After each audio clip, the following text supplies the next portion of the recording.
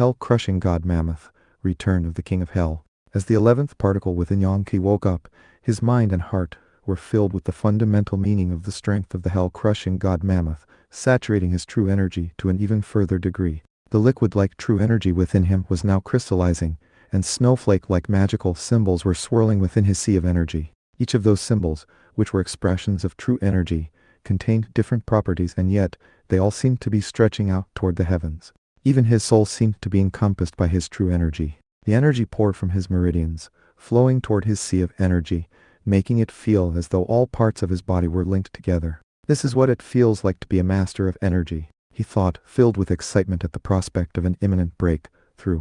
Upon reaching the 9th phase, it was true that all parts of the body became linked together. True energy that was produced by the meridians not only became stronger, it formed river-like streams that flowed into the sea of energy. In this level, one became vastly stronger than an ordinary person and could last for much longer in a fight. Because of the strength of the hell-crushing god mammoth, Yonkai was already 100 times stronger than an ordinary person and was very familiar with the master of energy level. After all, he had helped to unleash the medicinal effects of the air mastery plant in his father. Therefore, the transformations which were occurring now were by no means strange. As soon as he felt the various parts of his body linking up, he guided the newly created magical symbols into the shape of the Hellfire Crucible. It was only an embryonic version, not fully formed. He would need to cultivate further to unleash its true power, but if he did, it would be easy to fight Chu Tange. After all, the legendary Hellfire Crucible had originally been used to melt and refine disgraced gods.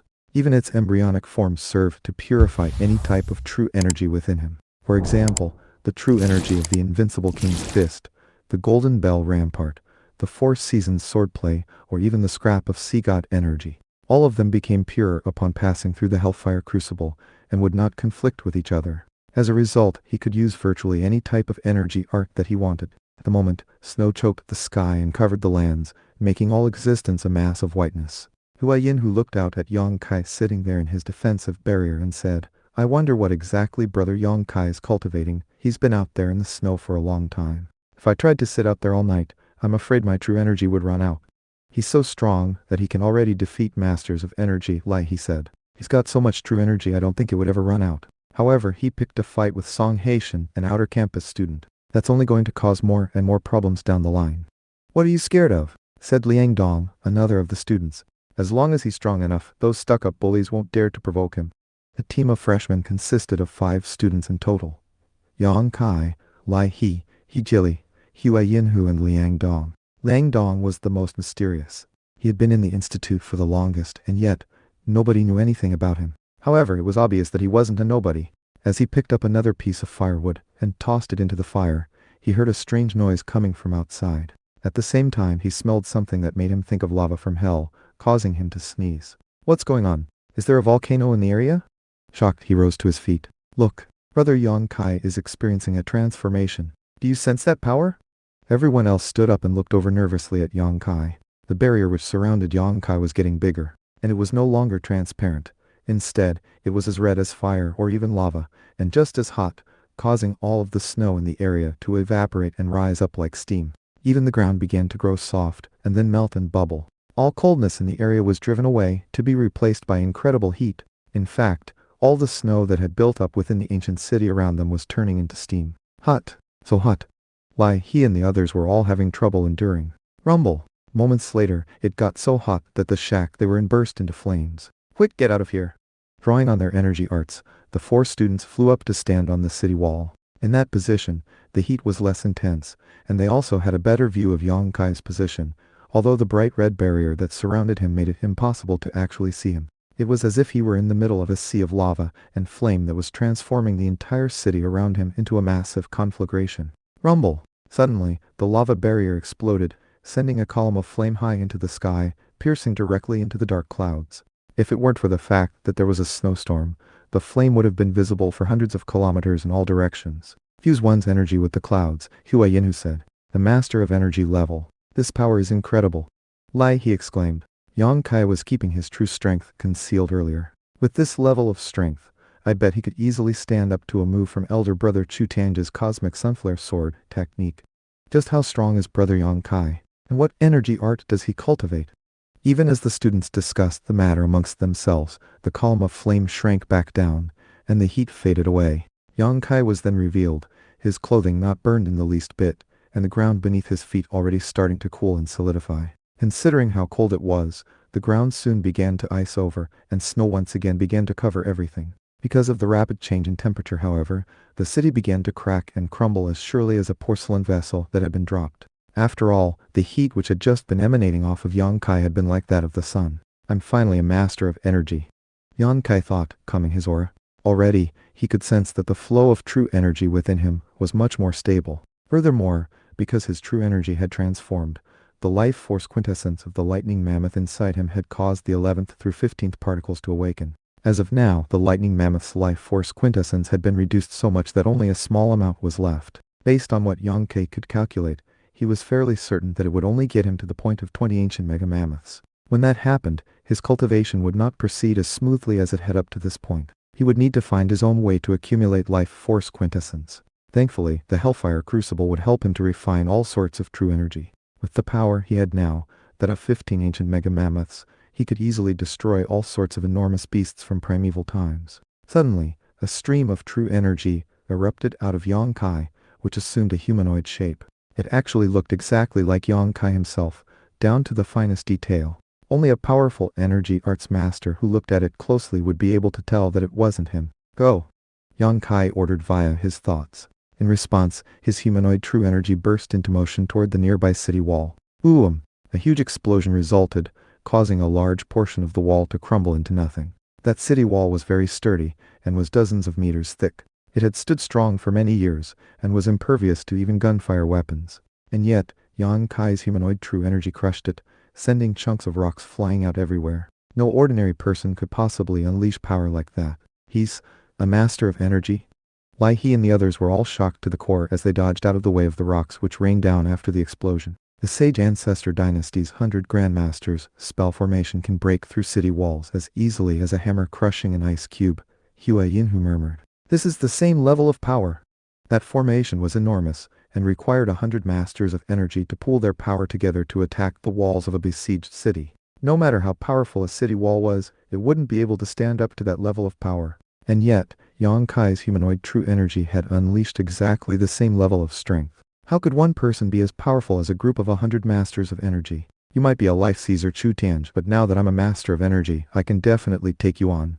Yang Kai was confident that with his humanoid true energy combined with his infernal deity spear, infernal deity aegis, and fiend devil wings, he could definitely fight Chu Tianj and his cosmic sunflare sword technique. Maybe he wouldn't be able to defeat him, but neither would he lose. Today was my first time seeing a life Caesar in action. I wonder when I'll actually be able to fight one. Yang Kai snorted coldly. One day, Yan Helen, I'm going to strip you of every bit of arrogance that exists within you. You will definitely come to realize that you made a monumental mistake. At this point, his eyes softened. And as for you, dear mother, I will kill anyone who blocks my path to the Hanging Mountain to find you. Damn. The head of a vampire broke and flew off his shoulders, his fangs shattered. At the same time, a blood-colored demon core flew out of him. That particular break, and had been a 6th phase energy arts expert. Far from the city was a band of thousands of vampire brigands who had just returned from pillaging a village. As soon as Yang Kai, Lai He, He Jili, Hua Yinhu and Liang Dong found them, they set upon them with no mercy. It was the day after Yang Kai had become a master of energy. Now he really was a 9th phase expert, and had the power of 15 ancient mega mammoths at his command. His true energy was now powerful enough that his attacks could damage mountains. Instead of returning to the Demi-Immortal Institute, they continued to hunt vampire brigands in the northwestern plains. After all, every brig, and they killed meant more merit points in the end. And with Yang Kai in the mix, the vampire brigands had no hope of fighting back. The northwest was rife with numerous bands of brigands. The one that Chu Tianj had killed the night before was only one of many. After his break through, Yang Kai had rested for the night. Then, at dawn, he led the hunt. It had taken some work, but they eventually found a village several dozen kilometers out of the city that some brigands had sacked. From there, it had been an easy task to track the vampires down. Get over here. Fetch the dragon. Sway the crane. True energy poured out of Hua Yinhu's hand, smashing into a 7th phase vampire brig, and then extracting the blood demon core from him. Soon, the group of 5 had a 9th phase brig, and surrounded the leader of the band. Despite being a master of energy, he wasn't as strong as the brig and leader from the city before. Apparently, he had just achieved his breakthrough.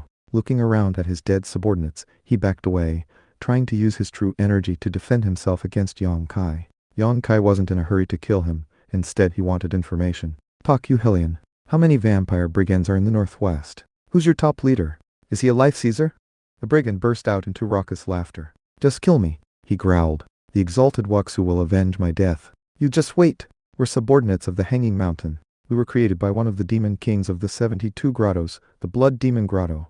This was not Yang Kai's first time hearing of matters such as this. The first time had been back in the Black Corpse Mountains, when his father revealed some of the truth of his mother to him. That was when he came to know that his mother was actually an important person in the Hanging Mountain. She was not a human, but rather one of the demon folk. And supposedly, the Hanging Mountain was actually another world. And he had also heard of the demon kings of the 72 grottos before. If even the lowest ranked among those grottos, the Blood Demon Grotto, could casually produce a huge force like this, it begged the question of what else the Hanging Mountain was capable of. As Yang Kai tried to decide what to say next, a violent burst of energy suddenly rose up inside of the brig and leader, causing him to explode into a haze of blood. Yang Kai leapt backward, waving his hand to summon a huge barrier to contain the explosion. Within the barrier, blood splashed about everywhere. That was grand bloodshed disintegration. Lie, he blurted. It's used to kill oneself along with the enemy. When unleashed by a master of energy, the levels of deadly power are incredible. And yet, it couldn't even break through that barrier. Brother Yang Kai threw up. Just how strong is he? The longer this group of four was around Yang Kai, the more mysterious he seemed to them. Yang Kai looked at the pearl-like demon core from the leader. This is a high-quality core. We should be able to get quite a few merit points from this. You're right, Brother Yang Lai, he said. That demon core is probably worth 3 merit points. It usually takes dozens or even hundreds of ordinary cores to get even a single merit point. And according to sect rules, only demon cores from the 8th phase and up can be exchanged. Do you want to rest for a bit? Or just keep on hunting? According to what we all just heard, the ultimate leader of these vampire brigands is someone they called the Exalted Waksu. He must be a life Caesar, otherwise Chu Tange wouldn't be involved. Sure. By the way, I'm the newcomer here, so I don't know much about the Hanging Mountain. Considering how long you guys have been around, do you know anything about it? Up to this point, Liang Dong hadn't said much, but apparently he knew a lot about demon folk as he provided the explanation. According to the legends, it's a divine mountain created in primeval times by one of the demon folk's invincible great sages. Supposedly, it exists beyond the heavens. The patriarchs of the demon folk live there, and the other demon folk who do live in the rich, lush continent heed their commands and view the place as a holy land. By that I mean the 72 demon kings and 36 devil lords who lead a total of 108 major forces. As for those major forces, they are broken up into too many smaller factions to even count. The institutes of our land have tried to establish formal relations with the Hanging Mountain, but have never succeeded. None of it seemed very real to Yang Kai. So the Hanging Mountain is basically mythological? It all seemed so vague and unreal that it made the idea of seeking out his mother seem like nothing but a fantasy. For all intents and purposes, yes. At this point, Liang Dong shifted the topic of conversation. Yang Kai, when you defeated Song Haitian yesterday, your true energy was incomparably mighty. Did you really use the power of an air mastery plant? I've heard that air mastery plants come from the Hanging Mountain. Yang Kai smiled. Someone in my clan got one for me, and I was also struck by lightning, which helped me to absorb it. You really got lucky, Brother Yang Lai, he said. Well, now that you're a master of energy, we can kill more of these vampire brigands and get even more merit points. If we can become outer campus students, then we can finally cultivate some of the Institute's best techniques. I've been wanting to become a master of energy for as long as I can remember. Don't even worry about it, Yang Kai said, clasping Lai He on the shoulder. When my energy arts are strong enough, I'll do everything I can to help you. You're a real brother, Lai, he said, smiling. If you ever need help with anything, you just come looking for me. Although considering how profound your cultivation base is, I doubt I'll ever be of much help. You never know, Yang Kai said. I heard you're actually from a powerful group in the Sage Ancestor Dynasty. Is that right? Nobility or something? My clan is from a remote place called Yan Haven. War is coming their way, and I'm not sure if they're strong enough to survive. Maybe you can help me move my clan closer to the Sage Ancestor Dynasty itself. I'll do everything I can to help. Looking a bit nervous, he continued, but don't forget, although my clan is powerful, I rank really low. My words don't carry much weight. Yang Kai chuckled. Just wait until you're a master of energy. Then your words will carry weight. And I'm not asking you to do anything right away. I'll only need help if they reach the point where they can't take care of themselves. Right now, they're in a golden age of sorts, high-spirited and full of metal. Here. He sent a tiny seed of true energy into Lai He's sea of energy. Absorb that true energy seed, and it might help you become a master of energy more quickly. The other 3 students looked on enviously, but refrained from saying anything. After all, it was no easy task to do what Yang Kai was doing. Yang Kai looked over and could tell what they were thinking. What, you 3 brothers also want some true energy? Brother Yang Kai, your energy arts are profound. Any help you could provide would be amazing, and we would be eternally grateful. From now on, matters of the Yang clan will be our responsibility. We'll share both honor and disgrace with you. Excellent. Considering everything we've been through, we're all brothers now. Listen, I know it's not the custom, but how about I help you increase your cultivation bases? Time has come for you to make a name for yourselves in the institute. Who says freshman students are useless? In fact, why don't we formalize our friendship and form a campus society? In the Demi-Immortal Institute, it was common for students to form campus societies, which could eventually turn into major forces.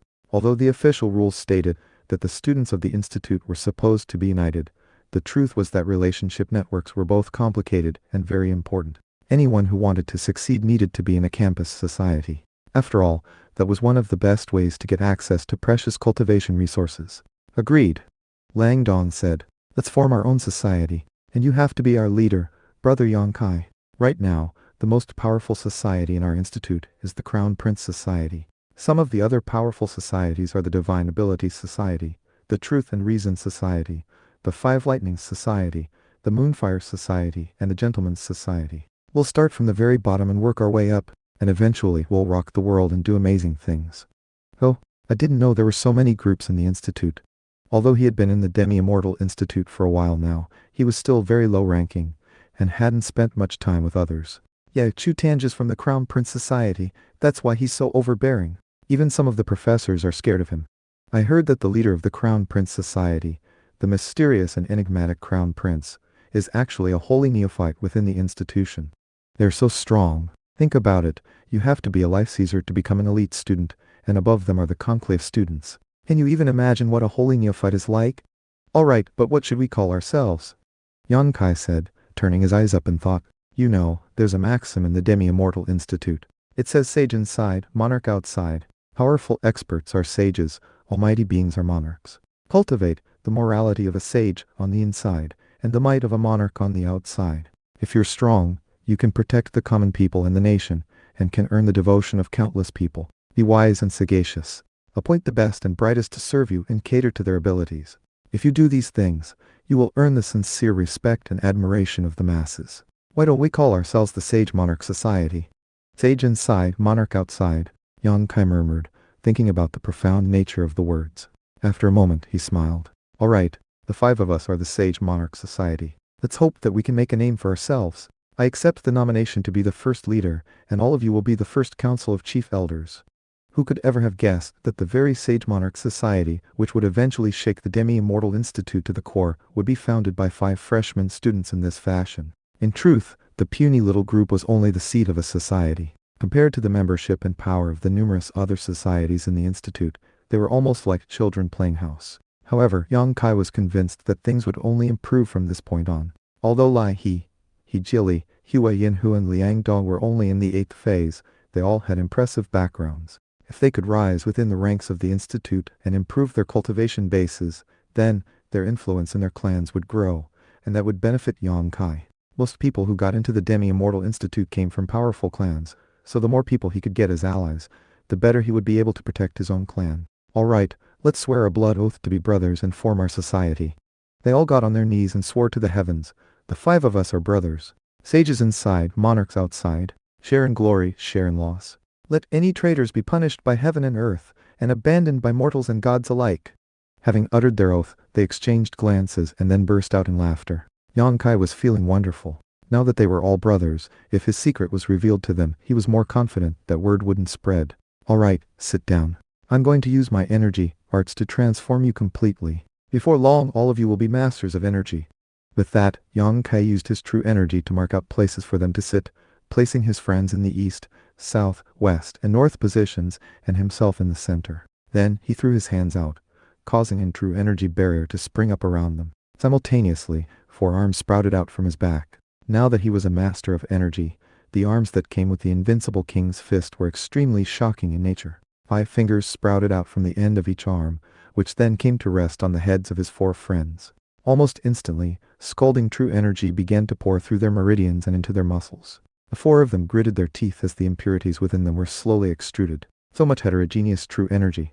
He was delighted to see the energy being forced out of him, and the reversal of the damage that had been done to his meridians because of the various energy arts he practiced. Yang Kai's cultivation base had also once contained such heterogeneous true energy. The truth was that one of the main reasons people had trouble rising to higher cultivation levels was because of the discord created by different techniques, which caused the true energy to become impure. Unfortunately, only cultivating a single technique wasn't an option, as it would leave one too weak to contend with enemies in a fight. All in all, cultivation required finding a good balance.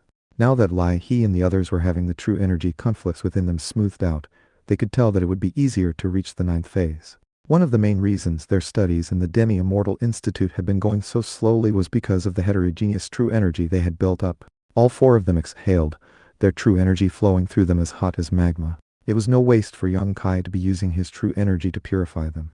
After all, as it flowed inside of their bodies, he was able to discern certain secret aspects to the techniques they cultivated, which was of great benefit to himself. Flames swirled out from Yang Kai's true energy arms and into specific acupuncture points, piercing deep into their veins to find necrotic blood. Before long, steam began to rise up from the heads of the four students as the noxious, acrid blood was cleansed and made pure. This was a water-type energy art, and considering that it was snowing, water-type energy arts were particularly easy to use. All of a sudden, a whistling sound could be heard as a stream of vital energy shot up from Liang Dong and reached toward the sky. Fuse one's energy with the clouds.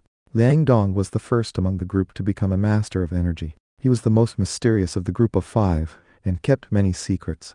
But now, Yang Kai realized that he had a type of spirit herb inside him, similar to an air mastery plant. However, while the air mastery plant contained an energy related to lightness and agility, this plant was hard and unyielding, and as hot as fire. At long last my flame sun vine is completely refined. Liang Dong exclaimed excitedly. I finally mastered flame sun true energy. Many thanks, Brother Yang. Good job, Yang Kai said, nodding. With that, he pulled his energy back in. Although his other 3 friends were not yet masters of energy, it wouldn't be long before they broke through the bottlenecks that were holding them back. Rising to his feet excitedly, he said, all right, let's go track down some more vampire brigands. We can break through during the fighting. With that, the 5 of them blurred into motion, disappearing into the snow, eager to get back to action. Meanwhile, on a mountain some distance away, a griffin was crouching in the snow. On its back was Song Haitian, who was in a foul mood. In fact, he was so angry that he felt like committing suicide. Damn it. I'm gonna kill you, Yang Kai. Waving his hand angrily, he sent out a burst of true energy in the form of a sphere, which smashed into the snowy ground and exploded. Yan Halen was off to the side. All right, Song Haitian, she said, her voice as cold as ice. Calm down. Aren't you done venting? You don't want to interrupt Elder Brother Chu Tange's studies of that astrological phenomenon. In response, Song Haitian quickly reined in his true energy. I refuse to accept this, Helen. That punk is nothing but trash. So what if you used him back in the day? And now he's making a name for himself? I'm never going to forget how he humiliated me. I'll get my revenge one day. I'll wipe out his entire clan. I'll make sure he understands the consequences of offending me. Making a name for himself? I doubt it. Yan Helen sat down cross-legged, using her true energy to create a canopy over herself, not to block the snow, but to collect it.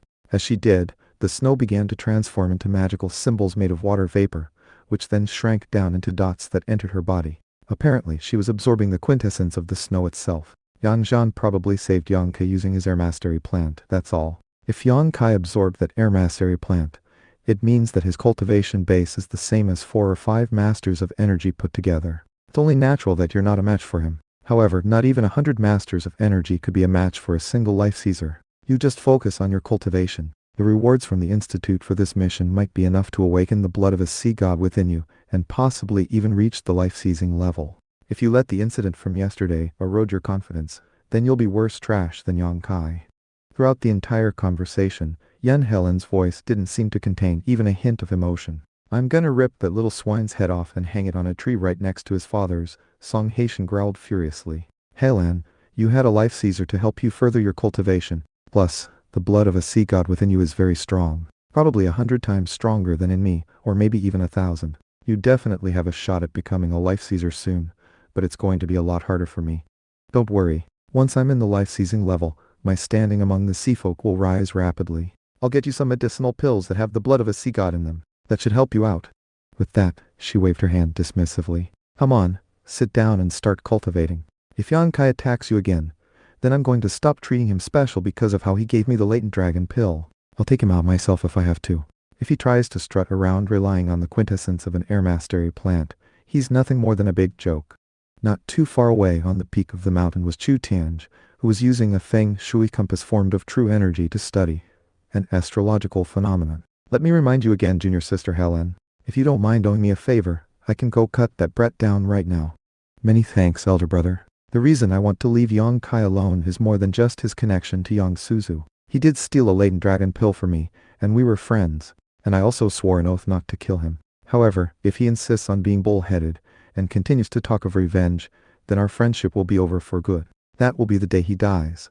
Apparently, Yan Halen felt that she had everything under control. "Yang Kai is a nobody and isn't worth even thinking about. The most important thing right now is what you're working on, elder brother Chu Tianj.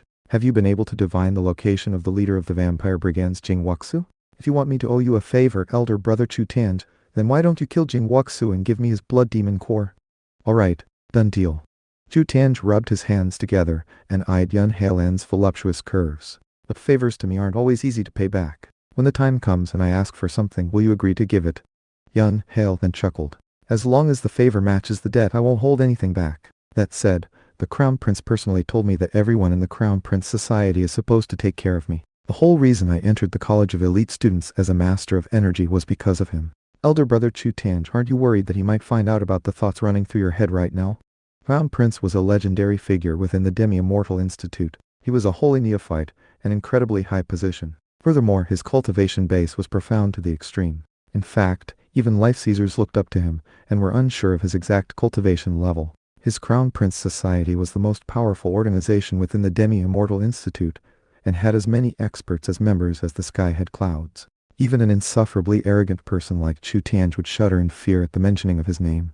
After all, he was a member of the Crown Prince Society and knew full well how terrifying the Crown Prince was. Somehow, Yan Halen had encountered the Crown Prince when she first joined the Demi-Immortal Institute half a year ago, and apparently, he had taken a liking to her. A single word from him allowed her to enter the College of Elite Students, and he had even used his own true energy to increase her cultivation. A long moment passed in which Chu Tianj apparently put some thought into the matter of the Crown Prince. Then, he shifted the topic of conversation. "Junior sister Helen, presumably you want to use Jing Wuxu's blood demon core to force a break through into the life-seizing level, right? Don't forget, he's a life seizer. Even if I managed to kill him, you wouldn't be able to absorb his demon core anytime soon. It would burn your 5 yin organs and throw your meridians and sea of energy into chaos." Yan Helen smiled. "Oh, I have a plan, elder brother Tianj. Don't you worry. Take a look at what I have here, and you'll understand why I have no reason to fear a blood demon core."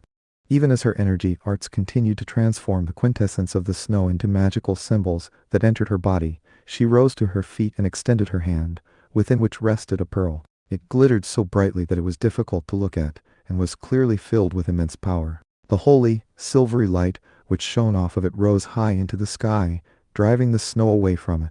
Just barely visible within that silver light was what appeared to be a divine dragon, swirling about and roaring. All of a sudden it felt as if there really were a dragon present, making it almost impossible to breathe.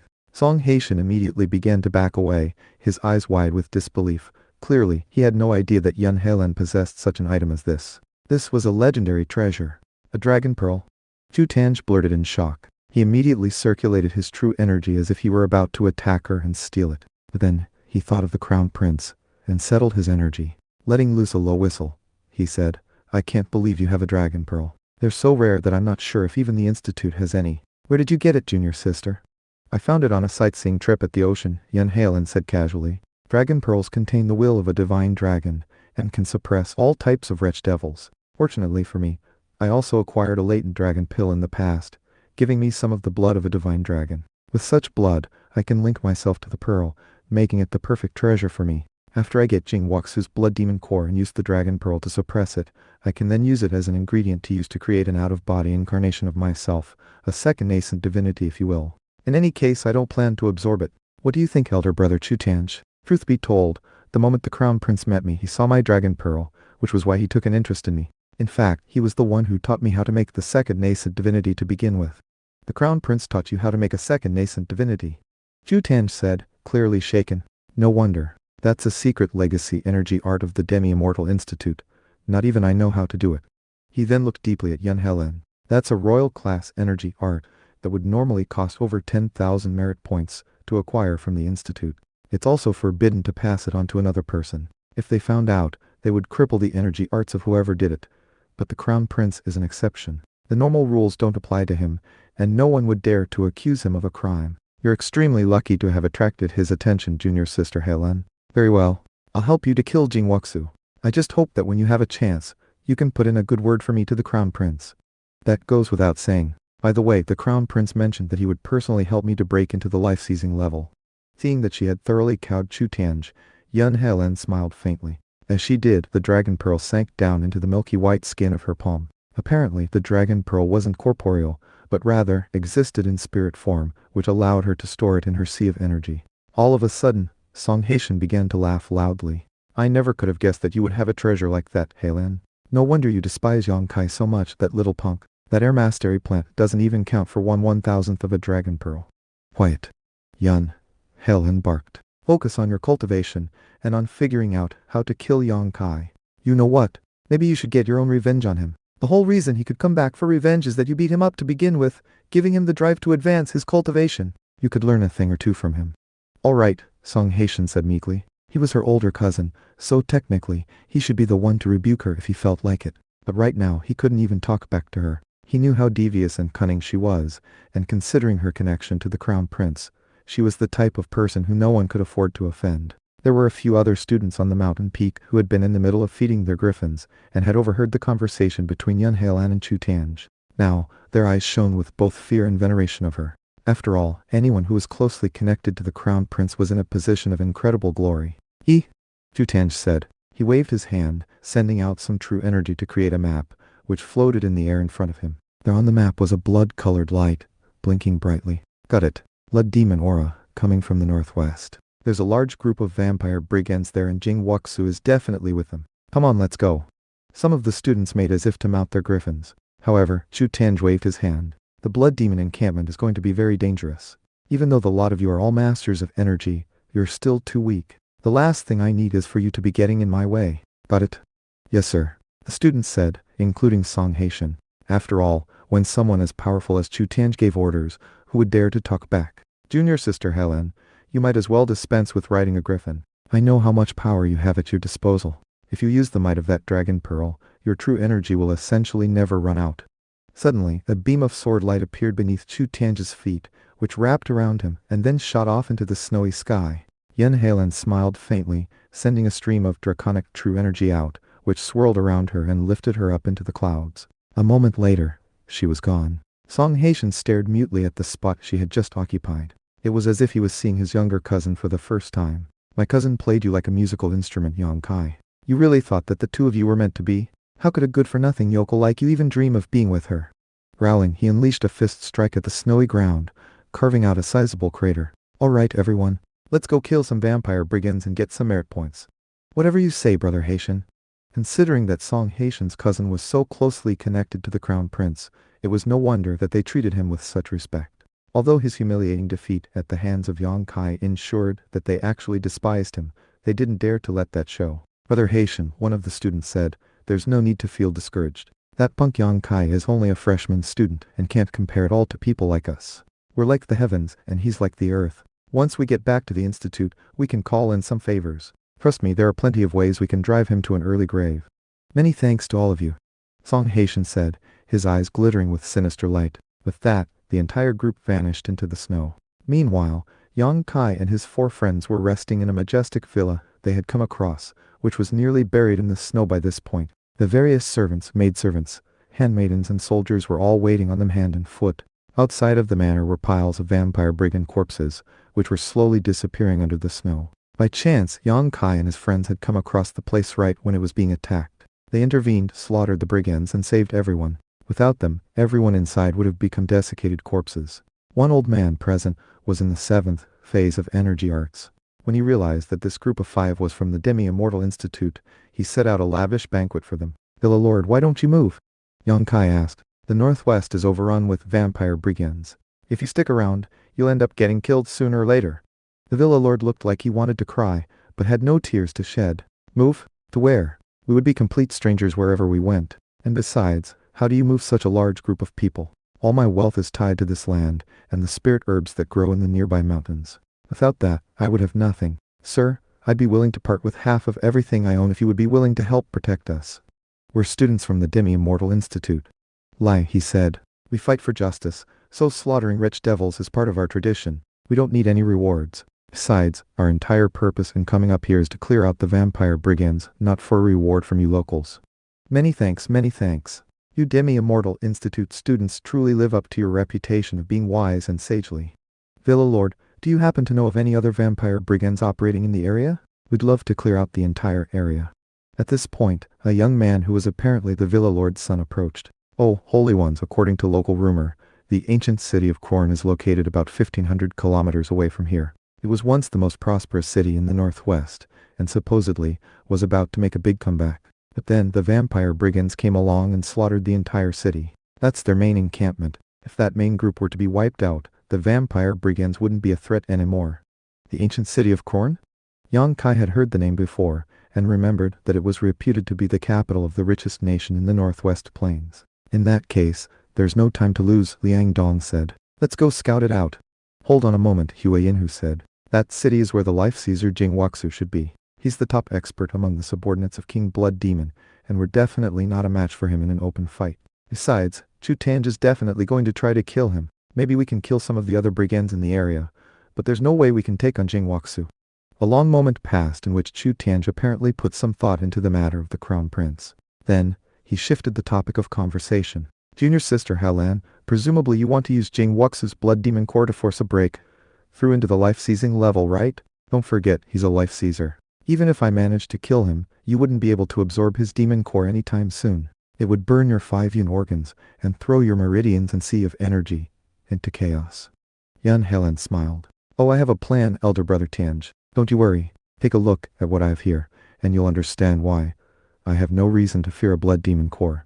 Even as her energy arts continued to transform the quintessence of the snow into magical symbols that entered her body, she rose to her feet and extended her hand, within which rested a pearl. It glittered so brightly that it was difficult to look at, and was clearly filled with immense power. The holy, silvery light which shone off of it rose high into the sky, driving the snow away from it. Just barely visible within that silver light was what appeared to be a divine dragon, swirling about and roaring. All of a sudden it felt as if there really were a dragon present, making it almost impossible to breathe. Song Haitian immediately began to back away, his eyes wide with disbelief. Clearly, he had no idea that Yun Helen possessed such an item as this. This was a legendary treasure. A dragon pearl? Chu Tange blurted in shock. He immediately circulated his true energy as if he were about to attack her and steal it. But then, he thought of the Crown Prince, and settled his energy. Letting loose a low whistle, he said, I can't believe you have a dragon pearl. They're so rare that I'm not sure if even the Institute has any. Where did you get it, junior sister? I found it on a sightseeing trip at the ocean, Yun Halen said casually. Dragon pearls contain the will of a divine dragon, and can suppress all types of wretched devils. Fortunately for me, I also acquired a latent dragon pill in the past, giving me some of the blood of a divine dragon. With such blood, I can link myself to the pearl, making it the perfect treasure for me. After I get Jing Waxu's blood demon core and use the dragon pearl to suppress it, I can then use it as an ingredient to use to create an out-of-body incarnation of myself, a second nascent divinity if you will. In any case, I don't plan to absorb it. What do you think, elder brother Chu Tange? Truth be told, the moment the Crown Prince met me, he saw my dragon pearl, which was why he took an interest in me. In fact, he was the one who taught me how to make the second nascent divinity to begin with. The Crown Prince taught you how to make a second nascent divinity. Chu Tange said, clearly shaken. No wonder. That's a secret legacy energy art of the Demi-Immortal Institute. Not even I know how to do it. He then looked deeply at Yun Helen. That's a royal class energy art that would normally cost over 10,000 merit points to acquire from the Institute. It's also forbidden to pass it on to another person. If they found out, they would cripple the energy arts of whoever did it. But the Crown Prince is an exception. The normal rules don't apply to him, and no one would dare to accuse him of a crime. You're extremely lucky to have attracted his attention, junior sister Helen. Very well. I'll help you to kill Jing Waxu. I just hope that when you have a chance, you can put in a good word for me to the Crown Prince. That goes without saying. By the way, the Crown Prince mentioned that he would personally help me to break into the life-seizing level. Seeing that she had thoroughly cowed Chu Tianj, Yun Helen smiled faintly. As she did, the dragon pearl sank down into the milky white skin of her palm. Apparently, the dragon pearl wasn't corporeal, but rather existed in spirit form, which allowed her to store it in her sea of energy. All of a sudden, Song Haitian began to laugh loudly. I never could have guessed that you would have a treasure like that, Helen. No wonder you despise Yong Kai so much, that little punk. That air mastery plant doesn't even count for 1/1000th of a dragon pearl. Quiet. Yun. Helen barked. Focus on your cultivation, and on figuring out how to kill Yong Kai. You know what? Maybe you should get your own revenge on him. The whole reason he could come back for revenge is that you beat him up to begin with, giving him the drive to advance his cultivation. You could learn a thing or two from him. All right, Song Haitian said meekly. He was her older cousin, so technically, he should be the one to rebuke her if he felt like it. But right now, he couldn't even talk back to her. He knew how devious and cunning she was, and considering her connection to the Crown Prince, she was the type of person who no one could afford to offend. There were a few other students on the mountain peak who had been in the middle of feeding their griffins, and had overheard the conversation between Yun Hailan and Chu Tianj. Now, their eyes shone with both fear and veneration of her. After all, anyone who was closely connected to the Crown Prince was in a position of incredible glory. Chu Tianj said. He waved his hand, sending out some true energy to create a map, which floated in the air in front of him. There on the map was a blood-colored light, blinking brightly. Got it. Blood demon aura, coming from the northwest. There's a large group of vampire brigands there and Jing Wuxu is definitely with them. Come on, let's go. Some of the students made as if to mount their griffins. However, Chu Tianj waved his hand. The blood demon encampment is going to be very dangerous. Even though the lot of you are all masters of energy, you're still too weak. The last thing I need is for you to be getting in my way. Got it? Yes, sir. The students said, including Song Haitian. After all, when someone as powerful as Chu Tianj gave orders, who would dare to talk back? Junior sister Helen, you might as well dispense with riding a griffin. I know how much power you have at your disposal. If you use the might of that dragon pearl, your true energy will essentially never run out. Suddenly, a beam of sword light appeared beneath Chu Tianj's feet, which wrapped around him and then shot off into the snowy sky. Yun Hailan smiled faintly, sending a stream of draconic true energy out, which swirled around her and lifted her up into the clouds. A moment later, she was gone. Song Haitian stared mutely at the spot she had just occupied. It was as if he was seeing his younger cousin for the first time. My cousin played you like a musical instrument, Yong Kai. You really thought that the two of you were meant to be? How could a good-for-nothing yokel like you even dream of being with her? Growling, he unleashed a fist strike at the snowy ground, carving out a sizable crater. All right, everyone. Let's go kill some vampire brigands and get some merit points. Whatever you say, Brother Haitian.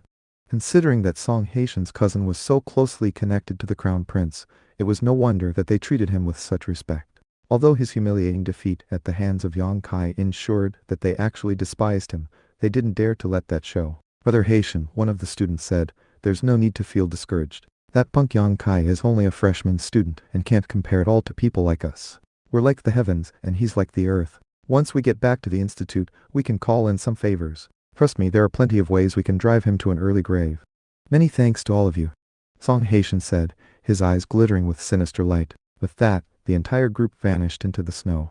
Meanwhile, Yong Kai and his 4 friends were resting in a majestic villa they had come across, which was nearly buried in the snow by this point. The various servants, maidservants, handmaidens and soldiers were all waiting on them hand and foot.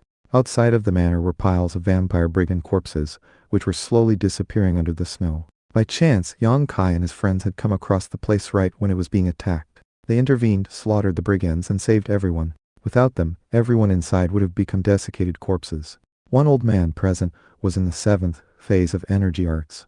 When he realized that this group of 5 was from the Demi-Immortal Institute, he set out a lavish banquet for them. Villa Lord, why don't you move? Yong Kai asked. The northwest is overrun with vampire brigands. If you stick around, you'll end up getting killed sooner or later. The Villa Lord looked like he wanted to cry, but had no tears to shed. Move? To where? We would be complete strangers wherever we went. And besides, how do you move such a large group of people? All my wealth is tied to this land, and the spirit herbs that grow in the nearby mountains. Without that, I would have nothing. Sir, I'd be willing to part with half of everything I own if you would be willing to help protect us. We're students from the Demi-Immortal Institute. Lie, he said. We fight for justice, so slaughtering rich devils is part of our tradition. We don't need any rewards. Besides, our entire purpose in coming up here is to clear out the vampire brigands, not for a reward from you locals. Many thanks, many thanks. You demi-immortal Institute students truly live up to your reputation of being wise and sagely. Villa Lord, do you happen to know of any other vampire brigands operating in the area? We'd love to clear out the entire area. At this point, a young man who was apparently the Villa Lord's son approached. Oh, holy ones, according to local rumor, the ancient city of Khorne is located about 1,500 kilometers away from here. It was once the most prosperous city in the northwest, and supposedly was about to make a big comeback. But then the vampire brigands came along and slaughtered the entire city. That's their main encampment. If that main group were to be wiped out, the vampire brigands wouldn't be a threat anymore. The ancient city of Khorne? Yang Kai had heard the name before, and remembered that it was reputed to be the capital of the richest nation in the Northwest Plains. In that case, there's no time to lose, Liang Dong said. Let's go scout it out. Hold on a moment, Hue Yinhu said. That city is where the life Caesar Jing Waxu should be. He's the top expert among the subordinates of King Blood Demon, and we're definitely not a match for him in an open fight. Besides, Chu Tange is definitely going to try to kill him. Maybe we can kill some of the other brigands in the area, but there's no way we can take on Jing Waxu. King Waxu, a life Caesar. This was not Yang Kai's first time hearing the name. Back when he was in the 8th phase, he came to find that he was definitely not a match for the terrifying Chu Tange. But now, he was in the 9th phase, with the power of 15 ancient mega mammoths, and most of the life force quintessence of the lightning mammoth gone. It was hard to say exactly how powerful his 3 best assets were: the infernal deity spear, infernal deity aegis, and fiend devil wings. The only way to find out for sure was to find some top expert to compare with. However, he could defeat other masters of energy with hardly any effort at all. Only life Caesars, who were generally 100 times more powerful than masters of energy, could provide him with the experience he needed. And that was also the best way to absorb the last bits of the lightning mammoth. At the moment, his true energy was surging mightily, as if urging him to find someone challenging to fight. Let's go. If we leave now, we can reach Khorne in less than a day. Considering it's morning now, we should be able to get there by nightfall. The darkness of a snowy night is perfect to clear out demons and devils. Yang Kai rose to his feet, and his 4 friends joined. Before leaving, they changed clothing, donning white clothing and cloaks that were made from snow bear fur. Not only were they very warm, but they would also provide a large measure of camouflage, which would make it much easier to ambush the vampire brigands. Snow bear fur was so warm that it would even allow mortals to survive in the bitter night cold. Of course, these outfits were gifted to them by the Villa Lord. Because Yang Kai and his friends were demi-immortal Institute students with profound energy arts, they hadn't brought changes of clothing with them. But with these snow bear cloaks, they would be able to conserve true energy. Thus clad, they vanished into the night in blurs of white, leaving not even a footprint behind as they sped through the snow. They followed their maps until roughly nightfall, at which point they detected the odor of blood in the cold around them. Yang Kai stopped in his tracks and reached out, letting a snowflake land on his finger. Unexpectedly, the snowflake had a bit of red on it, which was none other than blood-colored true energy. What powerful demonic energy! How much human blood must have been consumed to cause the snowflakes to smell like it? Obviously, someone had cultivated their blood energy arts to the point where they could fuse their energy with the clouds. Thus, the snowflakes were stained red with blood. Without a doubt, some freakish hellion was in the area. Khorne is right up ahead, Lai, he said. Sure enough, they soon caught sight of a magnificent metropolis, surrounded by smaller cities that serve as guard stations. All of the buildings and structures were in very bad shape, as though some chaotic battle had been fought there. There were massive stone columns and pillars, and domed temples that gave a glimpse into the city's past glory. This was the legendary city of Khorne, which in its golden era had housed millions upon millions of residents. Now there weren't any living beings at all, only vampire brigands. Yang Kai and his friends dropped to the ground and crawled to the top of a nearby hill, which gave them a good vantage point of the city, as well as the various vampire brigands that were on patrol. The blood-red garments they wore made them particularly eye-catching in the brilliant white snow. They moved with incredible agility, and because their body structures were based on Phrygidian qualities, were also completely unaffected by the frigid cold. According to the rumors, after cultivating blood demon energy arts and consuming enough blood, a person could become a blood demon. In addition to spectacular power, it would bring a ferocious change in personality, and would force that person to live by consuming human blood. So many brigands. Yang Kai's eyes were like blades as he examined the scene. In the smaller guard cities, there were tens of thousands of patrolling vampire brigands, including ones from the 5th to the 9th phase. As for Khorne itself, it contained well over 1,000 major structures, a testament to how rich the city had once been. There were more vampire brigands patrolling the outskirts of the city, so there was little need to mention what it would be like in its depths. What do we do now? Lang Dong said, making sure to keep his energy concealed. He knew full well what the deadly consequences would be if he didn't. According to the rumors, blood demon energy arts are quite miraculous. Supposedly, they originate with the Devil's Sutra of the Blood Emperor, an imperial class energy art. The Blood Demon Grotto cultivates a subsidiary version which is only royal class, but it still leads to incredible cultivation progress. After consuming enough blood, one can reach energy eruption in only 2 or 3 months, and the energy weapon level in only a year. That fast? Yang Kai exclaimed. The country bumpkins of Yanhaven, an energy artist who reached the energy eruption level in 10 years was considered gifted. Yeah, Hugh, a yin who replied. All you have to do is drink a lot of blood, which makes it a very attractive option to many.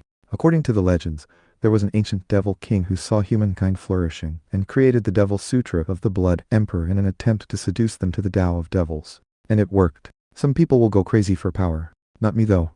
In the past, he added, there were even some students in the institute who resorted to cultivating the Tao of Devils in the hopes of gaining more power. But that's been strictly forbidden for a long time now.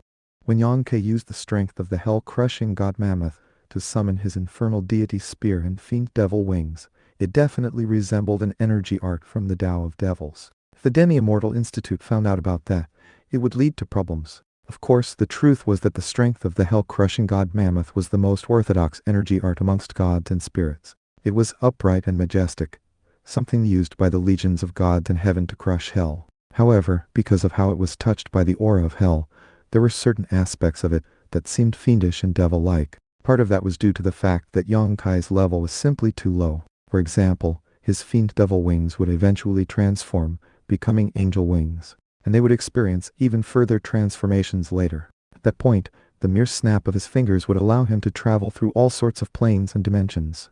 As he hid in the snow, Yang Kai analyzed his energy arts.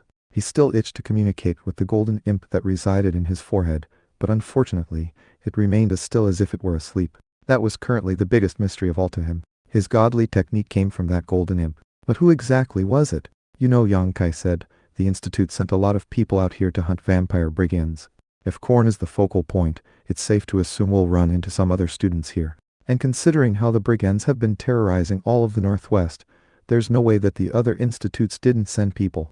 That's right. How could that have slipped my mind?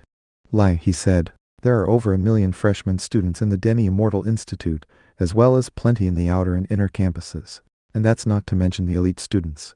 There must be a lot of us in the Korn area. I guess we'll just have to play things by ear. Almost as if in response to what had just been said, he suddenly heard a whistling sound nearby. Moments later, they saw figures speeding through the snow. Apparently, the vampire brigands also detected the noise. Howling, they drew their blades and bows. Some of them even manned cannons on the city walls. When such massive cannons were used, they could kill even a master of energy. They're from our institute. He exclaimed. Look, Yang Kai. They're from the Gentlemen's Society. They usually wear white headbands and green clothing. With that, he rose to his feet fearlessly, looking almost like a snow bear. Sure enough, there were several hundred students coming from the east, all of them dressed in green clothing with white headbands and swords in their hands. They were marching in tight formation, connecting their true energy to defend themselves. There were 36 students out in front who were masters of energy, leading the charge as they cut down any vampire brigands that got in their way. Boom! One of the cannons on the wall suddenly heaved backward as it launched an enormous projectile toward the students from the Gentlemen's Society. In response, they shouted, unleashing their energy to form a huge protective shield that stopped the projectile in mid-flight and sent it flying backward to smash into the city wall. Instantly, dozens of vampire brigands were wiped out. Next, several hundred students joined their voices together to shout, Thunder Fist. At the same time, they all unleashed precisely timed fist strikes. A massive wave of energy rolled out, smashing into the city gate. The huge, seemingly impregnable metal gate was shredded to pieces as surely as if it had been made of paper. Yang Kai watched as the hundreds of students from the Gentlemen's Society destroyed a city gate that weighed 100,000 pounds. Then, they unleashed energy arts with deadly force, cutting down the vampire brigands who were on guard. Incredible, Yang Kai murmured. This Gentlemen's Society is so strong. Brother Yang Kai, he said, this is just one squad from the Gentlemen's Society. They have tens of thousands of members overall. They're the second most powerful society next to the Crown Prince Society after all. I think even the Crown Prince fears their leader. Only one of their squads is this powerful? Yang Kai's blood was already pumping with excitement. Let's join the fight. Hold on, he said. Yang Kai was obviously very pumped up, and wanted to wade into the fighting just like the members of the Gentleman's Society. However, he had another idea. These vampire brigands have more experts than the sky has clouds, he continued. Look, the students from the Gentleman's Society aren't actually able to get very far into the city. Why don't the four of us stay out here and pick off stragglers? As for you, Brother Yang Kai, your cultivation base is the highest, so you can sneak into the city and try to find the brigands' treasure stores. Our Sage Monarch Society has just been founded, and we're completely broke. We'll need to get some major funds to attract new recruits. Yang Kai immediately realized that he was right. If he could find the treasure stores in Korn, it could theoretically be far more valuable than killing the brigands themselves. After all, the vampire brigands had been terrorizing the Northwest for some time now, so they definitely had a lot of wealth built up. Besides, they had also pillaged Korn itself. Altogether, that was an amount of wealth that was probably worth more than 1,000 Yan havens put together. Best of all, Yang Kai had a way to take massive amounts of wealth away with him. Definitely a good idea. I can finally make good use of this thumb ring of holding. Looking at he said, okay. You four stick close to the Gentleman's Society and pick off any stragglers. If the situation changes, adjust accordingly. I'll sneak into Korn and see if they actually have some powerful experts inside. If not, I'll send you a message to join me. Otherwise, I'll search for their treasure stores alone.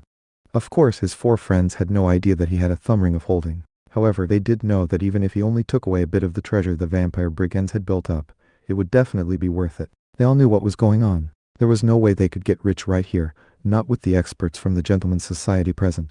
In this situation, finding a hoard of treasure would be much better than trying to stack up merit points. Based on how things were going, it was obvious that of the 5 members of the Sage Monarch Society, he was the most knowledgeable. Of course, Yang Kai was quite intelligent, but he was only 18, making him the youngest. Even though the incident with Yun Helan had been life-changing, he still lacked experience compared to the others.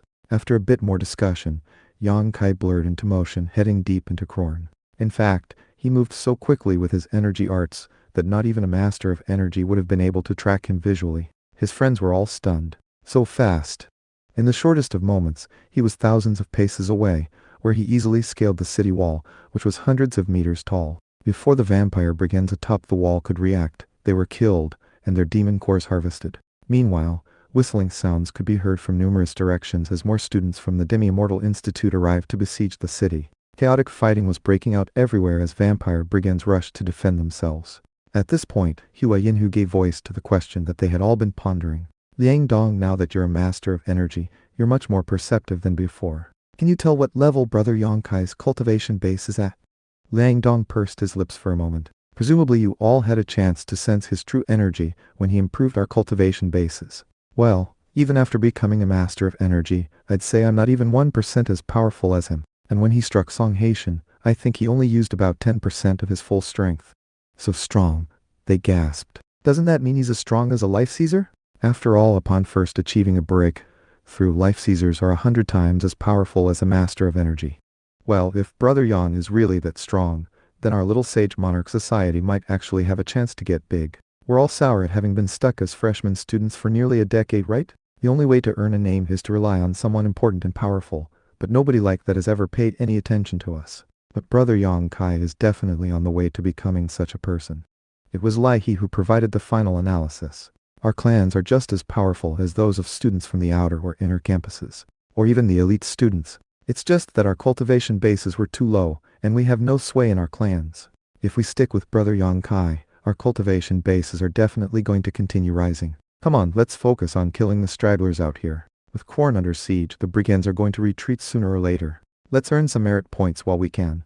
Whoosh! Yang Kai sped through the towering buildings of Korn, making his way through the broad streets as he headed deeper toward the city center. Of course, there were plenty of vampire brigands in the streets, rushing toward the city walls, filling the air with demon energy and the smell of blood. The ground was stained with blood, and desiccated corpses could still be seen within the buildings. As of this point, the ancient city of Korn was nothing more than a ghost town. In the stories, this place had once been the capital of the thriving Korn nation, home to millions upon millions of people. But now, even the remnants of that once powerful country had been completely exterminated by the vampire brigands, turned into fuel for their demonic energy arts. Of course, the city was large enough that they couldn't occupy every corner of it. Therefore, it was easy for Yang Kai to stay out of sight. Up to this point, no one had noticed him. And besides, he could move more than 10,000 paces in the blink of an eye. Almost as soon as he appeared in a given location, he would be gone. Even top energy arts masters would see nothing more than a blur. Khorne had many towering buildings in it, some built from stone, others from hardened clay.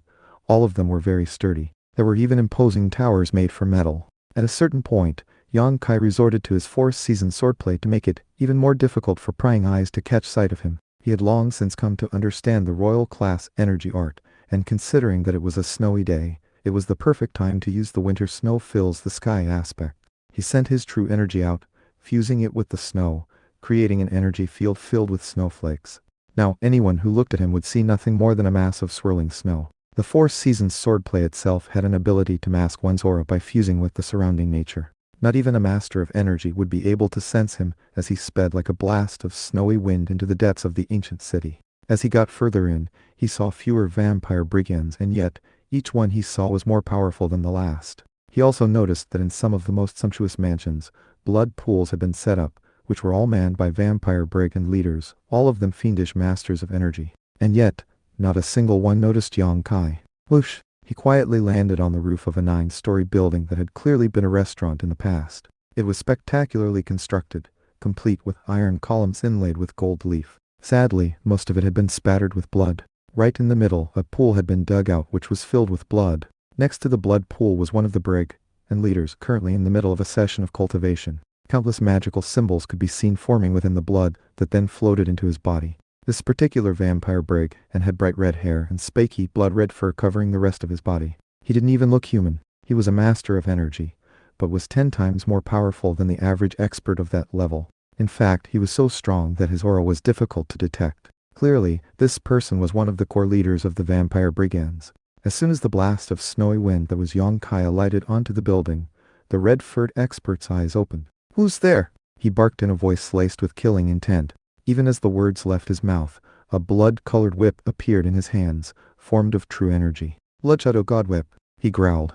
It was a high-level blood-type energy art which summoned a whip that resembled a blood dragon. Almost as soon as the whip appeared in the open, he lashed out with it, causing a sound like weeping apes and monkeys to fill the air. Unfortunately for the red-furred expert, Yang Kai waved his hand, placing an energy barrier around the entire building, ensuring that no sound would escape. Normally speaking, it would take 10 masters of energy working together to seal down a building this large, but Yang Kai could do it all on his own. As of this moment, the red-furred vampire was now completely isolated. Pup! The whip landed, but couldn't penetrate Yang Kai's defensive true energy. "Who goes there? An expert from the Demi-Immortal Institute?" Blood-colored true energy swirled around him as he floated up into the air toward the roof, which was when he finally caught sight of Yang Kai in his snow bear outfit. A full body of red fur? Yang Kai said coolly. "Looks like you've cultivated your blood demon energy arts to the pinnacle. You must know all the secrets in Khorne, right? Now's your chance to live. Tell me where the treasure stores are located." The ancient city of Khorne was a huge place, filled with too many buildings to count. How could anyone ever find treasure storehouses in a place like that? And Yang Kai couldn't use his true energy to check, not with a life Caesar somewhere in the city. Therefore his plan was to capture an important person among the vampire brigands and force the information out of him. Then, he would loot the treasure and pack as much of it as possible into his thumb ring of holding. Yen Helan and Chu Tianj were definitely planning to try to take out the life Caesar, and therefore, he would seize the opportunity to take the treasure before they could get to it. That would surely infuriate them. "And who are you?" the red-furred vampire brigand growled. Because of how much hair covered his face, it was impossible to read his expression, but from his tone of voice, he was obviously a cruel and sinister individual. "It doesn't matter who I am," Yang Kai replied. "Tell me where the treasure storehouses are." The red-furred vampire burst out laughing. "The treasure has already been sent to the Blood Demon Grotto. If you want it, go look for it there." Suddenly, a mysterious, blood-colored shadow appeared behind Yang Kai, which transformed into a huge hand, reaching toward him aggressively. Bang! Yang Kai's true energy smashed the humanoid true energy into bits, completely destroying it. "So, seems you want me to force it out of you. I wanted to be nice, but I guess I'll do it the hard way. You must really think I'm an idiot. Considering the size of the army here, and how much wealth it would take to sustain it, there's no way you sent all the treasure away." Seemingly not in the least bit frightened, Yang Kai thrust his hand out. As his hand moved forward, the infernal deity spear formed in it, making him look like a god of death preparing to take the life of a mortal. "Blood-Shadow God, shield." The red-furred vampire's energy swirled out to create a tower shield decorated with a blood-colored ghost head that spat flames out of its mouth. Unfortunately for the vampire, when the infernal deity spear stabbed into the the shield shattered into pieces. Then, enormous arms of true energy sprouted from Yang Kai's back, which reached forward and pinned the vampire to the ground. All it took was one move for him to capture his opponent. Of course, the vampire's red fur was naturally poisonous and could kill anyone who touched it. But Yang Kai was using true energy arms, ensuring that he wasn't hurt at all. Ready to talk? He sent a burst of true energy into the vampire, just a touch of the destructive power of the strength of the hell-crushing god mammoth, which began to wreak havoc on the vampire's meridians. Vampire screamed as its red hair shriveled away, revealing a middle-aged man with an ashen face. Yang Kai had used his true energy to force all of the man's blood demon energy arts into his sea of energy, and was now exerting so much pressure that it was obvious he intended to cripple him. "I'll talk," the vampire shrieked. "I'll talk. There's a secret passageway 30 meters below the Imperial Palace, right in the middle of the city. That's where the treasure is. Everything we pillaged in the northwest is there." With that, Yang Kai went on to get more information, such as the layout of the city, where the top experts were located, and what other dangerous things lay about. After the time it takes an incense stick to burn, he had extracted all the information he needed. Crunch! With that, he ended the vampire's life and took his blood demon core. It was a beautiful thing, covered with countless swirling magical symbols that were the color of blood. This core contained the incredibly strong and pure blood demon true energy. Unfortunately, it couldn't be used for cultivation purposes by humans. Anyone who tried would find that they suddenly needed to consume blood on a daily basis, lest they experienced terrible pain worse than death. In some ways, cultivating blood demon energy arts was like being addicted to a powerful drug. It was only because of how one could progress in cultivation 10 times faster than normal that people were often seduced by it. One blood demon core is worth at least 5 merit points. After examining it closely, Yang Kai put it into his thumb ring, which he was currently wearing openly. Infernal deity Aegis. Rumbling sounds echoed out as his true energy flowed out, creating a dark, golden suit of armor that covered him from head to toe. The true energy armor looked like it was forged from black gold, and was ferocious in appearance. It had numerous razor-sharp spikes on the back, and 2 curved horns on the helmet that resembled those of dragons. The gauntlets were spiked as well. Each one had 9 finger-length spikes, a nod to 9 being the ultimate number. This was a new state his infernal deity Aegis could assume now that he was a master of energy, the infernal deity plate armor. Right now, he could descend into the magma of an active volcano and not be hurt at all. No type of ordinary true energy could possibly hurt him either. This was another reason he was confident that he could take Chu Tange on in a fight. Not even his cosmic sunflare sword could pierce the infernal deity plate armor. Another good reason to wear his infernal deity plate armor was that the helmet made it impossible to see who he was. No one would recognize that he was Yang Kai. "I can't wait to run into Chu Tange. And you too, Yun Helan. Don't think that because you have him to back you up you can do whatever you want. I'm going to kill him right in front of you. And then you'll realize that all your arrogance is worthless when it comes to me." Thus, clad in infernal deity plate armor, Yang Kai yet again blurred into motion, speeding through the buildings of the city as a gust of snowy wind that not even top experts would realize was a person. Before long, he was in the city center, where he saw the Imperial Palace, a mighty and grand structure that was 10 times as large as Yanhaven. Even the roof tiles were covered with gold leaf, and as for the floor, it was paved with gold bricks. Although gold was no longer used as currency in the world, it was still recognized as being extremely valuable, so to be able to use so much of it for mere decoration went to show how rich the imperial household of Korn had been.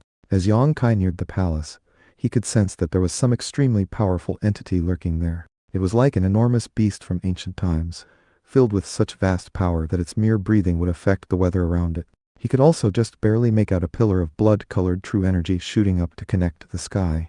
That was definitely something that only a Life Caesar could do. "I'll worry about him later. First things first, the secret passageway and the treasure." He dropped to the ground at the edge of the Imperial Palace. Thanks to it being night, and him being surrounded by the winter snow true energy of the 4 seasons swordplay, no one noticed him. Furthermore, the sounds of fighting from further out toward the city's edge were distracting, making it even easier for him to proceed along undetected. After landing, he found himself at the edge of a frozen moat. It was fully 1,000 paces across, but the ice was as thick as a person was tall. During the course of the interrogation moments before, he had learned that there was a subterranean pipe linking the moat to areas beneath the palace. The palace actually had many passageways beneath it, a virtual labyrinth that had been used to store the wealth that Korn had built up over the hundreds and even thousands of years. And the vampire brigands had only added further to that accumulation of riches. Although the labyrinth was rife with traps and snares, Yang Kai's energy arts were so advanced that he didn't need to worry about them. Crunch! He quickly sent a blast of true energy out to pierce a hole in the ice, and then jumped in, sinking down to the bottom of the moat. It was very dark there, but Yong Kai could still make out fish swimming about to and fro. Considering he was capable of mind incarnation, it was easy for him to see in circumstances in which there was no light. He swept the area with his true energy, and quickly had a complete picture of it in his mind. Of course, the moat was deep enough that the freezing temperature and the water pressure at the bottom was significant. Most top energy arts masters would have difficulty staying there for too long. But Yong Kai had no problems. The area was free of any sort of silt or sludge. Even the moat was made from glittering gold that was kept clean by the flow of the water. After proceeding along for some distance, he suddenly chopped his hand out, carving a hole into the moat floor that revealed a large metal door. Clearly, it was made from some sort of metal that didn't rust, and upon opening it, revealed a passageway. Yong Kai allowed the flowing water to suck him into the doorway. Crunch! As soon as he entered the door, he heard a loud grating crunch. Scanning the area with true energy, he realized that the door had an enormous grinder built into it that activated once water flowed past it. If anyone tried to enter, the door would slice them to pieces. However, it didn't matter how sharp it was, it couldn't damage his infernal deity plate armor. Looking at the meter-long blades with their hundreds of razor-sharp teeth, he murmured, "Good thing I'm a master of energy, otherwise I would have been dead." After destroying the trap, he stepped out of the water and into the secret passageway. Thanks to the ingenious construction of the trap, the water was actually channeled back out into the moat. Alright, secret passage. Found. Yong Kai knew that he was heading into a dangerous area. The closer he got to the treasure, the more traps there would be. As he proceeded along, he found too many to count, including needles, poison, bladed wheels and flame throwers. And yet, not a single one could do anything to hurt him. Damn. A massive chunk of iron the size of an ox dropped onto Yong Kai. And yet, the mere wave of his hand shattered it into pieces. Next, thousands of holes opened up in the wall, unleashing a barrage of arrows, each and every one of which was covered with magical symbols that gave them defensive true energy. Regardless, Yong Kai's true energy turned them into dust.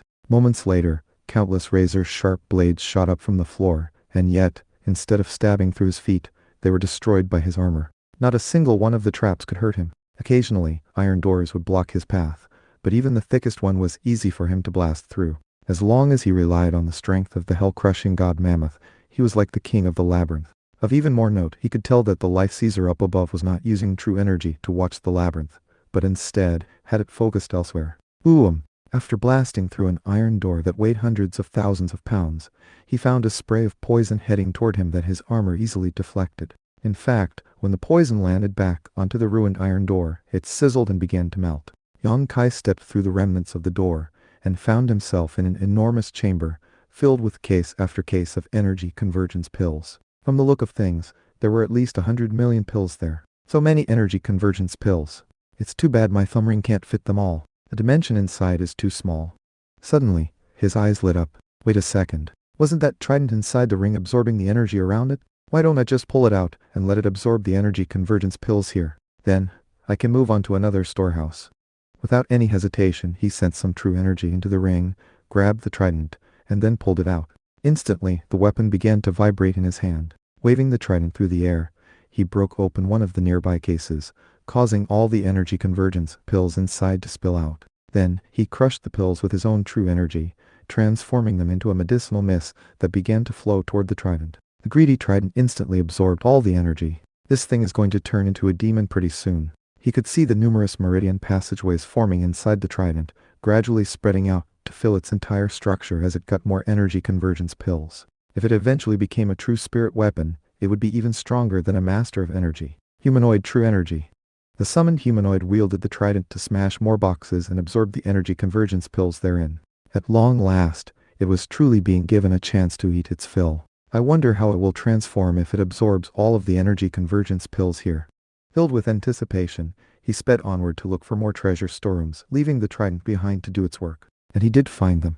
In one chamber after another were heaps upon heaps of energy convergence pills. He went through over 100 such rooms, where he also found an assortment of mostly mid-grade medicinal pills.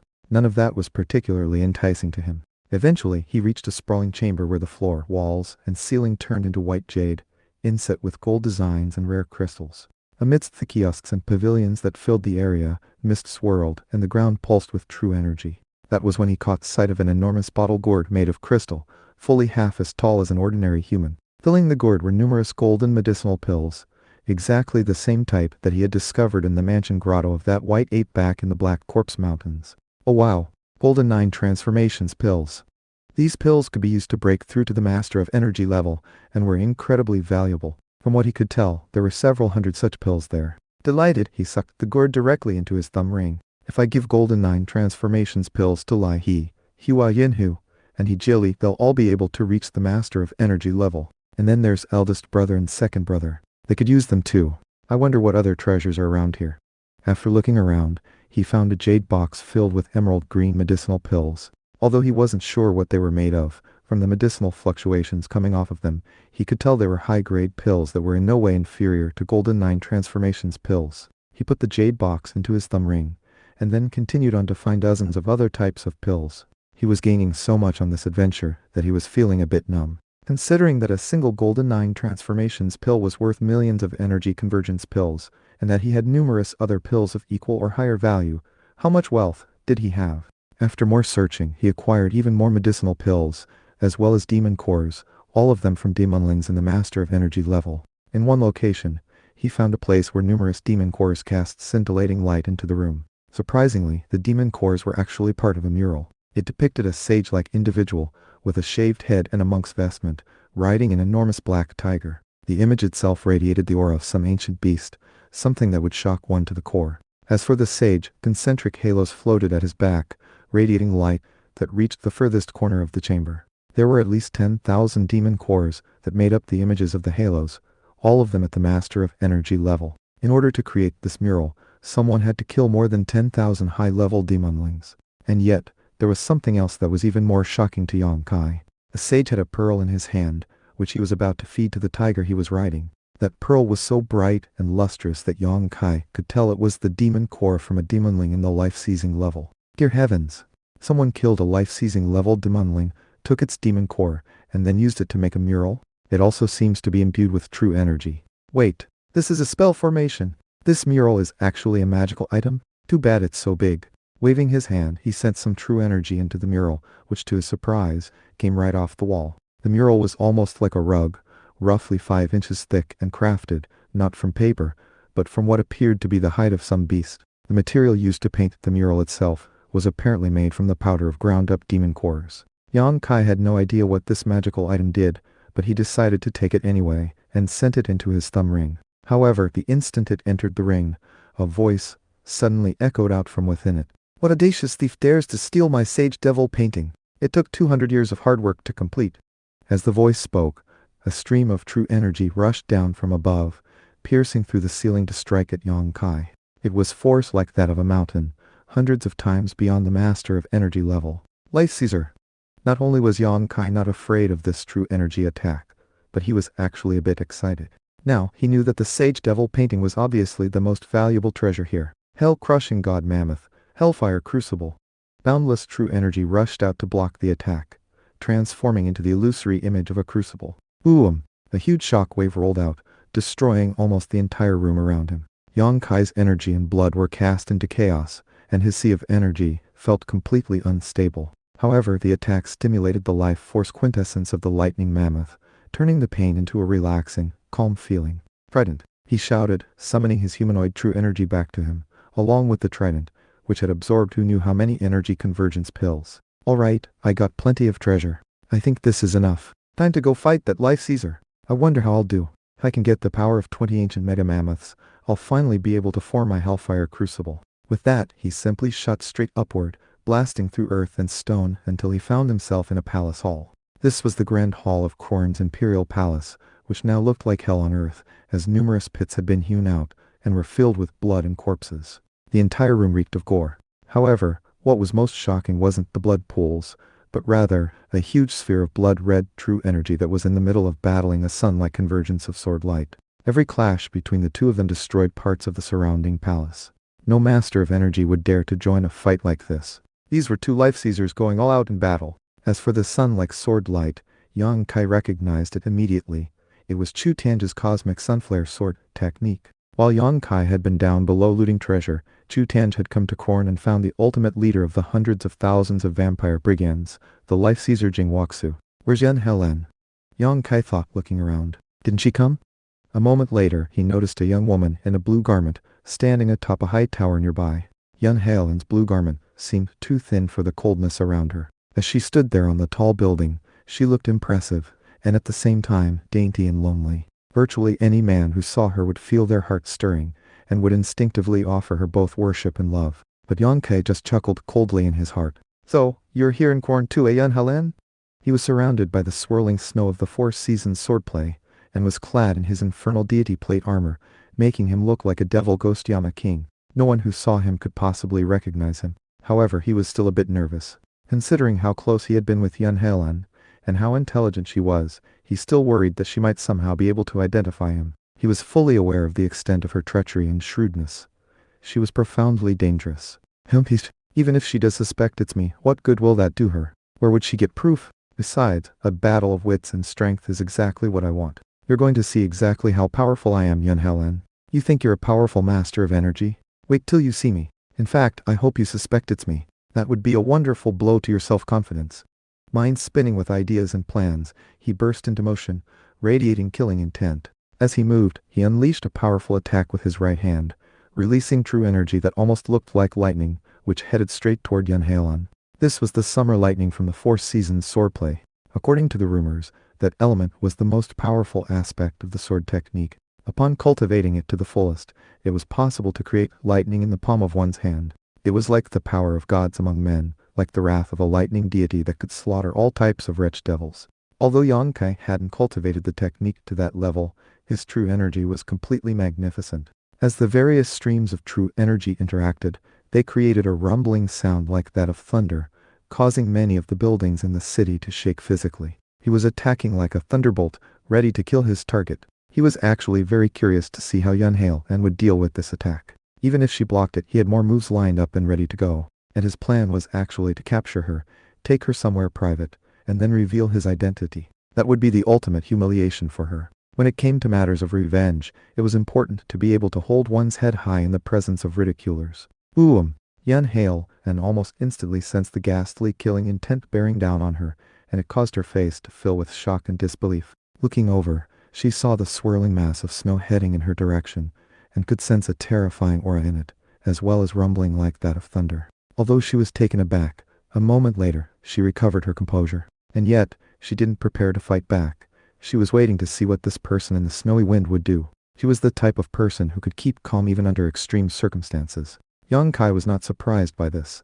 Maintaining complete focus, he continued with the attack, his aura growing unbelievably intense with every moment that passed. Planned to use this one attack to cleanse the humiliation of the past and restore his dignity. Because of that, he would not allow himself to be intimidated by Yan Haolan's calmness. It was in that exact moment, right before he was about to strike Yan Haolan, that a thunderous voice filled the air. Freakish Hellion. A blazing sun suddenly appeared right in front of Yan Haolan to aid in her defense. The cosmic sunflare sword. Whiz. Sun-like sword light smashed into Yang Kai's summer lightning sword technique, causing a huge shock wave to ripple out in all directions, destroying much of the surroundings, and even causing gold to transform into ash. The intense heat of the cosmic sunflare sword then began to melt the ground. Surprisingly, Chu Tianj had interfered to block Yang Kai's attack on Yan Haolan. During the entire time, Yan Haolan hadn't even moved. Apparently, she had predicted that Chu Tianj would step in to help. This girl was absolutely unbelievable when it came to plots and schemes. The blazing, sun-like sword light gradually faded away, revealing Chu Tianj standing there on the building next to Yan Haolan. On another building, the blood energy also faded, revealing a middle-aged man in a blood-red cloak. Although he had no weapons in his hand, and not a single scrap of the aura of a vampire break, and Yang Kai knew exactly who he was. He was the leader of the vampires here in Korn, the Life Caesar Jing Wuxu. Yan Haolan and Chu Tianj were on one building. Jing Wuxu was on another, and Yang was hovering in the air off to the side, still surrounded by swirling snow. All three parties eyed each other. "Who are you?" Jing Wuxu said to Yang Kai. "Were you the one who stole my sage devil painting from my subterranean chamber? That was the Four Seasons swordplay just now, wasn't it? Are you from the House of Spring and Autumn?" "That's right," Yang Kai replied, keeping his voice high-pitched. "I have your sage devil painting, allowing me to unleash my true power. It won't be long before the House of Spring and Autumn changes its name to the Spring and Autumn Institute, so consider this painting a gift of congratulations for that. Do you have a death wish?" Jing Wuxu growled. Friend, Yun Helen said, are you really from the House of Spring and Autumn? You're not working with this monster from the Blood Demon Grotto, are you? Why did you attack me just now? I haven't done anything to offend you. If I feel like attacking somebody, I attack them, Yang Kai replied coldly. What's that got to do with you?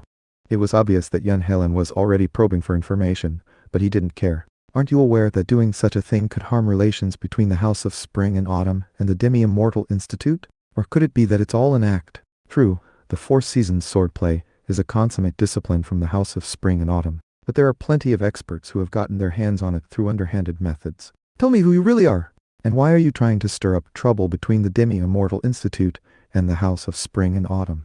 You really know how to run your mouth, Yang Kai said, his killing intent surging.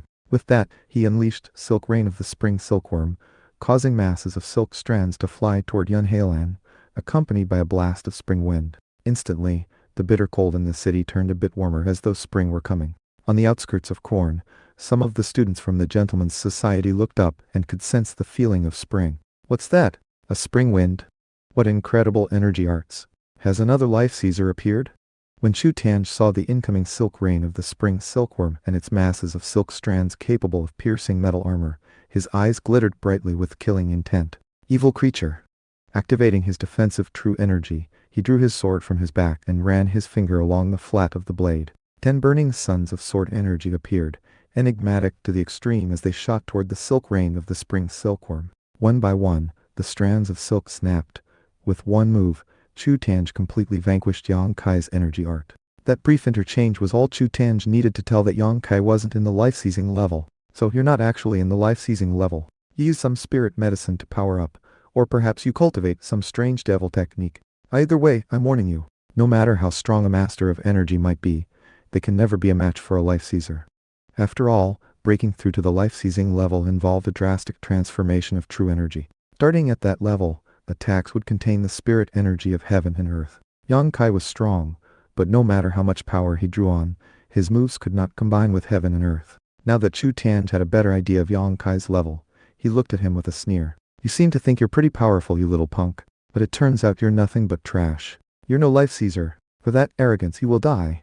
Brandishing his sword, he said, 10 suns ascend to heaven, guide you to an early death.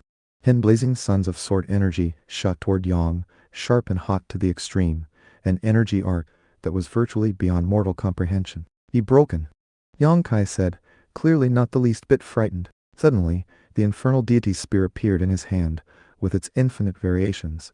Without a moment's pause, he leaped toward the 10 suns. Laughing coldly, Chu Tanj yelled, fool, cosmic sunflare, meridian immolation. 10 burning suns suddenly exploded, sending light shooting into the infernal deity's spear, and threw it toward Yang Kai. Now's my chance.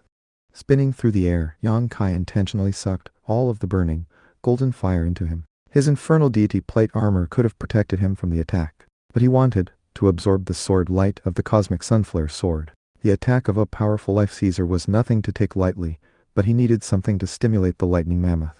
Yang Kai was essentially using the sword light of the cosmic sunflare sword and converting it into a power-up for himself. It was almost like having someone in the life-seizing level intentionally helping him improve his cultivation base. Intense golden fire streamed through him, so hot and painful that it felt like his meridians were being destroyed. But Yang Kai was like an ancient, wild beast. Taking a breath, he sent the burning sword energy into his sea of energy, and toward the lightning mammoth. Instantly, the lightning mammoth's life force quintessence went to work, and after 3 breaths of time passed, all of the sword light had been converted, and his meridians grew stronger. Multiple particles within him were waking up. One ancient mega mammoth after another was making him grow stronger and stronger. 5 particles within Yang Kai all opened up. That meant that he now had the power of 20 ancient mega mammoths coursing through him, more strength than many people in the life-seizing level. At the very least, he definitely surpassed Chu Tanj. However, it was a transformation that used all of the life force quintessence he had at his disposal. From now on, his cultivation would progress at a much slower pace. Regardless, his rapid progress meant that he was now closer than ever to the life-seizing level. Cracking sounds rang out within him as massive amounts of true energy began to gather in his sea of energy, glowing like magma. And in the middle of it all was something that looked almost like a crucible. His hellfire crucible was growing rapidly, and was already beginning to gain control of his sea of energy. At the same time, his senses and consciousness were growing much more acute. In fact, because of that, he now realized that there was something profoundly terrifying in Yun Hale, and sea of energy, something beastly, like that of a god amongst animals. What's hiding in Yun Helen? It's so terrifying. She's even more mysterious than I realized. What I knew about her before was just a drop of water in the ocean. It doesn't matter though. I have to kill her. Not even Chu Tianj can stop me. As he floated there in midair, Yang Kai flexed his muscles, causing thunderous cracking noises to echo out into the air. The different forces of energy inside him cause a force field to spring up around him, making the air ripple and sending out powerful fluctuations. Moments ago, Jing Wuxu had been preparing to launch an attack from his position atop the building. However, when he realized Yang Kai was powering up, and that there was a force field rippling around him, he began to back up.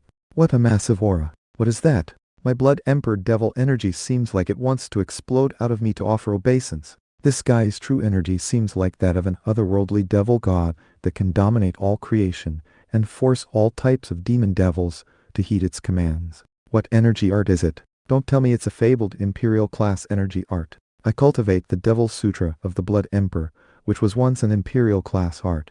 Unfortunately, my version is far removed from the original and is only royal class. At this point, he decided that the best thing would be to wait patiently and watch how the situation developed. Laughing loudly, he said, I don't want to get involved in a conflict between the House of Spring and Autumn and the Demi-Immortal Institute. Chu Tianj, you fight it out with this guy first, and then we can continue our duel.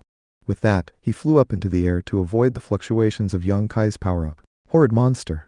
Chu Tianj cursed. Moments ago, when he realized that Yang Kai wasn't in the life-seizing level, he had unleashed 10 suns ascend to heaven, a consummate move that he had assumed would be instantly fatal. However, his true energy hadn't even been able to damage his opponent's body, and had been completely useless.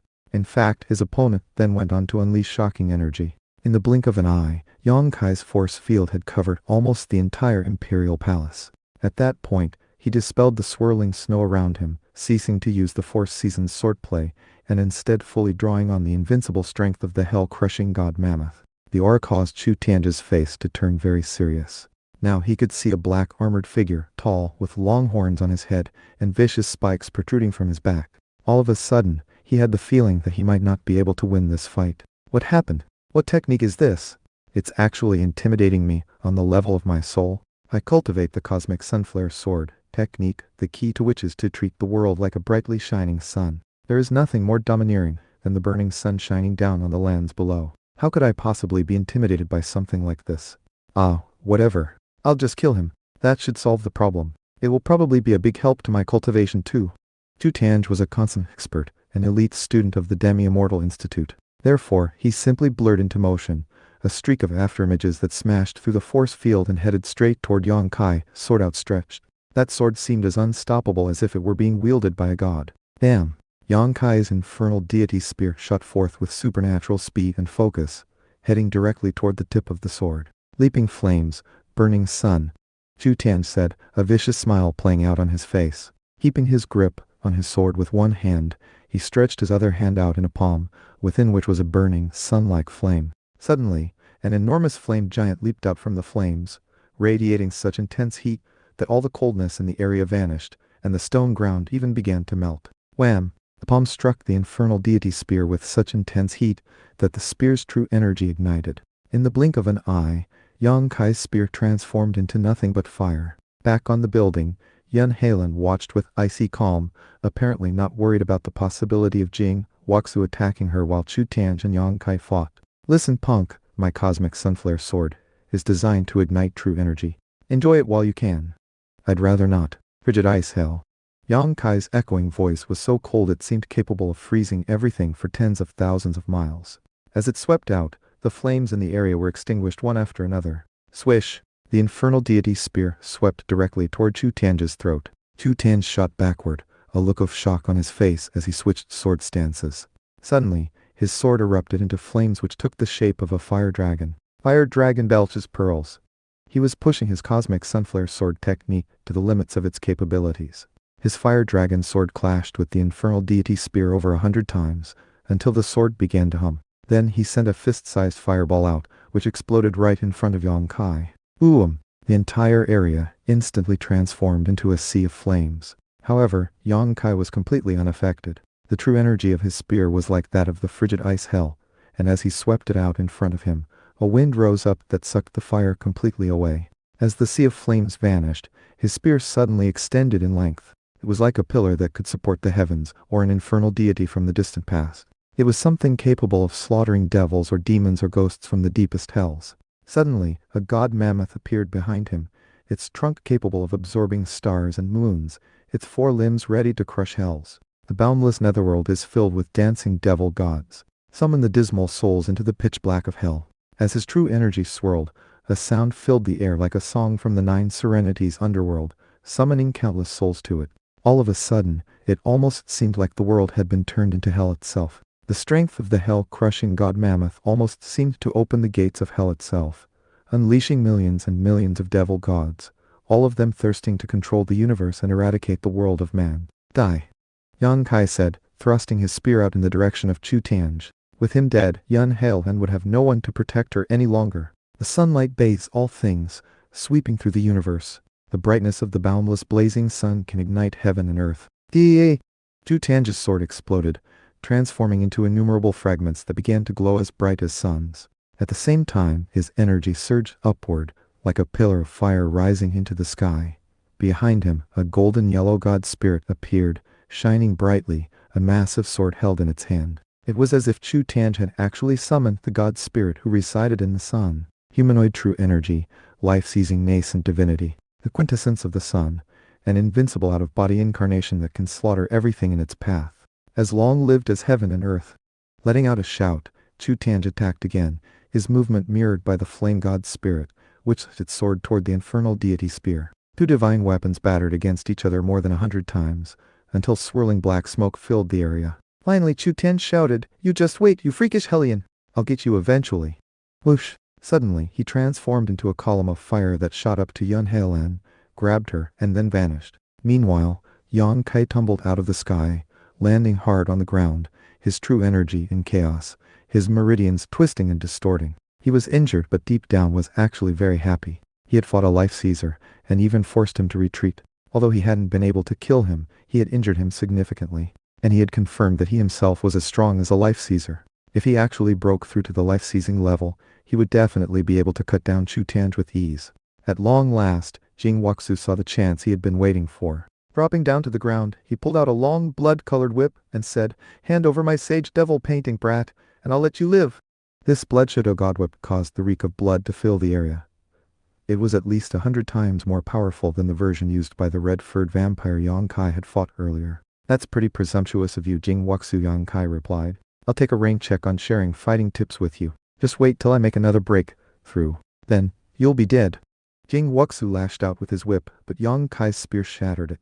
After that, Yang Kai leaped into the air, two enormous wings sprouting out of his back. With a gust of wind, he burst into motion, vanishing as sure as a divine crane flying into the highest heavens. Jing Wuxu was inclined to give chase. Obviously, his opponent's true energy must have been significantly drained after his fight with Chu Tianj. Now would be the perfect time to try to kill him. But Yang Kai was capable of such speed that Jing Wuxu knew he could do nothing more than eat the dust he left behind in his tracks. "What are those wings?" he thought, shocked. "And what energy art is that? I'm not even close to being that fast." Fierce fighting raged throughout the ancient city of Korn. An army of students from the Demi-Immortal Institute had breached the city walls and were cutting down countless vampire brigands. In numerous locations, it was possible to see people fusing their energy with the clouds as they reached the 9th phase and became masters of energy. As for the vampires, they were meeting defeat left and right. Forces from the Demi-Immortal Institute were simply too numerous. Furthermore, as a whole, they were not fighting chaotically. They were organized into ranks and teams, all of whom worked together, joining their true energy, making it as easy for them to kill the vampires as it would be to chop melons. After all, the vampire brigands were essentially an unruly mob. How could they possibly deal with the best of the best from the Demi-Immortal Institute, the top organization in the lands, whose mere freshman students were in the 8th phase, and whose inter-campus students were 9th phase experts? Amongst the vampire brigands, masters of energy were rather rare. More and more students from our institute are arriving by the moment. "Look guys! That's the 5 Lightnings Society and the Divine Abilities Society. Everybody's showing up. I wonder how Yang Kai is doing." Lai He and the others had just finished killing their 100th vampire, and were now taking a rest. "I dunno," Liang Dong replied. "I saw some powerful energy fluctuations coming from the city center just now. I wonder if Chu Tianj is fighting with Jing Wuxu." Hua Yinhu, he Jili, Lai he. How long is it going to take you to reach the Master of Energy level? My energy is pulsing, Lai he replied. I'd say that after this fight is over, and we get back to the Institute, I should have enough merit points to buy the spirit pills I need to achieve my breakthrough. Then we can all become outer campus students, and start recruiting people to join us. We can really start to make a name for ourselves. There are tons of societies though, Hua Yinhu said, sighing. Standing out from the crowd will be easier said than done. The struggles within the Institute can be even more fierce and deadly than those in the Sage Ancestor dynasty as a whole. Certain rules have to be followed, so enemies usually don't actually kill each other. But if you make the slightest mistake in the Institute, you can end up dead. The Crown Prince Society, Divine Ability Society, Five Lightning Society and Gentleman's Society, they don't ever show mercy. We're fine. Just keep a low profile and don't let anyone onto what we're doing. As long as we don't make a big fuss, no one will know. After all, there are just too many students in the Institute for people to keep an eye on everyone. As they discussed the matter, they suddenly heard a voice behind them. It wouldn't be good to reveal ourselves now. Just keep improving yourselves, and do your best to bring in talented people to join us naturally. Once I reach the life-seizing level, we can officially announce the founding of the Sage Monarch Society. Brother Yang Kai. Everyone turned to see Yang Kai standing there with two huge bottle gourds in his hands, both of which radiated a strong medicinal aroma. Then he produced 3 medicinal pills that shone with golden light. The group recognized them immediately. Golden 9 transformations pills? That's right.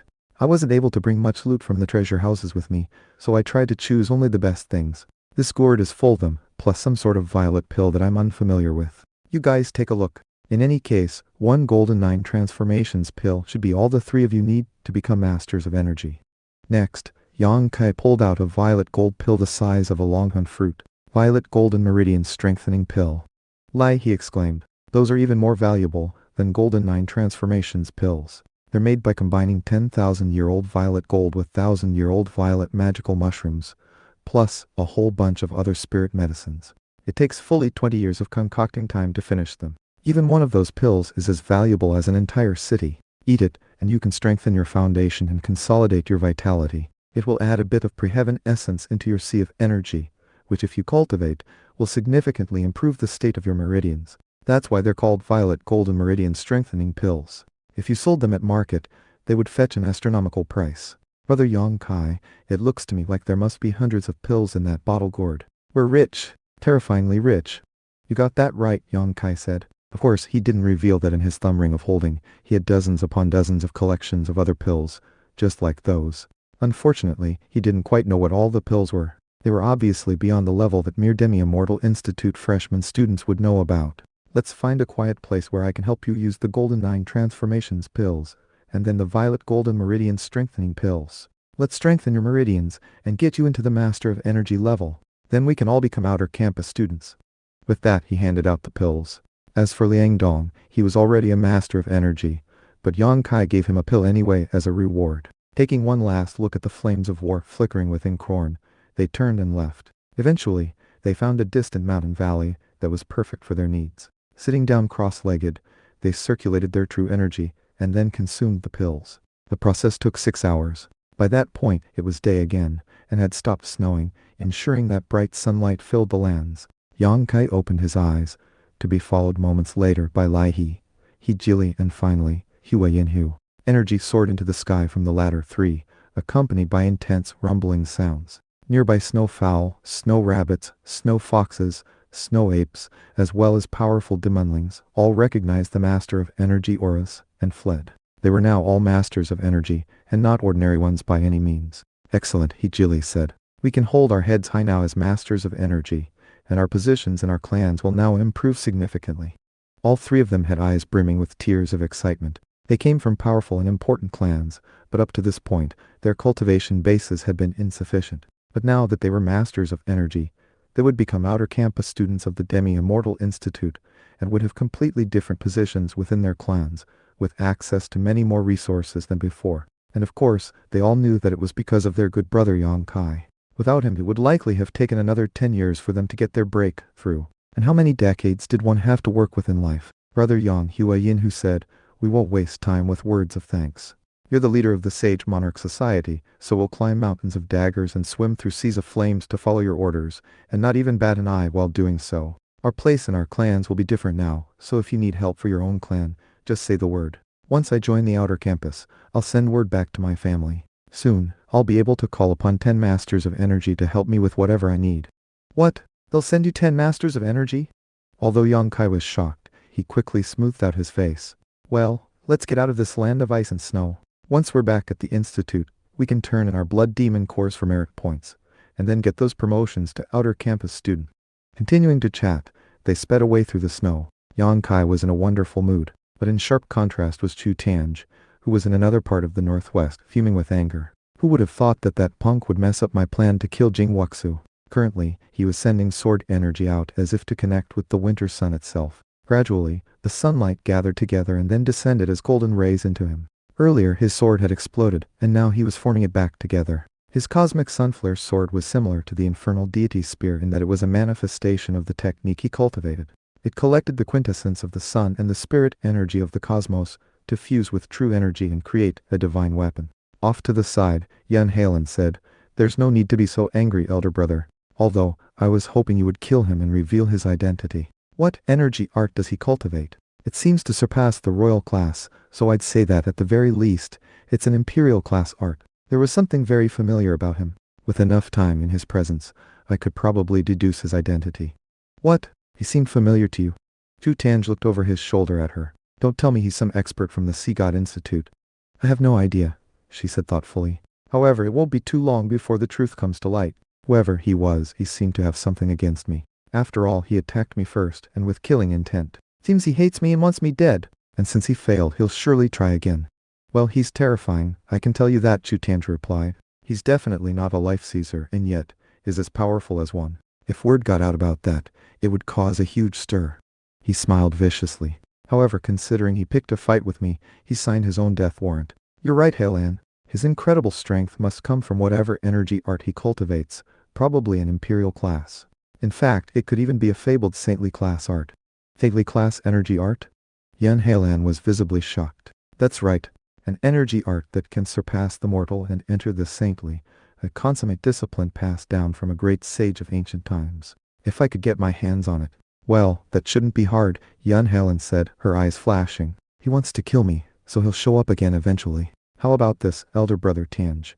You find some top experts and then set up an inescapable trap to capture him and force him to reveal the details of that energy art. This is the perfect opportunity for us.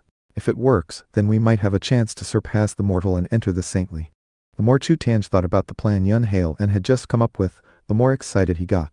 If he could get that person's cultivation technique, then before long, he would be just as powerful as the conclave students in the institute. Although elite students were like nobility, to truly be first class, one needed to become a conclave student, or even better, a holy neophyte. Those were positions of true power, in which one could have access to all the resources in the institute, including the ability to gain thousands of years of longevity, and essentially never die. Chu Tange couldn't help but be envious of such people. If he could somehow get the secret to an imperial class energy art, then he could rise to higher levels within mere decades. And if it was a saintly class art, the results would come even more quickly. He would definitely advance by leaps and bounds, and would be viewed as a genius. That would be glory far beyond anything an elite student could even imagine. Of course, Yun Helen was thinking similar thoughts. Just who exactly is he? Not even Chu Tange realized he was there. He burst out from under the ground, which is where most of the treasure storehouses were. He must have really struck it rich there, plus he also got Jing Wux's Sage Devil painting. Clearly he hates me with a passion. Wait, don't tell me he's... All of a sudden, her thoughts came to focus on one particular person. Finally, though, she shook her head. Impossible. I played that puny silk pence like a violin. There's no way he could have energy arts or a cultivation base like that, right? Besides, when he trounced Song Haitian, he was clearly in the 8th phase, and the man from last night was a master of energy. The difference between the two is almost too vast to quantify. It seems I need to achieve my next breakthrough as quickly as possible. After I get back, I'll go into seclusion and try to reach the life-seizing level. Let's go, elder brother, she said. Considering Jing Wuxu escaped with his life, I guess I don't owe you any favors after all. I wonder who will end up taking him out. The Gentleman's Society is here, perhaps they'll do it. Jing Wuxu isn't superhuman. He'll definitely meet his end eventually.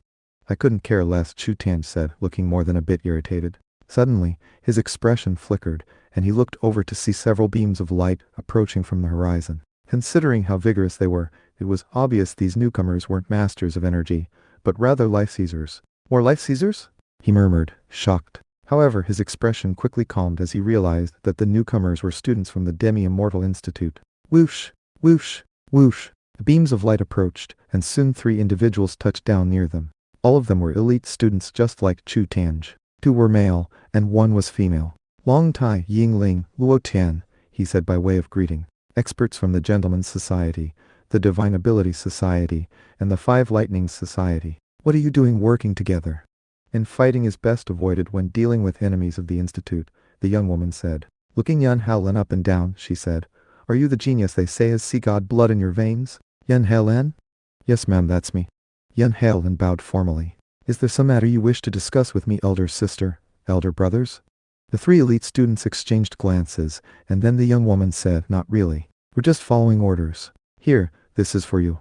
With that, she tossed a fist-sized, blood-colored demon core over to Yan Haolan. The odor of blood that the core emanated was shocking to the extreme. A life Caesar blood demon core. Chu Tange blurted. Don't tell me. Yes. The 3 of us ambushed Jing Wuxu, killed him, and extracted his blood demon core. As for why we're giving it to junior sister Yan Haolan, you don't need to waste time trying to guess. Crown Prince ordered it. Although we're not members of the Crown Prince Society, we respect him to the ultimate degree, so it's only natural that we would follow his orders. Junior sister Yan Haolan, if you happen to see the Crown Prince again, we hope you can put in a good word for us. We would be eternally grateful. Yan Hail, and put the blood demon core away. Expression not changing in the slightest, she said, Of course I will. Many thanks to you, elder sister and elder brothers. Chu Tange could not have been more shocked by what was happening. He had assumed that the mysterious and enigmatic Crown Prince had only shown a passing interest in Yan Haolan. But now, it was obvious their relationship went beyond that. Apparently, the Crown Prince had personally spread word that whoever killed Jing Wuxu in the Siege of Korn was to deliver his blood demon core to Yan Haolan. Clearly, his interest in her was beyond passing. Who exactly is this Yan Haolan? Why is he interested in her? Chu Tange quickly suppressed his feelings. Although he was somewhat of a prodigy when it came to skill and strategy, he was like the earth, and the Crown Prince was the heavens. If he said one wrong thing, he would definitely end up crushed into nothing. Why don't you let us escort you back to the Institute, junior sister? One of the other elite students said. If something bad happened to you, the Crown Prince would be furious. Thanks for the trouble, Yan Haolan replied, remaining as calm and cool as ever as she flew up into the air to join them. Oh, by the way, could you 3 possibly do me a favor? Name it, replied Long Tai.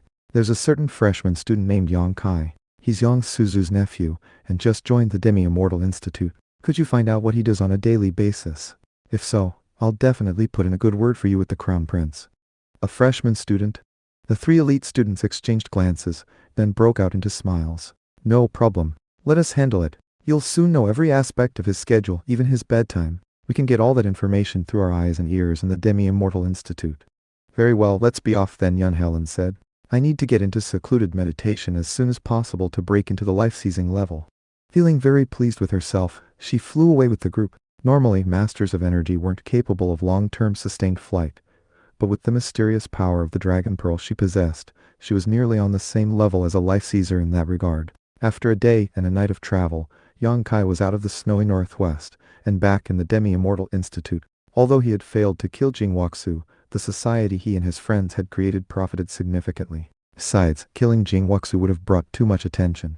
If word leaked, how could he explain how a mere freshman student had killed a life-seizer? How could something like that even be possible? It would definitely bring too much attention. Instead, he had secretly acquired plenty of valuable loot, while his team had acquired a good collection of demon cores and also become masters of energy. As soon as they arrived, they took inventory and found that they had killed 23 vampire brig, and in the Master of Energy level. In terms of 7th and 8th phase brigands, they had hundreds. If they turned all of that in, they would each get hundreds of merit points. And merit points were the only way to become outer campus students. Outer campus students had completely different lives than freshman students. They could go anywhere they wanted in the institute, and also had access to the scripture pavilion, where there were plenty of martial disciplines, ancient records, and the like. Furthermore, they would have the chance to learn directly from life-seizers. After resting up a bit, the group of 5 headed to an ancient stone temple deep in the institute. The name of the stone palace was written in huge letters above the entrance. Hall of Achievements and Virtue. This was the location where students could turn in valuable objects in exchange for merit points. Many years ago, the merit point system in the Demi-Immortal Institute had been called the Achievement and Virtue System. However, later, when other institutes rose up, people began to criticize the Demi-Immortal Institute for using terms that were too pretentious and dramatic. Therefore, it was changed to the merit point system. And yet, they had not altered the name of the palace hall itself. Yang Kai looked at the name of the palace, and couldn't help but feel that the words achievement and virtue seemed particularly appropriate. It was as if they represented law and order, and thus, respect. Inside the hall, an old man sat on duty. He held a scroll in his hands, which he was currently studying, and considering that his aura surpassed that of a master of energy, he was obviously a life seizer. He stepped forward, bowed respectfully and said, "Professor, we're here to turn in the blood demon cores from our mission earlier." "Oh," the old man said. He looked up. "Very well, hand them over. Freshman students, eh? Seems you all just became masters of energy. Presumably you want to be promoted to the outer campus, correct?" "You're right, Professor. That's exactly why we're here." With that, they all began to hand over the blood demon cores they had acquired. When the old man saw how many master of energy demon cores they had, his eyebrows rose. "You actually killed this many vampire brigands? Seems you five have some skill. This many demon cores are worth about 600 merit points. You can split it between yourselves." With that, the old man waved his hand, and a jade plaque flew out which Yang Kai reached out and grabbed. Inside were roughly 600 shining dots that indicated how many merit points were inside. Being an outer campus student is completely different from being a freshman student, Yang Kai mused. Look at these accommodations. A soaring tower with a view of endless clouds and bodies of water. Simply wonderful. The building he was in was fully 36 stories tall, each story 30 meters from top to bottom. It was truly an imposing structure. This was where the outer campus students lived. The rooms were far larger than those of the freshman students, and currently, Yang Kai was sitting next to a window, looking at the beautiful winter scenery outside.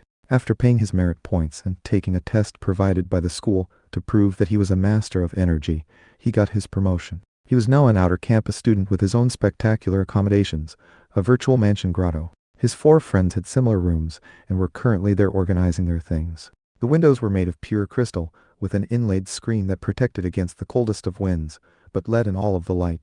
His accommodations were roughly 6,000 square meters and contained everything he could possibly need.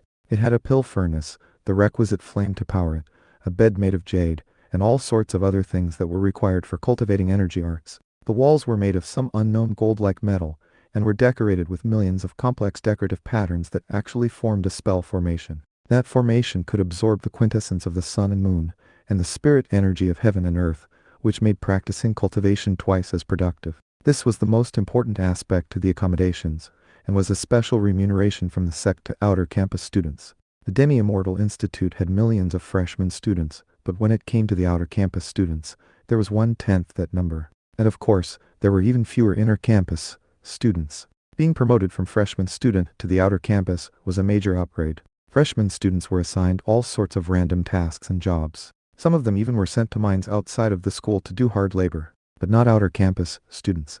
Not only did they not have to work, they were actually paid to do nothing. A perfect example was the formation of spirit convergence that was built into the accommodations. Such formations could only be set up by powerful life seizers, and those who practiced cultivation in one would receive constant tempering from the formation itself. The spirit energy of heaven and earth would continuously enter their pores to strengthen their meridians and replenish their sea of energy. All in all, it made cultivation vastly more effective. Back when he lived in Yan Haven, Yang Kai couldn't even have imagined that such things existed. Compared to the Demi-Immortal Institute, Yan Haven was essentially a slum. It wasn't a case of people there rarely using spell formations for cultivation.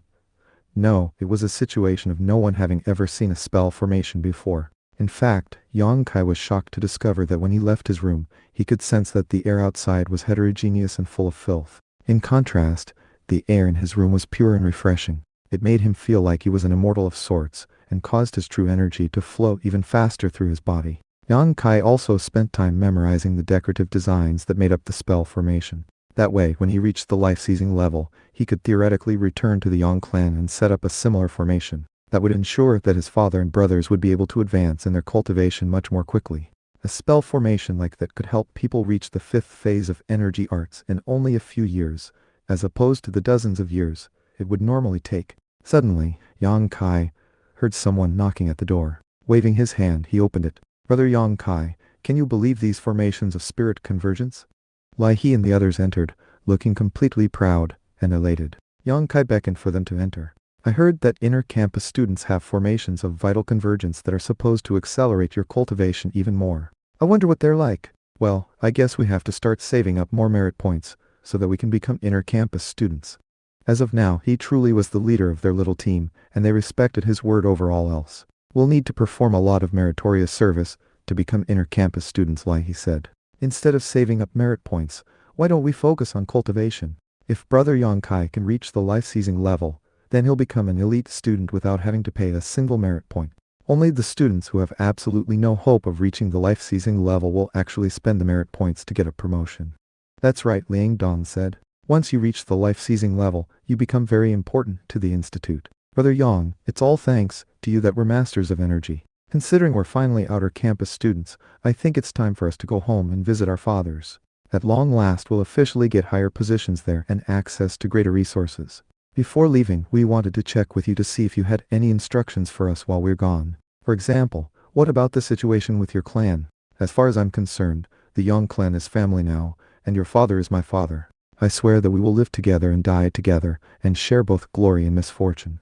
Actually, I just did some checking, Brother Yang, Hua Yinhu said. The 50,000-kilometer area that contains Yan Haven is fully engulfed in the flames of war. The main threat is the sea folk, and to tell you the truth, the Yang clan is in grave danger.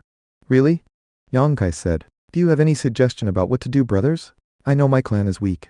If the sea folk attack them, what should they do? He was fairly certain that he would have a good idea in this regard. You don't even need to worry about it, he said, sounding very matter-of-fact. The four of us already talked the matter over. It will only take us a day to get back home. Once there, we can take advantage of our new positions to have some masters of energy sent to Yan Haven. It should only take 3 days. They should be able to keep the Yang clan safe in the future. And if any significant trouble comes along, they can help the clan fall back. Considering we have our respective clans' power at our disposal, your situation should be very easy to handle. The only caveat, Brother Yongkai, is that you need to give our men something they can use to prove they're allies. Very well, Yongkai said, delighted. I'll entrust the matter of my clan to you. Here are 10 golden 9 transformations pills and 10 violet golden meridian strengthening pills. Send those along to give to my father and my brothers. Whatever's left over can be distributed to loyal members of the clan. Of course. Well, I'd say it will be about a month before we return with some good news, although who knows, it could be 10 days. After discussing some more of the finer details, the group split up. Once alone again, Yongkai nodded in satisfaction. After their mission to deal with the vampire brigands and the alliance they had formed, he had finally come up with a good way to help his clan. Now the main thing he had to do was focus on his cultivation, and hopefully break through to the life-seizing level. Sitting down cross-legged in the middle of his room, he began to perform breathing exercises. Almost immediately, his true energy began to flow, and his meridians grew stronger. His bones and muscles were cleansed, and his sea of energy erupted like a volcano, causing rumbling sounds to fill his body. Although massive levels of power were being unleashed, there was no longer any lightning mammoth in his sea of energy, and thus, he had no way to produce life force quintessence. With that, he immersed himself in the strength of the hell-crushing god mammoth, causing his room to vanish from his senses. Instead, he saw 840 million star-like particles, almost like a galaxy that resembled a god mammoth. Unfortunately, those countless stars also pulsed with an aura of death, with the exception of 20 that shone brightly. Those were the 20 ancient mega-mammoths that he had already woken up. Compared to that entire god mammoth galaxy, 20 stars were almost like nothing. Yongkai knew that if he actually woke up all 840 million particles, he would be just as powerful as a god spirit. In fact, he himself would be a god. Life force quintessence. Wake up that 21st particle. Clearing his thoughts, he sent his true energy thrumming through his body in an attempt to create life force quintessence. Unfortunately, what he was capable of creating didn't even cause the particle to stir, much less wake up. His cultivation was proceeding completely differently than before. He was really stuck in a bottleneck. He sighed. With that lightning mammoth gone, my cultivation is going to slow down by 100 or even 1,000%. Godly class energy arts are definitely not easy to cultivate. If I want to awaken another particle, I really need to break out of the energy arts level and reach the point of being able to seize life and vital energy from the heavens. At my current rate, it's going to take 20 years to wake up that 21st particle. 20 years would definitely not do. However, he had an idea of what to do. There was always the Hellfire Crucible in his sea of energy. At some point, he would be able to use it to refine and melt all types of true energy, and thus directly consume demon cores. He would become like a massive furnace that could melt even stone. With that, he activated his thumb ring, summoning a rippling blue door that led to a room filled with shelves of medicinal pills. And of course, there was the completely eye-catching Sage Devil painting, made up of thousands and thousands of Master of Energy demon cores, as well as that single life-seizing level demon core. The spell formation they created emanated a completely holy aura. With the medicinal pills I have stockpiled here, my cultivation should speed up a bit. Unfortunately, I don't know what most of these pills are for, so I can't really use them. And there's no one in the institute that I can fully trust. All of a sudden his eyes lit up. Wait, what about Aunt Suzu? Now that I'm an outer campus student, I can go see her anytime I want. There had been many important tasks at hand, including his personal cultivation and the mission to go hunt vampire brigands in the northwest. Because of all of that, the matter of his Aunt Yang Suzu had skipped his mind. But now, here he was, an outer campus student with a more impressive cultivation base than ever. He had the freedom to come and go within the institute as he pleased, unlike when he had been a freshman student and had been subject to many rules about where to go and what to do. Now, he could go seek out Yang Suzu. Besides, he was interested in getting a better look at the institute. It covered hundreds and hundreds of kilometers and was filled with pavilions, kiosks, towers, pagodas, and temples. It was a multi-level maze of structures that hid so many secrets, it was impossible to even guess how many there were. Hopefully, a bit of a tour might net more information about Yun Halen. Considering the bottleneck he was in, there was no way he would be able to awaken that 21st particle anytime soon. The more one cultivated the strength of the hell-crushing god mammoth, the harder it got, especially considering that the life force quintessence requirement grew with each particle that awoke. In other words, each one was more difficult to wake up than the previous. That was one reason why godly class energy arts were usually only cultivated by gods, not humans. Making sure that his thumb ring was well concealed, Yang Kai walked out of his room, hopping directly from the 36th floor all the way down to the ground. Every floor of the tower was a different room or mansion grotto. Each one belonged to a different outer campus student. However, Yang Kai didn't know any of them and actually wasn't very interested in getting too close.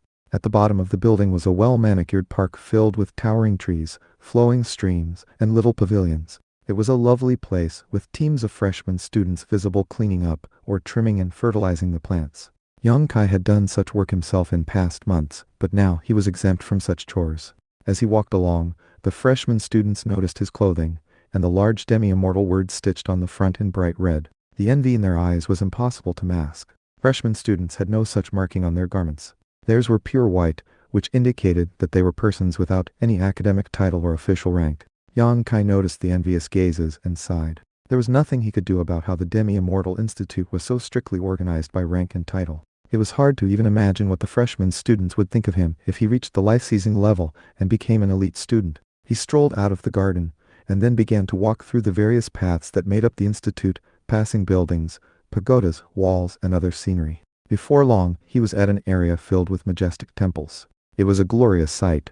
At the tops of the temples were glowing halos that would fill the area with light even during nighttime. And all of them were augmented by spell formations. This place was a restricted area, the College of Elite Students. Only elite students and life seizers could enter, with the exception of lower-ranking students who had authentication tokens. If any other person tried to enter unlawfully, they would be killed without question. As he neared the place, and sensed the glory of the temple's spell formations touching him, he felt blessed. His true energy seemed to grow stronger, and he felt more agile and free. It was almost as if he were being cleansed. What incredible spell formations, he murmured. Spell formations in the College of Elite Students were far more powerful than formations of spirit convergence. No wonder Yun Heilan and Song Haitian had experienced such rapid progress with their cultivation. Now that Yang Kai had been in the Demi-Immortal Institute for several months, there were certain things he understood that had been a mystery at first. Outer campus students had their formations of spirit convergence, and inner campus students had formations of vital convergence. Each such upgrade led to faster and more efficient cultivation. As for the College of Elite Students, they had energy formations of the Tao of Monarchs. Such formations allowed the user to constantly absorb the spirit energy of heaven and earth, and the quintessence of the sun and moon. Even more importantly, they allowed one to develop the energy of the Tao of Monarchs. Practicing cultivation there led to speed 10 times superior to even a formation of vital convergence. Yun Heilan had almost immediately been admitted into the College of Elite Students, and had been able to cultivate with an energy formation of the Tao of Monarchs. Thus, her progress was almost unimaginable. As he thought about the matter, he stood there basking in the glory of the temples, and the feeling of his true energy being stimulated. It was hard to imagine what it would be like if he could actually go inside. Suddenly, a thunderous shout emerged from one of the outer chambers bordering the temples. "Stop right there." The profound killing intent he sensed caused him to stop in place immediately. From what he could tell, if he took another step forward, he would be attacked with deadly abandon. Looking over at the outer chambers, he saw several towering men emerge, fully twice as tall as an ordinary person. They wore full suits of steel armor and wielded dual crescent-bladed halberds. As for their auras, they were so wild that they seemed like titans emerged from the wilds of yore. Furthermore, they were clearly masters of energy. These were giants tasked with guarding the entrance to the College of Elite Students. People with the blood of ancient giant spirits possessed boundless power and were the perfect guards. They were by no means simpletons, and their meridians were 10 times as powerful as ordinary humans. A single one who was a master of energy could easily defeat 10 ordinary ninth phase experts. They were often tasked with guarding important locations in the Demi-Immortal Institute, and their orders were simple. First, give a warning to any trespassers, and if the warning was ignored, execute them. Given the current level of Yonkai's cultivation base, he didn't fear life seizers, let alone some giant guards. That said, he also wasn't looking for trouble. Clasping hands respectfully, he said, "Greetings, guards. I've come to the College of Elite Students to see my aunt, Yang Suzu. Would you mind notifying her I'm here?"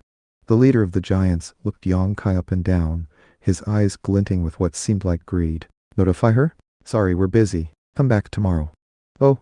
At this point, Yongkai realized that these greedy giant guards made a practice of soliciting bribes from students. Not in the mood to bicker, and fairly brimming with wealth, he waved his hand and sent a bano worth 1,000,000 energy convergence pills flying over to him. "Please take this. I hope that you can be a bit flexible here." "Oh." The giant leader grabbed the bannote, looked at it, then put it away. However, he didn't seem to have any intention of letting Yongkai pass. "Listen, punk. We have 100 guards here. You really think one bannote is enough? What are we supposed to do? Cut it up into pieces? One bannote like this is only enough for one of us. Give me some more treasures, enough for 100 of my brothers, and then maybe I'll let you pass." "What?" As of this moment, Yongkai realized what was going on. These giants were specifically making things hard for him. Frowning, he said, "This is ridiculous. All I want is for you to notify someone of my presence. Do you people do this all the time? Aren't you worried that you'll get in trouble if the higher-ups find out about this?" The giants all burst out into raucous laughter. "Get in trouble? We stand guard here, and the unwritten rule is that we can use our position to earn a bit of extra money. How dare you, an outer campus student, provoke us giants?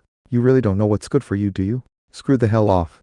A massive hand waved through the air, sending a massive tornado spinning toward Yongkai. Tornadoes were wind-type energy arts, and the type of thing that could uproot massive trees and send them flying through the air. Obviously, it could hurl a human like Yongkai far off into the distance. Yonkai's eyes suddenly turned as cold as ice, and even began to flicker with killing intent. "Have a death wish, you bunch of watchdogs? Who told you to cause problems for me?" As the tornado bore down on him, he unleashed some energy, dissipating it instantly. Then, he made a snatching gesture, causing all of the energy within 10,000 paces to rush toward him. Suddenly, the dozen or so giants felt their true energy surging out of control. It almost seemed like it might burst out of their bodies and flow toward Yonkai's palm. Both shocked and enraged, they scrambled to gain control of their energy. However, that was when Yongkai opened his hand, causing all the energy flows to vanish. As a result, all of the true energy they had been struggling to pull back suddenly rushed back and slammed into their seas of energy. It was almost like Yongkai had personally struck them. Pop! Blood sprayed out of the giants' mouths, even their leader. How could a student from the outer campus be so strong? The leader thought, shocked. Making another grasping motion, Yongkai pulled the leader toward him through the air, then forced him onto his knees. "I know someone put you up to this, giant spirit. Someone told you to cause problems for me, right? But I don't feel like bickering with you. Now you see that I'm virtually as strong as a life Caesar, right? Once I achieve my next breakthrough, I could easily cause problems for you. I could make your life very hard." True energy swirled out, grabbed the bano, and pulled it back to Yongkai. "I gave you a bano to give you some face. But if you don't want face, then don't blame me for taking it back. Now go notify Yang Suzu that I'm here immediately. Furthermore, I'm going to plant a seed of true energy in your sea of energy, so if you disobey, I can cripple you instantly." Yongkai quickly sent out a projection of humanoid true energy that entered the giant leader's sea of energy. Shivering, the leader looked at Yongkai and said, You're so vicious. There's nothing vicious about it. You treated me like an enemy, so I'm treating you like the dog you are. Go and pass my message along. And don't piss me off. You can't afford to. Besides, I'm fairly certain I know who sent you to cause trouble for me. It was Yun Helen, wasn't it? Well, you can tell her something for me. One of these days, I'm going to pay her back with full interest. And whatever schemes or plots she hatches to deal with me will be nothing more than jokes. No matter how smart she thinks she is, she's no better than a chicken or dog. With that, he waved his hand dismissively. He wasn't afraid of causing a scene like this in the institute. After all, conflicts often erupted between students and giants, and as long as no one got killed, the institute would turn a blind eye to it. Besides, he had just shown them that he was close to the life-seizing level, and had also indicated that he would achieve a breakthrough soon. Once that happened, and he was an elite student, these guards would either have to suck up to him or suffer the consequences. Elite students were far above and beyond ordinary people. Otherwise, they wouldn't deserve to be called elite. The leader of the giants could see the killing intent in Yang Kai's eyes, and therefore didn't dare to say another word. He vanished in a figurative wisp of smoke, clearly terrified of provoking even more hatred.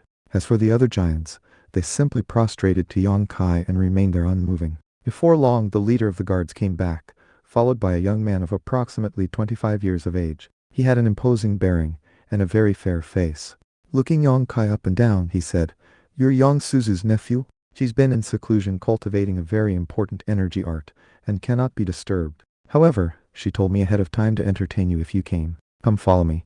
This bossy fellow had an aura that far surpassed the master of energy level. One glance would reveal to anyone that he was a life-seizer. Truth be told, other than people like Yan Helan, everyone in the College of Elite Students was a life-seizer. The Demi-Immortal Institute was the top power in all the rich, lush continent, with as many experts as the sky had clouds. It wasn't a rare thing at all to see life-seizers there. It was only after arriving that Yang Kai found out his aunt had long since reached the life-seizing level and was in the College of Elite Students. Who is this guy? A friend of Aunt Suzu? Now that he was finally able to visit Aunt Suzu, he had assumed that she would come out to meet him. Never could he have guessed that some bossy man would be the one to escort him in. A bit displeased and also wary, he followed the man inside. When the man realized that Yang Kai was walking right next to him, he frowned and stopped in place. Looking very irritated, he raised his voice and said, "The College of Elite Students is filled with all sorts of spell formations and illusory regions. Unless you're a life-seizer, it can be a very dangerous place. Considering how weak you are, you'd better stay behind me. No wandering off and no causing any trouble, you hear?" "I'll be fine," Yang Kai replied calmly. "Those spell formations and illusory regions won't hurt life-seizers, so they probably won't affect me either. If anything happens, I'll take full responsibility." "What?" Eyes widening, the man glared at Yang Kai for a long moment. However, Yang Kai didn't react at all, provoking a sinister smile. "Well then, just be careful." Whoosh! Suddenly, he blurred into motion, vanishing without a trace. This area was a maze of corridors and doors that twisted and turned this way and that. Temples were very tall and covered with murals that featured strange magical symbols and spell formations. Anyone who took a wrong step could find themselves falling into a bottomless pit or worse. As for the elite student, he was so irritated by what Yang Kai had said that, in his hostility, he simply abandoned him in the hopes that he would get hurt or worse. After only 5 breaths of time passed, he had gone through nearly 100 different corridors, and was deep within the temple area. At that point, he stopped, flicked his sleeve and gave a cold harumph. "That reckless idiot is a mere outer campus student. How dare he act so arrogantly? I'll just leave him back there to do some soul searching. That will save me some effort keeping him in check in the future." "Oh really? These corridors don't seem very dangerous. So what if there are a few illusory regions or true energy barriers? With a high enough cultivation base, dealing with those things isn't any problem at all." The elite student spun to find Yang Kai standing right behind him, looking completely calm. In fact, he was even examining one of the murals on the wall. "You." After that, the man was at such a loss for words that he just made some gurgling sounds. "Very well, elder brother," Yang Kai replied coolly. "Continue on. I haven't seen my Aunt Suzu for 10 years now." The young man snorted, and looked like he might actually launch an attack to try to assess Yang Kai's energy arts. After all, he was a powerful life-seizer and made it a practice of acting arrogant and bossy around other students. In fact, he viewed them like slaves or servants. To have lost so much face in front of Yang Kai was almost unbearable. However, after a long moment of consideration, he got his anger into check and continued onward. As the moments crept by, they went through numerous corridors and past countless temples. Eventually, they came to a stop in front of one in particular. The young man knocked on the door 9 times in a row, and the sounds which echoed out from within seemed to come from another world. Creak! The door slowly opened, revealing nothing but darkness, with a spiral staircase ascending up into parts unknown. "All right, your aunt is in secluded meditation here. He knows you've come." Snorting coldly, the young man pointed into the darkness. "Oh really?" Yang Kai had already sent his true energy into this particular temple, and got the distinct sensation that it was a very dangerous place. He could even sense the aura of some sort of sealed devil god. This was definitely not his Aunt Suzu's secluded meditation chamber. It was obviously a trap. Licking his lips, Yang Kai gestured at the door and said, "Well, elder brother, why don't you come in with me?" The young man's eyes bulged as though he might lose his temper, but then he calmed himself. Smiling viciously, he said, "I have another matter to attend to. You go in on your own." "Don't tell me there's something dangerous in there?" Yang Kai asked, clasping his hands behind his back. He had no idea why this young man seemed to have it out for him. However, considering that the guards outside had given him a hard time, and now one of the elite students seemed to be targeting him, it definitely meant that someone higher up had issued orders. Could it be Yan Helen? He thought. But she's only a master of energy and doesn't have much clout in the institute. How could she be issuing orders to a life Caesar? Don't tell me that she has connections to the leadership of the institute. I'll have to ask Aunt Suzu. Cut the crap, you brat. Get in there. Whiz. The young man thrust his palm out, sending masses of true energy raging out to create a powerful energy field covered with palm projections. It was almost like a mountain of palms surging toward Yang Kai. "You're right, punk. This isn't Yang Suzu's secluded meditation chamber. This is the College of Elite Students' Devil Suppression Cave. We have all sorts of vicious devil banes here, so get in and enjoy yourself." How dare an outer campus student talk back to me so many times? If I didn't punish you, my dignity would hit rock bottom. Oh, I might as well tell you that someone put a reward on your head, and I'm collecting it. After you get eaten by some devil ghost, remember that the person who killed you was me, Yang Hu.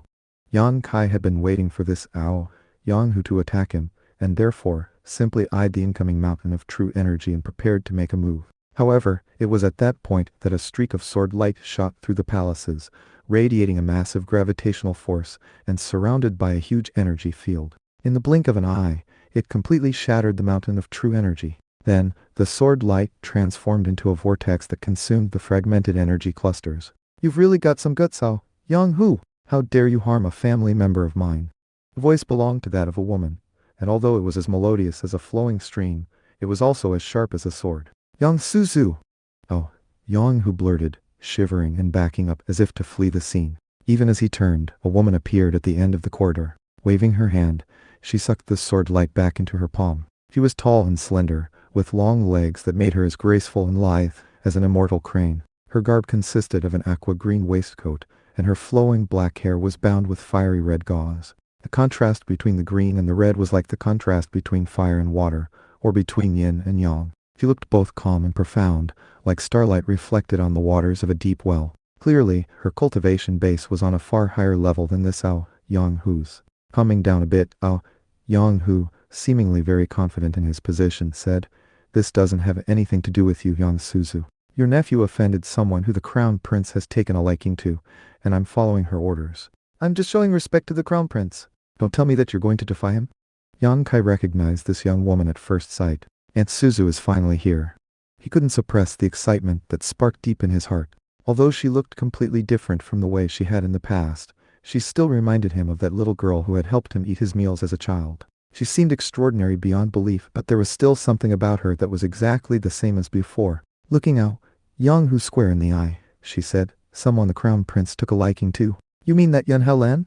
Am I supposed to be impressed? Who cares if she's using her connections to try to intimidate people? That doesn't change the fact that you plotted against my family. Well, I don't need your life. Just be on your way, and leave behind one of your arms as you go." "What?" Yang Hu blurted, his face falling. "How dare you, Yang Suzu? We're both in the College of Elite Students. Would you really attack me so viciously? Aren't you afraid of the Institute punishing you? If not, then just go ahead, attack me. I'll make sure you understand what regret really is." "Cut the crap. Off with your arm."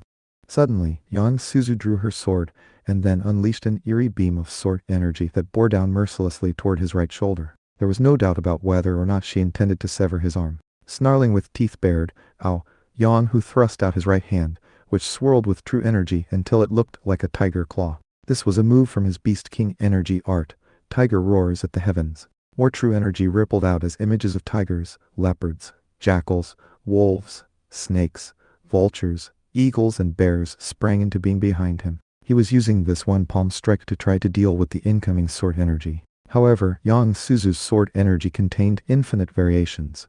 As it sped forward, a field of ice and a field of fire sprang up in front of it, the ice energy cold enough to seal everything within 500 kilometers, and the fire hot enough to ignite anything. The two energy fields merged into each other like yin and yang. This was the ultimate expression of this sword technique of Yang Suzu's, a fire and ice Teiji symbol. The immaterial universe beheads ghosts. Yin and Yang expel gods. Supreme ultimate truth. Alright, Yang Hu, why don't you try out the new technique I just finished cultivating? The ghost beheading god expelling god sword. Whiz. Sword energy sliced through the air with seemingly boundless sharpness. The fire and ice Taiji symbol smashed into the beast king energy art, and Yang Hu immediately staggered backward, blood spraying out of his mouth. Although Yang Hu was also a life seizer, he had only recently achieved his breakthrough, and had not yet fully stabilized his true energy. In fact, he was roughly at the same level as Chu Tange, from what Yang Kai could tell. And yet, as the saying goes, a centipede does not stop wriggling even after being stomped on. Despite having his Beast King energy art vanquished by Yang Suzu, Yang Hu wasn't ready to give up. Suddenly, humanoid true energy sprang out from him and sped directly toward Yang Kai. It was a very strange manifestation.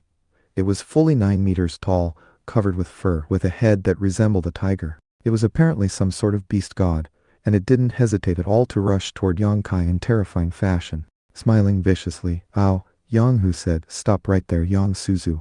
If you make another move, I'll kill your nephew. This humanoid true energy is straight from my Beast King energy art. True incarnation of the Tiger King. How dare you?" Yang Suzu said, preparing to change the direction of her sword energy to try to save Yang Kai. However, that was when she heard Yang Kai sigh. "Don't worry about me, Aunt Suzu. You handle this, Yang Hu. I can take care of his puny humanoid true energy on my own." Even as the words left his mouth, he reached out with his hands, causing an energy field to spring out that looked like a whirlpool of stars. Invincible King's Fist. 6 stances combined.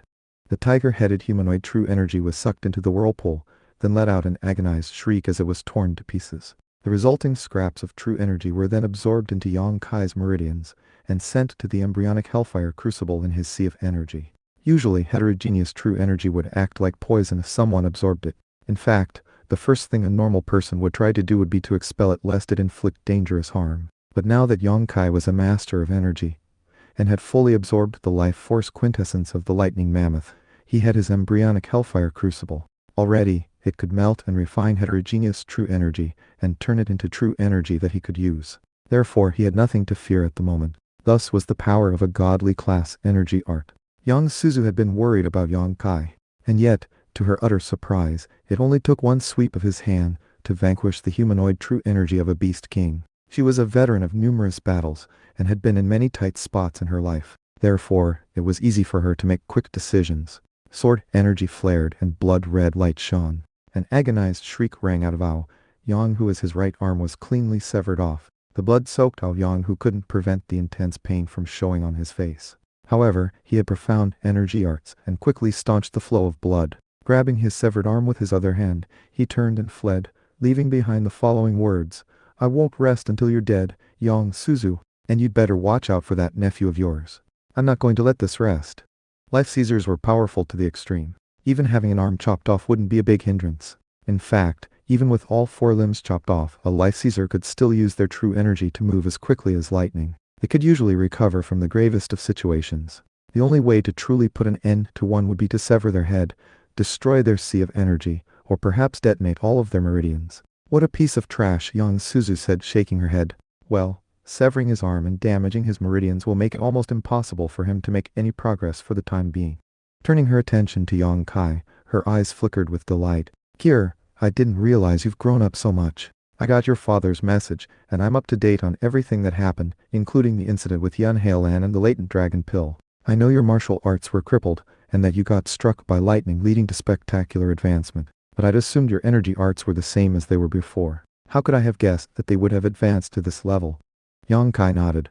"Aunt Suzu." Before he could continue, she waved her hand to cut him off. "This isn't the place to talk. Let's head back to my mansion grotto." A stream of sword light appeared which wrapped around Yang Kai and then sent him flying through the air faster than the speed of sound. A moment later, he was standing in a temple. It was located in the middle of a massive lake, and featured massive walls inset with all sorts of gems and demon cores. Both Yang Kai and Yang Suzu were on the top floor of the temple, giving them a view of countless other lakes and temples stretching out in all directions. Here, these temples in the College of Elite Students are set aside for students as mansion grottos. Yang Suzu pointed out at the scenery beyond. "See the lakes? That's not ordinary water. They're fed by subterranean spirit springs, the waters of which are like the quintessence of the lands around us. Temples are actually constructed with spirit stone bricks that provide spectacular benefits for cultivation. And at the top of each temple is an energy formation of the Tao of monarchs. These palaces are also considered to be mansion grottos. If anyone attempts to invade, I can draw upon the spirit energy in the lake water to activate a death formation that could easily kill 4 or 5 life seizers. No one would dare have the gall to disturb us here. Leading Yang Kai inside the temple, she continued, Kier, why don't you stay here in my temple for a while? Your cultivation will progress 10 times faster here. I'll also be able to assess your cultivation base better and determine exactly when you'll be able to reach the life-seizing level. Considering how easily you dealt with Ao Yanghu's energy arts, I suspect there is a lot more to your cultivation base than meets the eye. Already, Yang Kai could sense the boundless spirit energy of heaven and earth, filled with the power of the Tao of monarchs, pouring into his acupoints. It felt wonderful. However, he shook his head. Aunt Suzu, these temples are designed for use by one person. I don't want my own cultivation to influence yours negatively. Besides, my cultivation has been moving along quickly enough. At the moment, I'd prefer to stay at my current level and temper myself a bit, purify my true energy a bit. Oh, Yang Suzu's eyes glittered. So, your understanding of cultivation has reached this level already? Not bad. Not bad at all. Just what is the level of your cultivation base, Kier? Do you mind giving me a little demonstration? Your father sent word a few days ago about how you reformed the clan, and even subjugated Yangzing, she and Dowager Yan. You must have some spectacular moves to have pulled that off. You know, I've been meaning to take a trip home for a while now, but have been so busy that I couldn't buy the time. You want to see my cultivation base, Aunt Suzu? Yang Kai smiled. The truth was that he was immensely proud of how strong he was, and didn't feel any need to hide things from his aunt. No problem. However, you have to promise to keep it a secret. If word got out, it could shake the entire institute. Shake the entire institute? Yang Suzu exclaimed, visibly taken aback. Then she chuckled. You couldn't possibly shake the entire Demi-Immortal Institute. There are millions upon millions of students here. It's not uncommon for someone to come across some spectacular good fortune, and it's normal to keep some moves secret. But the accomplishments of any single student can't be considered more than a drop of water in the ocean. Are you sure about that? All right, Aunt Suzu. Look closely. Yang Kai threw his head back and shouted at the top of his lungs, causing true energy to erupt behind him. The temple trembled as though it were being shaken by countless hells. It was as if godly beasts and devilish kings were climbing up out of the ground, and even more awe-inspiring, a huge portal opened behind him, like the gates of hell, from which countless devil gods and ghost hands extended. What? Yang Suzu blurted, her expression flickering. Suddenly, sword light burst out from her palm to create a sword net above Yang Kai. Boundless megaplexus sword net. Better heaven and shackle earth. Apparently, she was drawing upon her most consummate discipline. Here, this is my deadliest move. This net of swords creates a megaplexus with 81 layers. If you can break free, it means you're as strong as a life seizer. Letter 1, 6, letter 1, 6, letter 1, 6, letter 4, letter 1, 6, 9, 8, letter 5, 6, letter 1, 6, dot, letter 1, 6, 9, 7, letter 1, 6, letter 1, 6, 9. What's so hard about that? Yang Kai made a ripping motion with his hands. Be broken.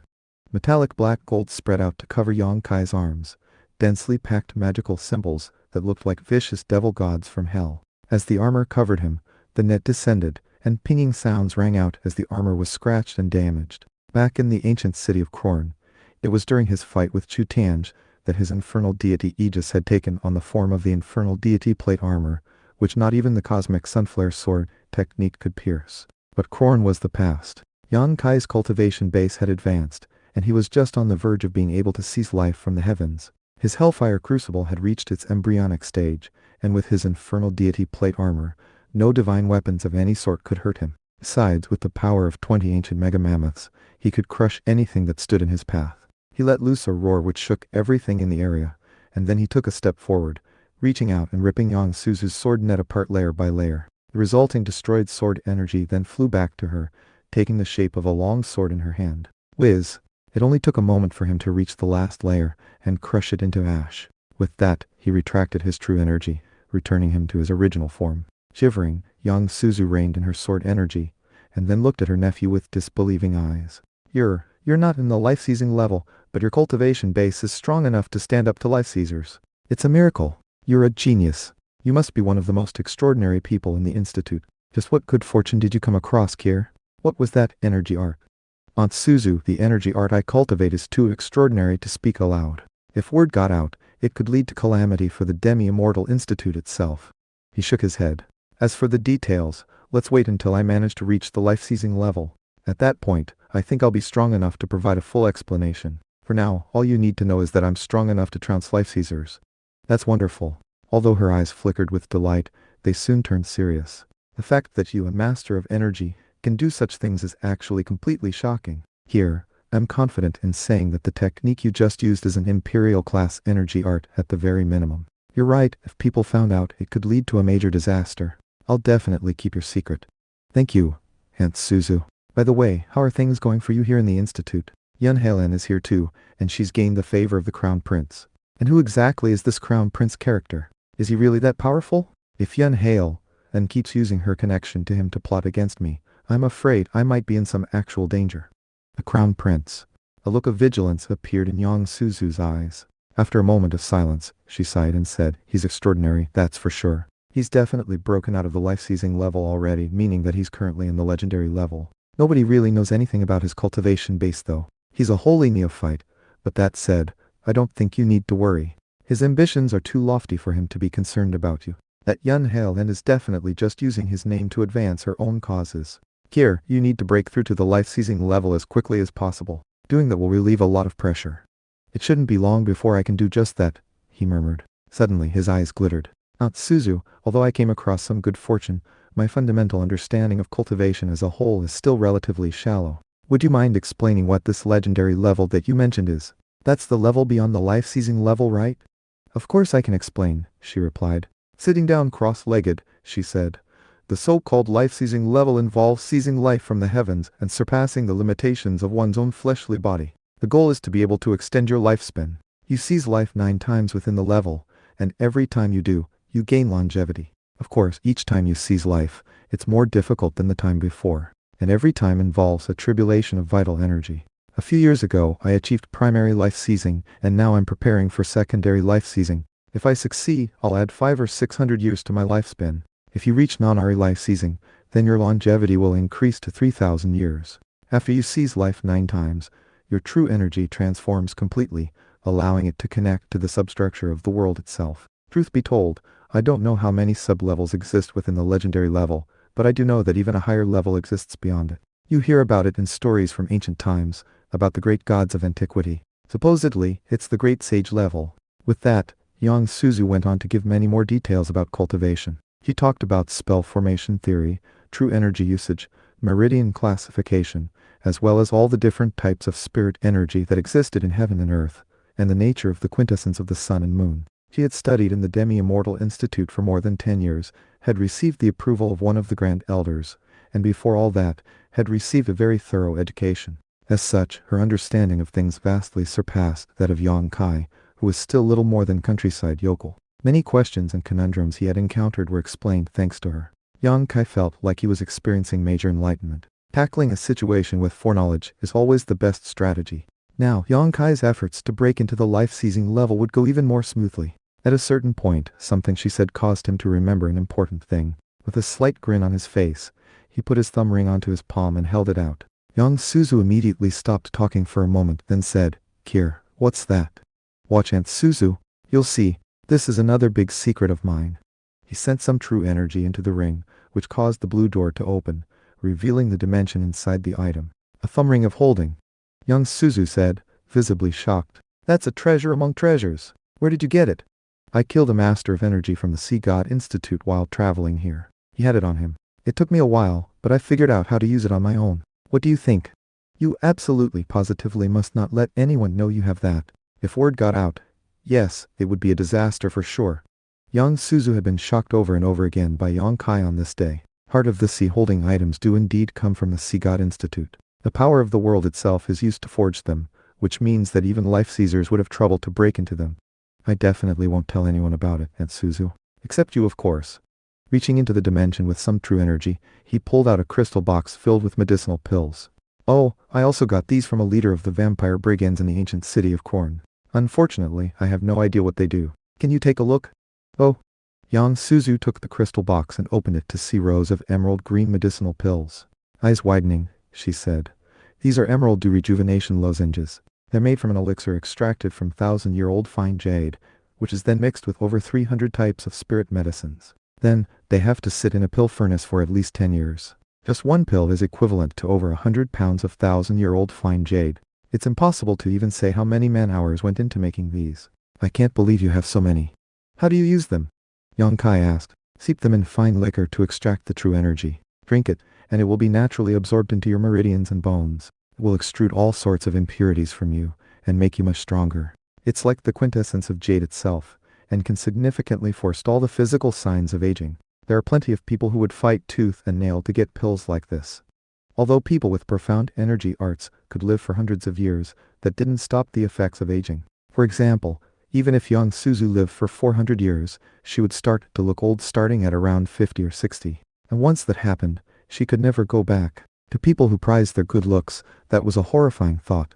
Emerald Dew Rejuvenation lozenges contain the quintessence of thousand-year-old fine jade, which could prevent the signs of aging and ensure that a person always appeared to be 20 or so. If such pills were held up in public, countless female students in the Demi-Immortal Institute would go crazy to get them. They sound amazing. Here, Aunt Suzu, take a box.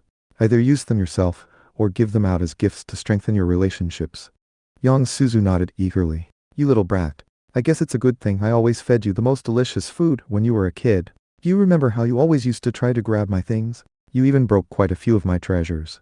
Yang Kai laughed. Well, I guess the time has come to pay you back. Years ago, young Suzu had taken Yang Kai with her everywhere she went, and it was really impossible to count how many of her trinkets he had stolen or broken. Back then, they had gotten into fights on many occasions, and young Suzu had often been forced to teach him a lesson or two. Now, more than 10 years later, such memories caused warmth to rise up in both of their hearts. From what Yang Kai could tell, his Aunt Suzu hadn't really changed that much, and he trusted and loved her just as much as he ever had. Aunt Suzu, I'm just on the verge of breaking through to the life-seizing level. Unfortunately, I'm lacking in life force quintessence. Do you think any of these pills could help out? With that, he pulled out some more medicinal pills and laid them on the ground between them. What a fortune, she said with a slight gasp. If you sold all of those for money, you would be richer than most of the elite students. All right, let me see. Medicinal pills to improve life force quintessence. At a certain point, she picked up a gray medicinal pill and held it out. This is a marrow-quickening, soul-strengthening pill. These pills are pretty amazing. They're made from the fossils of demonlings from the most ancient times. It takes multiple masters of energy years of working together to make even just one such pill. This would suit your needs perfectly. There's also this dragon tiger body rejuvenating ointment. It will also increase your life force quintessence. It's made from the gallbladders of pythons that are at least 100 years old, combined with the crushed bones of fierce tigers. Oh, and here's a bear snake pill and a blood energy body eruption pill. They're all very rare. Yang Suzu pointed out numerous different types of spirit medicines, describing what they did and how to use them, as well as any possible negative side effects. When Yang Kai realized how much she knew about all these things, he really felt ignorant. He had acquired the ultimate collection of spirit medicines, all of them extremely valuable. After memorizing all of the information, he was fairly certain that he would be able to achieve his breakthrough soon. Oh, there's one more treasure I have, he said, pulling out the sage devil painting. As soon as the painting was out in the open, Yang Suzu shot to her feet. That's a sage devil painting, Yang Suzu said, her eyes wide. The painting was the size of a large rug, and contained thousands upon thousands of Master of Energy demon cores, as well as one that was from a life-seizer demonling. Aunt Suzu, my cultivation level is too low to be able to use all of this spell formation. Do you think you can operate it? The Sage Devil painting is an immensely powerful magical item. It tells the story of an ancient great sage who fell from grace and became a devil. Throughout history, there were many experts from the Tao of Devils who sought to create an object like this, but only a cold-blooded murderer could do it. To succeed, one would have to kill countless humans, and then use innumerable innocent souls to craft the design itself. Here, look at the canvas of the painting. That's not demonling hide. It's stitched together from patches of human skin. Human skin, Yang Kai murmured, shivering.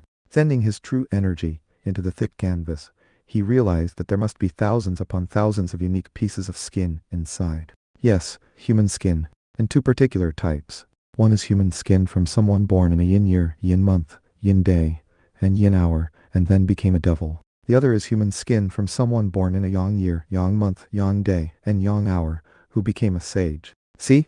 The Master of Energy demon cores all contain the bitter aura of vengeful souls. This is really some high-level devilish sorcery. With that, Yang Suzu sent some true energy into the sage devil painting, whereupon all of the more than 10,000 Master of Energy demon cores suddenly began to shift and glitter, revealing distorted, bizarre human faces within them. Then, the entire painting began to transform right in front of their eyes. Vicious scales rippled out to cover the benevolent sage, who also grew a long tail.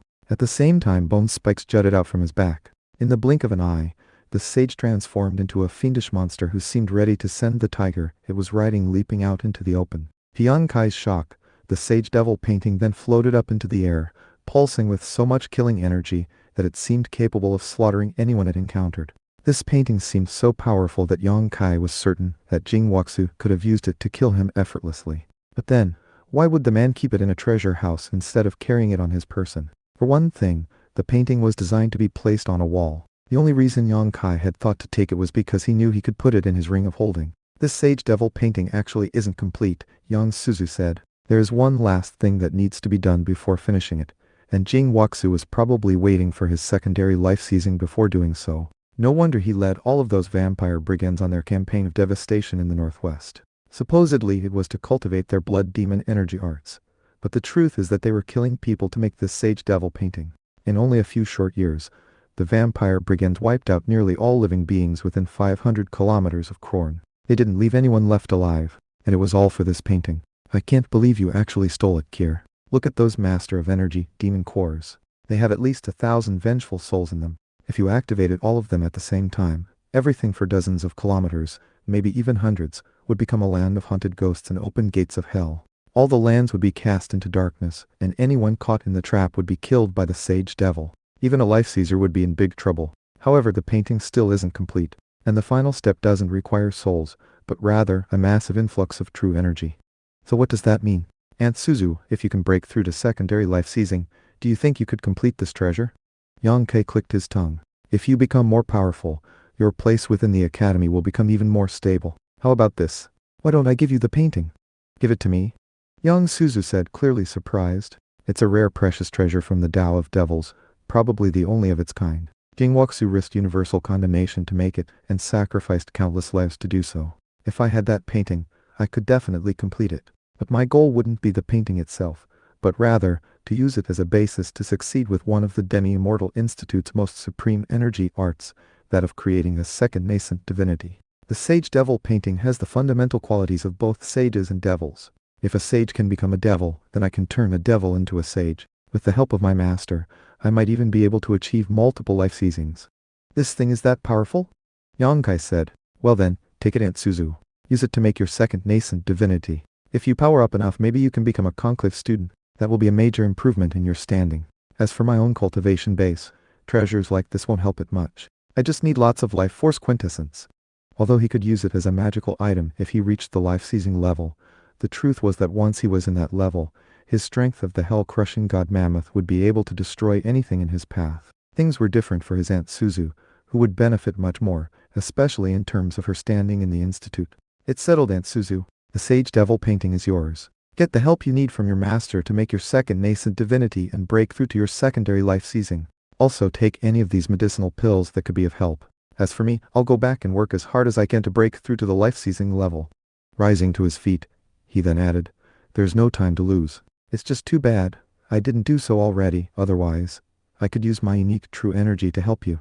Because of what had occurred with Yun Helen, he found it impossible to truly trust women. But his Aunt Suzu was an exception. They had essentially grown up together, and there was unique emotional connection between the two. When it came to familial love, blood was thicker than water. That sounds good to me, Kier. Just wait until I have my second nascent divinity and achieve my next breakthrough. Once I'm a conclave student, no one will ever dare to even think of harming you.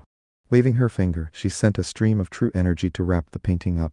With that, they continued to catch up on old times until night fell. At that point, under the cover of darkness, the two of them flew out of the College of Elite Students. Yang Suzu headed to see her master, and Yang Kai went back to the outer campus. In reality, it didn't matter how close two students were. It wasn't permitted for outer or inner campus students to stay long-term in the College of Elite Students. If the matter were reported, it could lead to severe punishments. After all, if all elite students helped their family out in such a way, how could order be maintained? Earlier, Yang Suzu had implied that he should stay in her temple to work on his cultivation. Although she could probably rely on her master's influence to make something like that work, He knew that Yun Hale and would be taking advantage of every possible opportunity to make a move against him. He was a merciless, venomous schemer, of that he was certain. Besides, once she became a life seizer herself, she might go after Yang Suzu. The best thing to do right now was make sure that his aunt grew more powerful as quickly as possible, so that Yun Hale and didn't turn out to be a problem. The Sage Devil painting was a magical item that essentially shouldn't even exist. It required killing nearly 100 million people to produce, as well as thousands upon thousands of Master of Energy Demonlings, plus a life seizer. However, it was possible that because of the unique qualities of the treasure, Yang Suzu could transform proverbial devils into sages, and thus gain access to incredible power. Yang Kei took advantage of the darkness of night to slip back into his residence. Now, he realized how inferior his formation of spirit convergence was to an energy formation of the Tao of Monarchs. Of course, it was still better than practicing cultivation on some random mountain in the middle of nowhere. Taking some medicinal pills out of his thumb ring of holding, he identified which ones were ideal for life force quintessence, and began to consume them one by one. As the pills dissolved, they would be refined by his true energy, and would become medicinal energy that would flow into the embryonic hellfire crucible. One by one, the power of those medicinal pills flowed into the lava-like true energy in the crucible, where they became life force quintessence, which would then continue on into his meridians. Slowly but surely, the 21st particle within him was beginning to wake up. These were all rare medicinal pills, each one of which could provide the benefits of dozens of years of hard cultivation to ordinary individuals. However, because Yang Kei cultivated a godly class energy art, his body surpassed those of ordinary individuals by hundreds or thousands of times. To him, such pills provided the benefits of 10 days of cultivation, or at best, 2 weeks. Thankfully, he had plundered a huge stockpile of them from the treasure stores in Korn. As such, the medicinal strength flowing through him was significant. As the life force quintessence flowed through him, the 21st particle began to twitch and wriggle, almost as if an ancient mega mammoth were struggling to breathe. It was obviously just on the verge of waking up. The true energy surging through him caused rippling, golden halos, to spring up around him. They surged out, then shrank back down, gradually transforming into the shape of a door behind him. The inside of the door was the color of black gold. Black represented the devil gods of hell, and gold represented respect and nobility. Together, they made black gold, the color that represented the supreme leaders of hell. When the strength of the hell-crushing god mammoth was cultivated to the ultimate degree, it could summon a gate to the netherworld. Supposedly, that made it possible to communicate directly with hell itself, and to draw upon the immense power of ancient devil gods. It was even theoretically possible to summon the heroic souls of such beings, and use them to crush any and all resistance. Of course, Yang Kai was very far away from that level. Right now, he needed to become a life seizer, and eventually, reach the legendary level, the same as the Crown Prince. After consuming massive amounts of medicinal pills, Yang Kai finally reached the point where life force quintessence was coursing through him, pouring into that 21st particle, which began to wriggle and twitch. By now, he had a very deep understanding of the strength of the hell-crushing god mammoth. The further along one proceeded in cultivating it, the harder it became. Every step was like breaking through a massive obstacle. In fact, without all of the spirit medicines he had access to, he couldn't make this progress in even 100 years of cultivation. However, he still wasn't willing to abandon an energy art that was meant for gods and spirits. How could he? He was developing power that could look down condescendingly on all heaven and earth. Despite being immortal, he was already developing the heart of a god. One reason powerful experts could be called powerful was because of their heart. However expansive their hearts were, that was how expansive their prospects could be. Now, by sending the spirit energy of numerous medicinal pills into the hellfire crucible, he was preparing to make his breakthrough into the life-seizing level. Seize life from the heavens. God mammoths are invincible. They can pluck stars and snatch moons. Their energy can consume even blazing suns. True energy gathered around him and then shot upward, only to be grabbed by the energy formation and sent back into him. Prick, crack. True energy settled down around him, no longer in the visage of a suit of armor, but rather as scales, all of them a deep golden color and rippling as if they were flowing magma. There were also countless sparks of electricity flowing around him constantly. Having been struck with a fatal bolt of lightning, his meridians and true energy contained its power within them. Scales of true energy settled around him, covering him. In the blink of an eye, it wasn't even possible to see Yang Kai. The only thing in the room was a towering mega mammoth. This mega mammoth looked nothing like an elephant. It was massive, with a trunk so powerful it seemed capable of sucking all the air out of the room in the shortest moment. As for Yang Kai, he sat cross-legged inside of the true energy mega mammoth, which was so big it took up almost the entire room. Seize life from heaven? Seize life from heaven. Focus on becoming stronger. communicate with the spirit energy of heaven and earth, and the quintessence of the sun and moon. Seize life, transform the self. It was a process not just of reaching the highest level of enlightenment, but of pushing beyond that.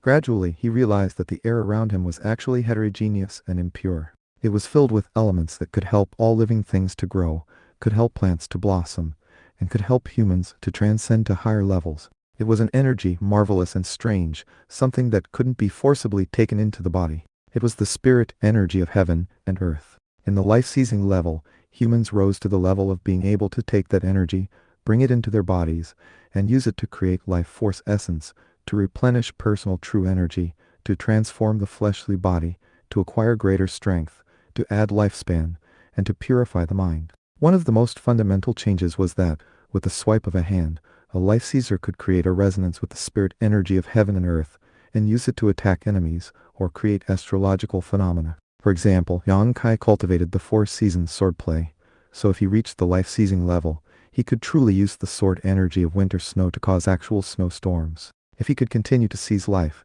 and reach quinary life-seizing, or even better, septenary or octenary, then he could do terrifying things within a range of 50 kilometers to 500. Wind, rain, snow, lightning, all such things were in the realm of possibility. Azure dragon, white tiger, vermilion bird, black tortoise. Yang Kai's true energy mega mammoth trumpeted loudly, and as it did, more manifestations of divine animals appeared, all of them bowing in subservience. God mammoths were gods to the legions of gods, and were created to be leaders of all creation. In the endless sea of worlds, planes, and hells, they were the only divine beasts capable of forcing anything and everything to submit. Yang Kai's eyes snapped open, and he threw his head back and howled. True energy streamed out of his pores, as his hellfire crucible transformed the medicinal energy within him into life force quintessence. Inhale. Exhale. As he performed his breathing exercises, true energy saturated the room, eventually bursting up to connect to the clouds, which churned and seethed until they were a vortex. As of this moment, Yang Kai was like a butterfly in a cocoon, just waiting to emerge into the world. But then, all of a sudden, the medicinal energy in his hellfire crucible faded away. He was out of medicinal pills. He needed even more life force quintessence than he had already generated. Without enough spirit medicines, the 21st particle could do nothing but sink down into silence. Sighing, he reined in his true energy. The mega mammoth vanished, and the golden color which made him look like some sort of god from heaven slowly sank back down inside him. Although it wasn't visible to the naked eye now, Yang Kai could tell that the color of the multi-layered membrane beneath his skin had changed. And now, it had complex designs on it that seemed to be a spell formation. Once he did step into the life-seizing level, he would be a living spell formation of sorts, one with all creation, and virtually invincible. I failed to break into the life-seizing level, but at least I benefited in some ways. And I did progress a bit.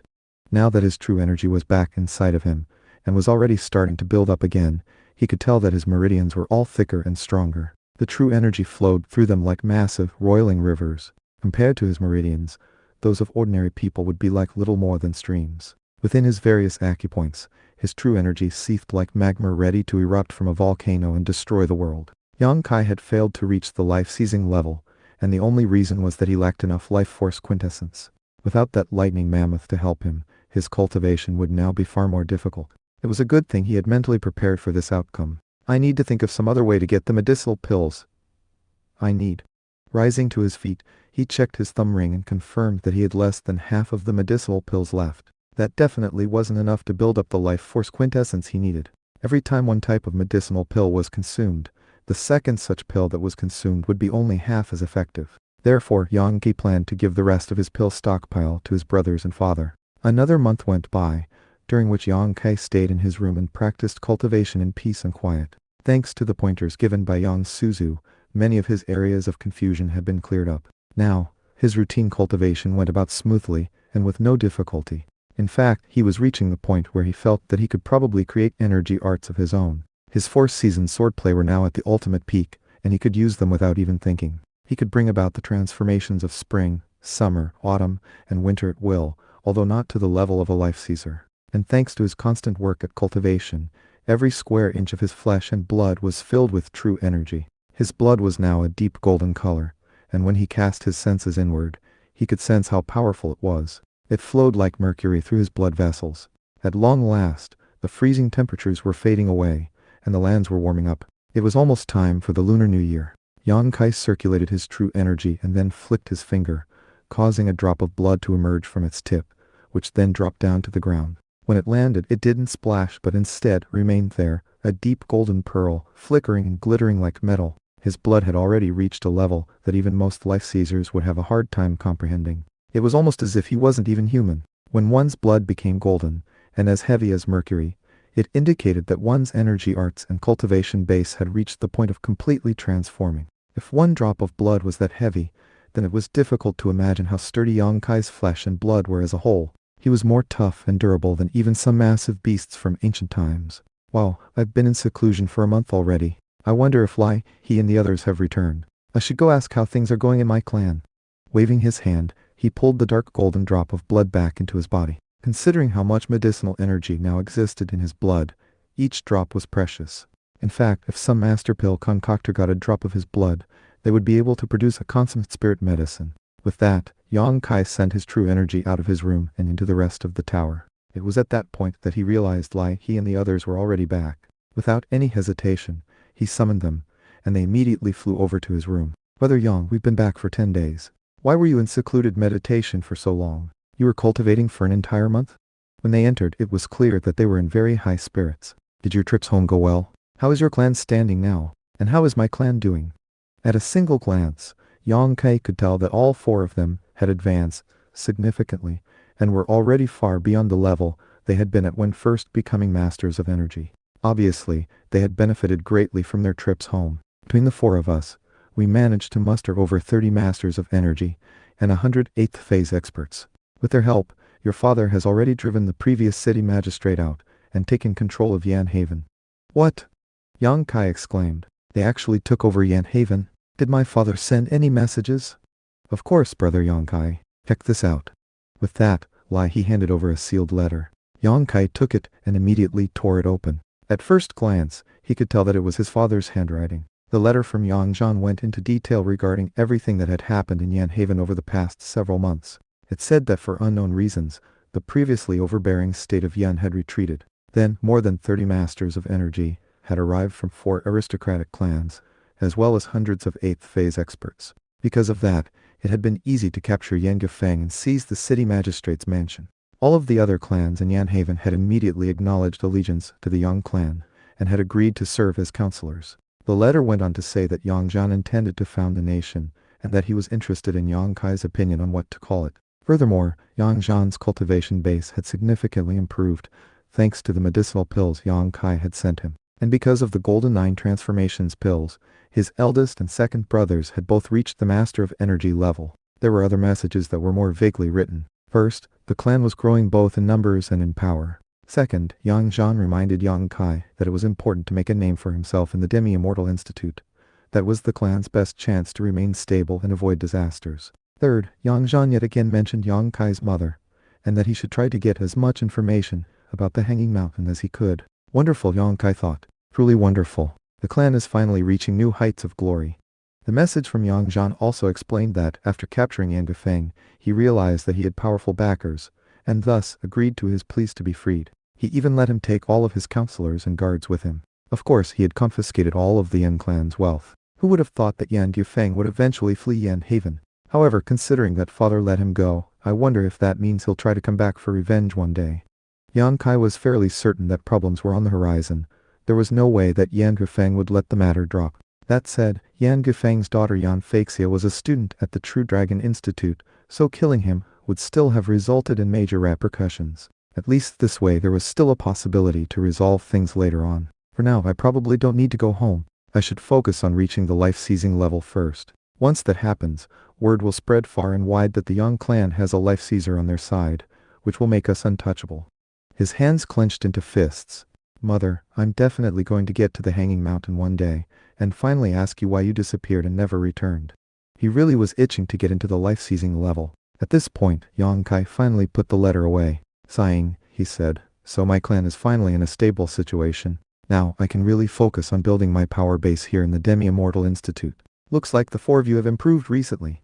Of course, he replied excitedly. Our positions in our clans improved dramatically, and we have access to greater resources than before. In fact, One of the Life Caesar chief elders from my clan personally blessed me and expanded my sea of energy. My clan wants me to continue progressing and eventually reach the life-seizing level myself. If I can become an elite student in the Demi-Immortal Institute, my clan will have a huge advantage in the Sage Ancestor Dynasty.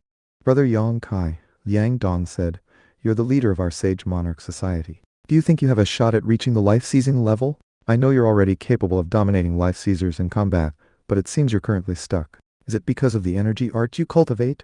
If you know what you need to achieve another breakthrough, just say the word, and we brothers will figure out a way to help you." "Yeah, that's right," Hue Yinhu added. "We have access to a lot of clan resources now. Perhaps whatever item you lack is something that we can help you get." After all, if Yang Kai could reach the life-seizing level, it would be a big benefit to all of them.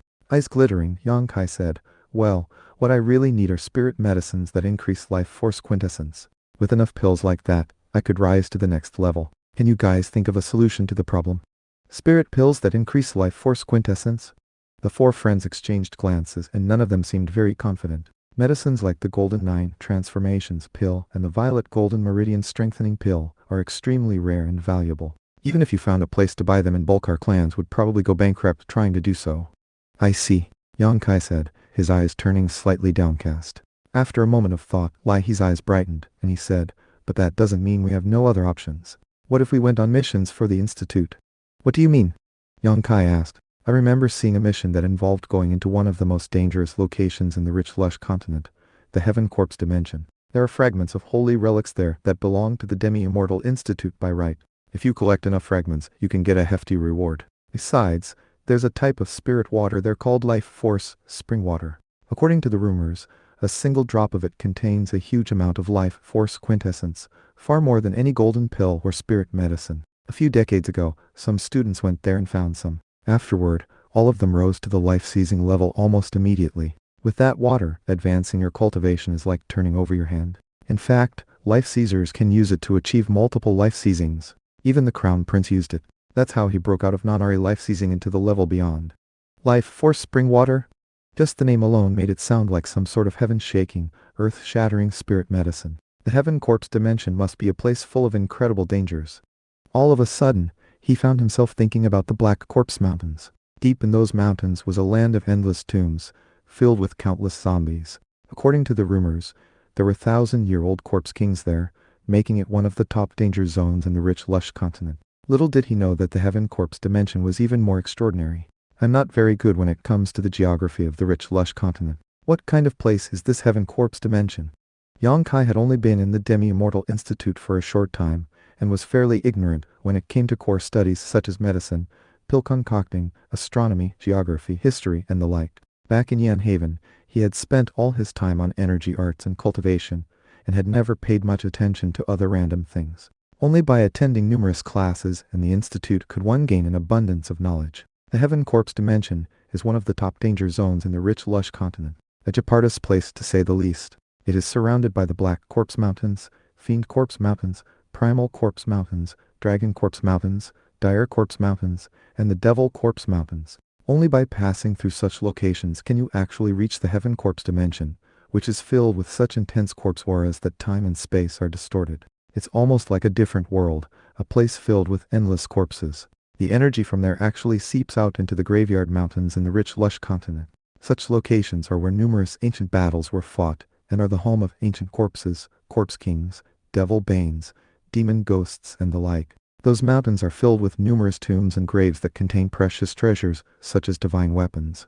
It's relatively common for students to travel there to look for treasure. Lai He and the others were obviously very well versed in this field of knowledge. "So that's how it is," Yang Kai said, nodding. "Yan Haven is near the Black Corpse Mountains, but I had no idea. They're actually an entrance to the Heaven Corpse Dimension." "The Fiend Corpse Mountains are to the east of the Institute," Hue Yinhu said. "They also lead to the Heaven Corpse Dimension. Low-level students often go there to hunt demon ghosts and zombies. I also heard that every 60-year cycle or so, a Devil King will rise up and lead a horde of zombies into human lands to try to make more zombies. For that reason, the Institute is always on guard for that possibility. Of course, freshman students aren't allowed in. Now that we're outer campus students, we can go in to hunt zombies and turn in their zombie cores for merit points." "Alright, let's do it." Yang Kai was intrigued by this life force spring water, and very much wanted to see it for himself. He also wanted to know what kind of place the Heaven Corpse Dimension was. This was his first time hearing that there were other dimensions connected to the rich, lush continent. But then again, when his father told him that his mother came from the Hanging Mountain, and he had asked where it was, his father had said it was a different world. Perhaps the Hanging Mountain was another such dimension. He couldn't even imagine what kind of power was required to create passageways to such places. If I can find that life force, spring water, then it would probably help my father and brothers reach the life-seizing level too. With that, the 5 friends discussed their plans in more detail. After making all the preparations, they left the institute and headed east. Spring was unfolding, and the lands were warming up. In many places, the snow had already melted, and the rays of the sun were calling the blooming plants up from the soil. Yang Kai and his friends flew along at top speed until it was dark. Around that time, they saw mountains looming ahead, stretching from east to south, and radiating profoundly baleful energy. Art of radiance and light, Hua Yinhu said, waving his finger. In response, a ball of energy shot out that radiated intense light and drove away the mists that had begun to build around them. Already, Yang Kai could sense that the massive mountains up ahead were filled with rot and numerous corpse auras. There was also something toxic there that pricked at the nose. Forced toxins like that couldn't affect him anyway. Here we are, Hua Yinhu said. The Fiend Corpse Mountains. Let's go. However, even as his words rang out, a whistling sound reached their ears, as though someone were flying at top speed through the air. Whoosh! A powerful aura settled down onto them. Life Caesar, Yang Kai said. Now visible was a group of a few dozen students from the Demi-Immortal Institute. Apparently, they were also planning to travel through the Fiend Corpse Mountains to the Heaven Corpse dimension. They had 4 Life Caesars with them, and 3 of them wore the green robes and white headbands of the Gentleman's Society. As for the other, it was none other than Chu Tange. In the face of 4 Life Caesars and numerous other masters of energy, Yang Kai and his friends subconsciously backed up. Unfortunately, Chu Tange had extremely sharp eyes and immediately noticed Yang Kai. So, it's you, he said. Yang Kai had made a strong impression on him when he defeated Song Haitian. Later, he had promised Yun Haolan that, if she agreed to owe him a favor, he would kill him for her. Of course, she had other plans and had refused his offer. Interest piqued, Chu Tange landed on the ground and looked over at Yang Kai. Of course, he had no idea that Yang Kai was the same person who had interfered with his duel with Jing Wuxu. If he did know, he would likely vomit blood. That day had been snow-packed, and Yang Kai had used his 4th-season swordplay to cloak himself with a snowstorm. Plus he had his infernal deity plate armor. No one could possibly have pierced that disguise. Besides, he had pulsed with the baleful energy of a devil god from hell. Because of all that, Chu Tange didn't even suspect that his mysterious opponent was a student from the Demi-Immortal Institute. One of the elite students looked at Yang Kai and his group and said, "What's going on, Chu Tange? You know this guy? He's just an outer campus student. Come on, let's go. We need to find that ripple in space in the Fiend Corpse Mountains that leads to the Heaven Corpse dimension. The zombie horde will be rising up soon, which is nothing to take lightly." Eyeing Yang Kai's friends, Chu Tange said, "These 4 are nothing more than bugs." Smiling enigmatically, he looked at Yang Kai and continued, "But don't underestimate this one. Back when he was in the 8th phase, he defeated a master of energy. Furthermore, Yun Hal and hates him to death. She's very influential in the College of Elite Students, and is being mentored by the Crown Prince. It won't be long before she's a Life Caesar as well." According to the rumors, the Crown Prince gave her 3 drops of life force, spring water. "Salutations, Elder Brother Tange, ladies and gentlemen," Hua Yinhu said. "We dare not interfere with whatever important tasks you have at hand." With that, he and the group turned to leave. "Hold it right there," Chu Tange said, his voice grim. Heart pounding, Yang Kai stopped in place. He was very familiar with Chu Tange, and didn't have a good impression of him at all. And now, it seemed like he might be trying to pick a fight. Before Yang Kai could do anything more than think briefly about the situation, Chu Tange said, "Yang Kai, you defeated the 9th phase Song Haitian when you were only in the 8th phase. Now, you're a master of energy, so presumably, you're even more powerful than before. I heard it had something to do with an air mastery plant, is that correct? Instead of leaving everything up to rumor, why don't you just show us if you really have some potential? If you do, well, you never know. These 3 here are experts from the Gentleman's Society. They might be interested in recruiting you." "Oh," the leader of the Gentleman's Society student said, his eyes flashing with interest. "So, you used an air mastery plant, and you defeated a 9th phase expert when you were only in the 8th phase?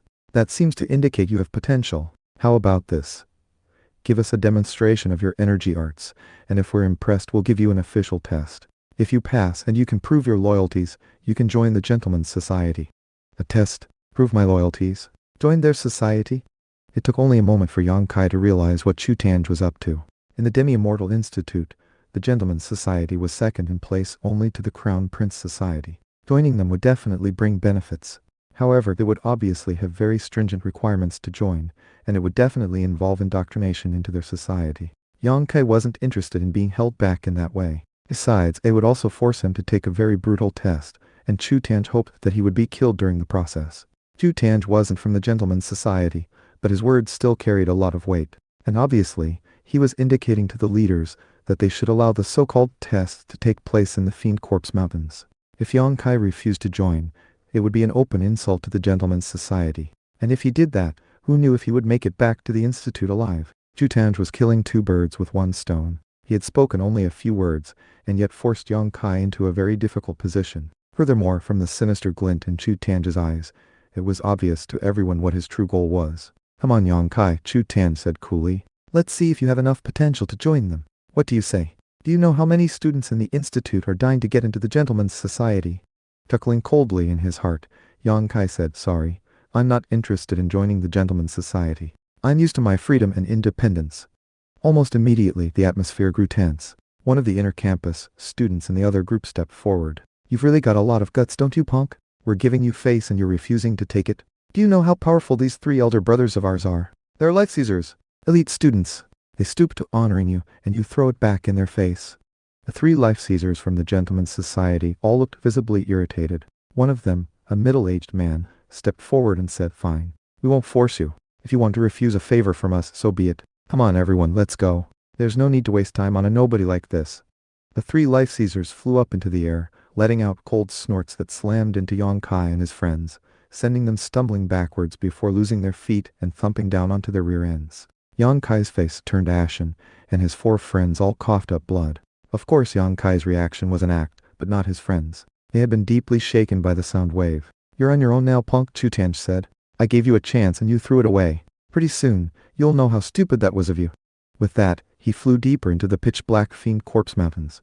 After a long moment passed, Yang Kai crawled to his feet, his eyes flashing with killing intent. Waving his finger, he sent 4 streams of soothing true energy into his 4 friends, healing them. He shook his head, his expression the picture of bitterness. Yang Kai, that Chu Tange is a real son of a bitch. Thanks to him running his mouth, we've offended the Gentleman's Society. That's going to make things difficult going forward.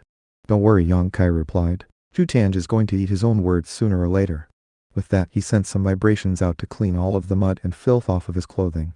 This close to the Fiend Corpse Mountains, the ground was rife with toxins and pollution, and smelled like rotting fish. In fact, the sludge almost seemed like decaying flesh, and provoked the urge to vomit. There were even occasional bones sticking out of the mud, the remains of people who died there at some indeterminable time in the past. It was only recently that Yang Kai had learned about the occasional zombie hordes that would sweep out of the mountains and invade the world of the living, hoping to feast on their flesh, produce more zombies, and strengthen the corpse energy in the mountains. Based on his experiences in the Black Corpse Mountains, he knew that many mountain peaks were, in fact, the tombs of illustrious individuals from the past, places filled with treasures of all sorts.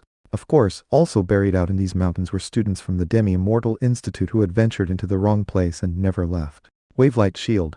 After regaining their composure, the group of 5 activated their defensive shields, which manifested as semi-transparent, egg-like barriers around them. It was a common art from the Institute which used true energy to defend against all sorts of vile entities. As they proceeded along, the toxic energy, corpse energy and baleful energy all grew stronger. It was almost a surprise that trees could grow in this place.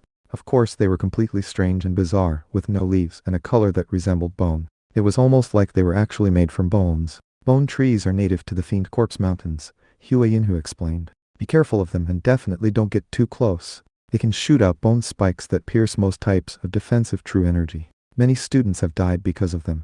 Even as the words left his mouth, one of the nearby trees suddenly shot out dozens of spear-like bone spikes that swirled through the air at top speed. At the same time, skeletal hands suddenly reached up from within the sludge, grabbing Yang Kai's ankles and trying to drag him down into the mud. Damn! Yang Kai unleashed his energy arts, shattering the bone spikes. Then he stomped his foot down, destroying the skeletal hands. Floating up into the air, he unleashed a palm strike that smashed into the bone tree and wrenched it out of the ground. From the resulting hole in the ground belched black smoke. Apparently, it was a passage leading to parts unknown. Why don't you all head over to that mountain? Yang Kai suggested, pointing off into the distance. From there, you can get a better idea of what's going on. I'm pretty sure there was some mysterious power controlling that bone tree, and that it was coming from underground. Perhaps it's a corpse king? I'm going to head down and check it out, see if there's any treasure. Alright, Brother Yang. We understand. After a quick discussion to all get on the same page, Yang Kai flew into the dark tunnel. Meanwhile, his friends headed off toward the mountain he had indicated. Whiz! The moment Yang Kai entered the tunnel, he could sense a sinister wind that immediately raised his hackles.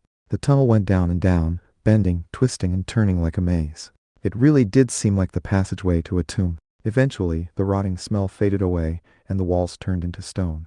Apparently, these were the catacombs of some ancient and forgotten empire, which had since been buried by the sands of time. Crack! As Yang Kai sped through the catacombs, he accidentally stepped on a bone. Although his surroundings were pitch black, with his energy arts, he could see as clearly as if it were day. As he went along, the tunnels grew wider and taller, and before long, he began running into skeletons walking around here and there. It was hard to say what these skeletons had been in life. However, the bones that made them up were as tough as iron, and they still possessed the energy arts they had in life. Because of the baleful energy in the catacombs, these spirits of the dead were now skeleton warriors. One thing was certain, they were the result of human sacrifices. Complex black carvings covered their bones, apparently the product of an energy art designed to automatically absorb baleful energy. Only life seizers who followed the Tao of devils could possibly create spell formations like that. That seemed to indicate without question that a life seizer was lurking somewhere in this sprawling catacomb complex. Perhaps it was even one of the rumored 1,000-year-old corpse kings. Yang Kai knew that the fiend corpse mountains were massive, and that the catacombs beneath them were a sprawling maze. Even powerful life seizers who entered them would have their true energy slowly corroded by the baleful energy. Under those circumstances, if they actually met that 1,000-year-old corpse king, they would be killed beyond the shadow of a doubt. But Yang Kai was different. Because he relied on true energy that surpassed the life-seizing level, he could venture into the depths of the catacombs with ease. Furthermore, his Hellfire Crucible could actually refine baleful energy and corpse energy and change it into something useful. As he passed along, all of the baleful energy and corpse energy within several dozen paces of him would begin to bubble and boil, causing a smell like that of sulfur to fill the air. At the same time, the stone walls began to sag as if they might turn into lava at any moment. With each intersection that Yang Kai passed through, he saw more and more skeletons. Soon, he saw some that had bits of skin or hair still attached to them. A few even had ghostly flames flickering in the black pits that were their eyes. Unexpectedly, those were corpses who were using true energy to become demon devils. One skeleton appeared, splattered with blood. As soon as it saw Yang Kai, it clenched its hands into fists, which then burst into intense, toxic flames, the manifestation of some sort of toxic flame energy art. Even more surprising, this corpse's cultivation base was in the 8th phase. However, this toxic flame energy art was useless against Yang Kai, and didn't affect him at all. A moment later, the blood-drenched skeleton's head exploded into bits, and a demon core flew out of the thing. With a stomp of his foot, Yang Kai then crushed the rest of the skeleton into dust. By this point, he had already passed through over 100 intersections, and was deep underground. As the army of skeletons grew more numerous, he saw scattered zombies, as well as ancient corpses. All of a sudden, a powerful aura locked down onto him. Then blade light flashed, and a zombie lurched out at him from a connecting corridor. This zombie wore a full suit of armor that was so ancient it was impossible to tell what type it was. However, it was clearly the armor of a general. Furthermore, the zombie wielded a massive, triple-spiked greatsaber, fully as long as a person was tall. The zombie was strapping and well-built, with pulsing true energy, and remnants of some consummate energy art. Howling, it slashed its saber out, backed by the power of the 9th phase. Fiend Corpse Mountains were essentially a huge burial complex where some grandmaster of the Tao of Devils had bestowed intelligence to the ancient corpses. In life, they had been masters of energy, but after dying, they were transformed into corpse demons with one-track minds.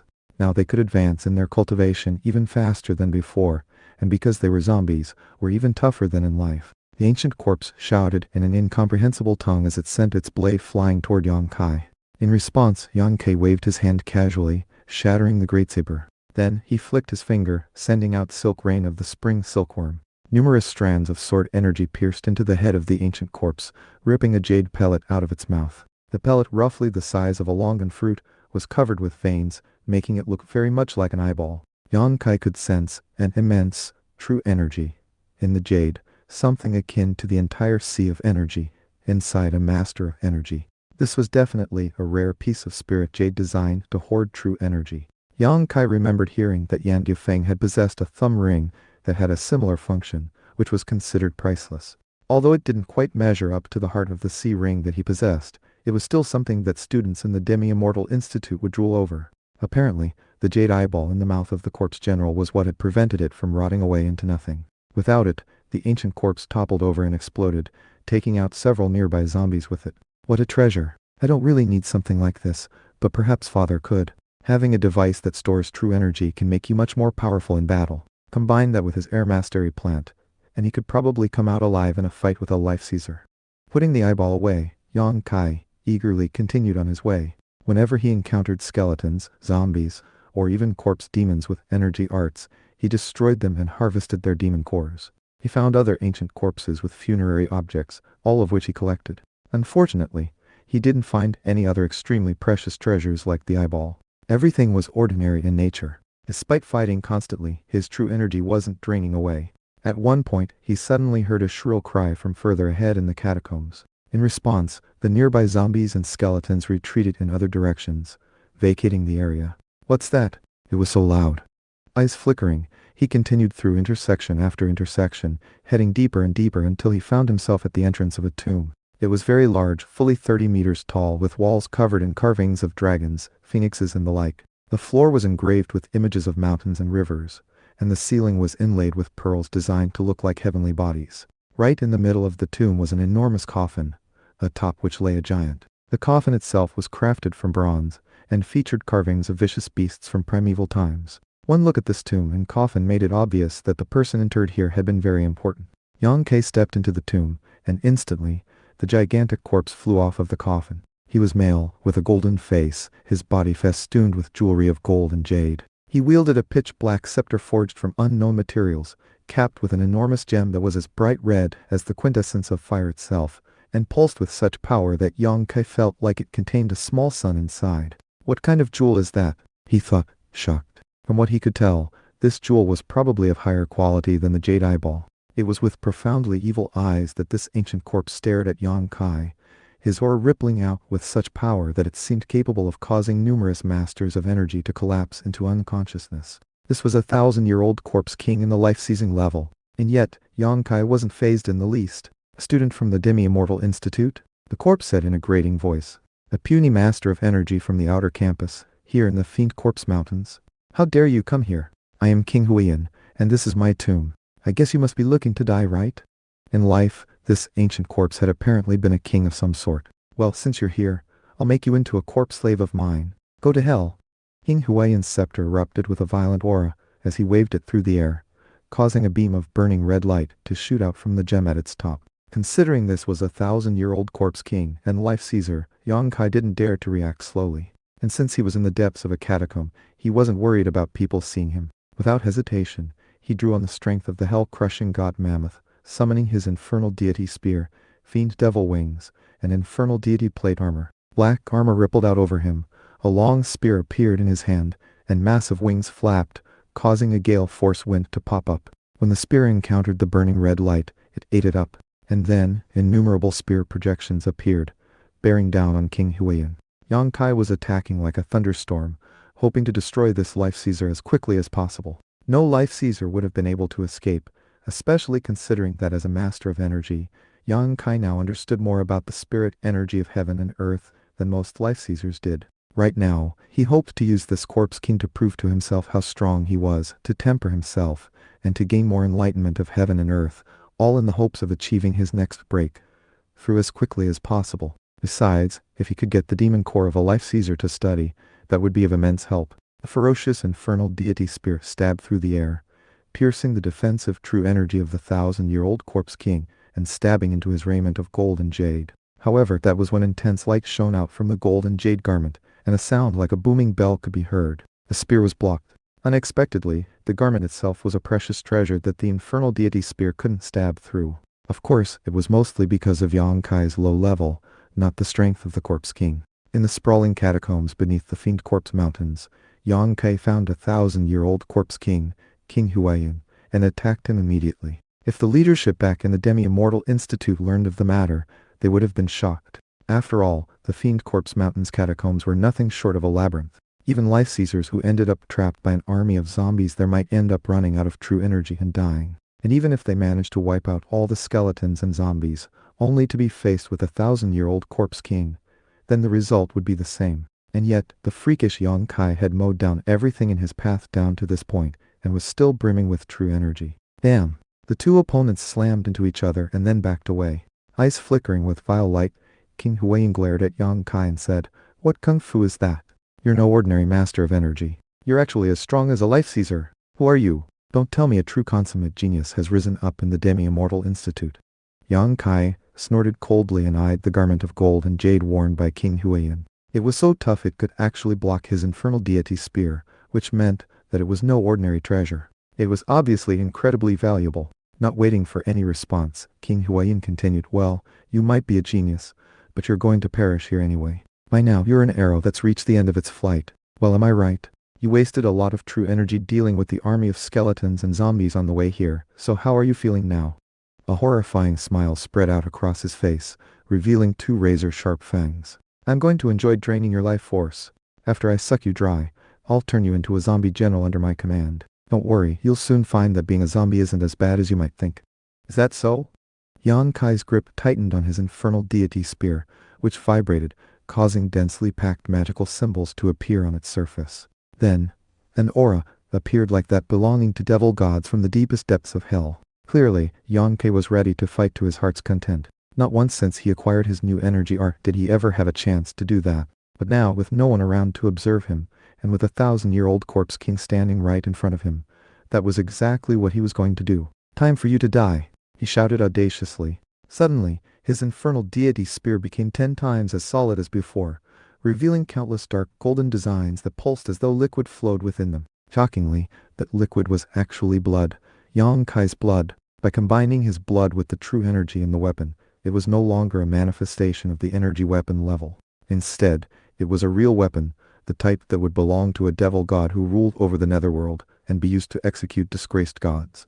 As his spear pierced through the air, pulsing with the mysterious and boundless power of ghost gods, it almost seemed as if it existed, not in this world, but in some other world or dimension. The wails of ancient ghost gods filled the air as, in the blink of an eye, the spear stabbed toward King Huiyin's throat. King Huiyin had a layer of defensive corpse energy, but in the face of this spear, it crumbled as surely as tofu or paper. "Return of the ghost god," King Huiyin blurted. His scepter then appeared as if by magic right in front of his throat, the enormous gemstone atop it flaring with light as bright as the sun's. Damn. When the two divine weapons slammed into each other, Yang Kai didn't even react. In contrast, King Huiyin staggered backward, completely unable to rebuff the power of 20 ancient mega mammoths. As of this moment, he didn't hesitate to call upon the grand spell formation that filled the entire tomb. "Let the earth bring forth mountains and rivers. Let the vault above provide the heavenly bodies. Mountain River Heavenly Body Grand Formation, activate."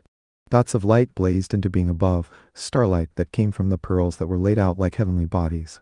Below, the images of the mountains and rivers came to life, causing dirt and water to rise up. All of it turned into a deadly power which shot toward Yang Kai. King Huiyin had set up this spell formation countless years in the past, and now that it was activated, all of its power was bearing down on Yang Kai, force that even life seizers from the Demi-Immortal Institute wouldn't dare to tangle with. In fact, even people who were stronger than King Huiyin, but who got caught by this formation, would surely be killed, and yet that only caused Yang Kai's battle spirit to burn brighter. His blood surged with the spirit of god mammoths, the overlords of the ancient devil gods.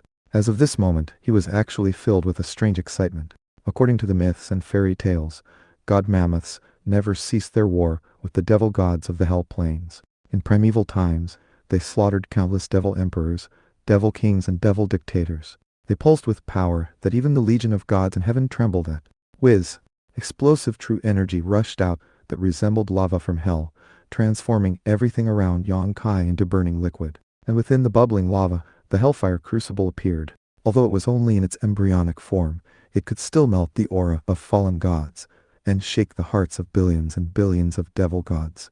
As of this moment, Yang Kai was like the true sovereign lord of hell. The grand spell formation immediately began to fall apart, causing the ground to crack, and the pearls overhead to begin to explode. Yang Kai was like a god mammoth with a trunk so powerful it could pluck stars and snatch moons, even absorb suns. As the god mammoth took shape, it crushed everything around it in the tomb. Bam, bam, bam, bam, bam. The walls exploded, and all remnants of the spell formation were obliterated, and the pearls were transformed into dust. What devil art is that? That's not a royal class devil art.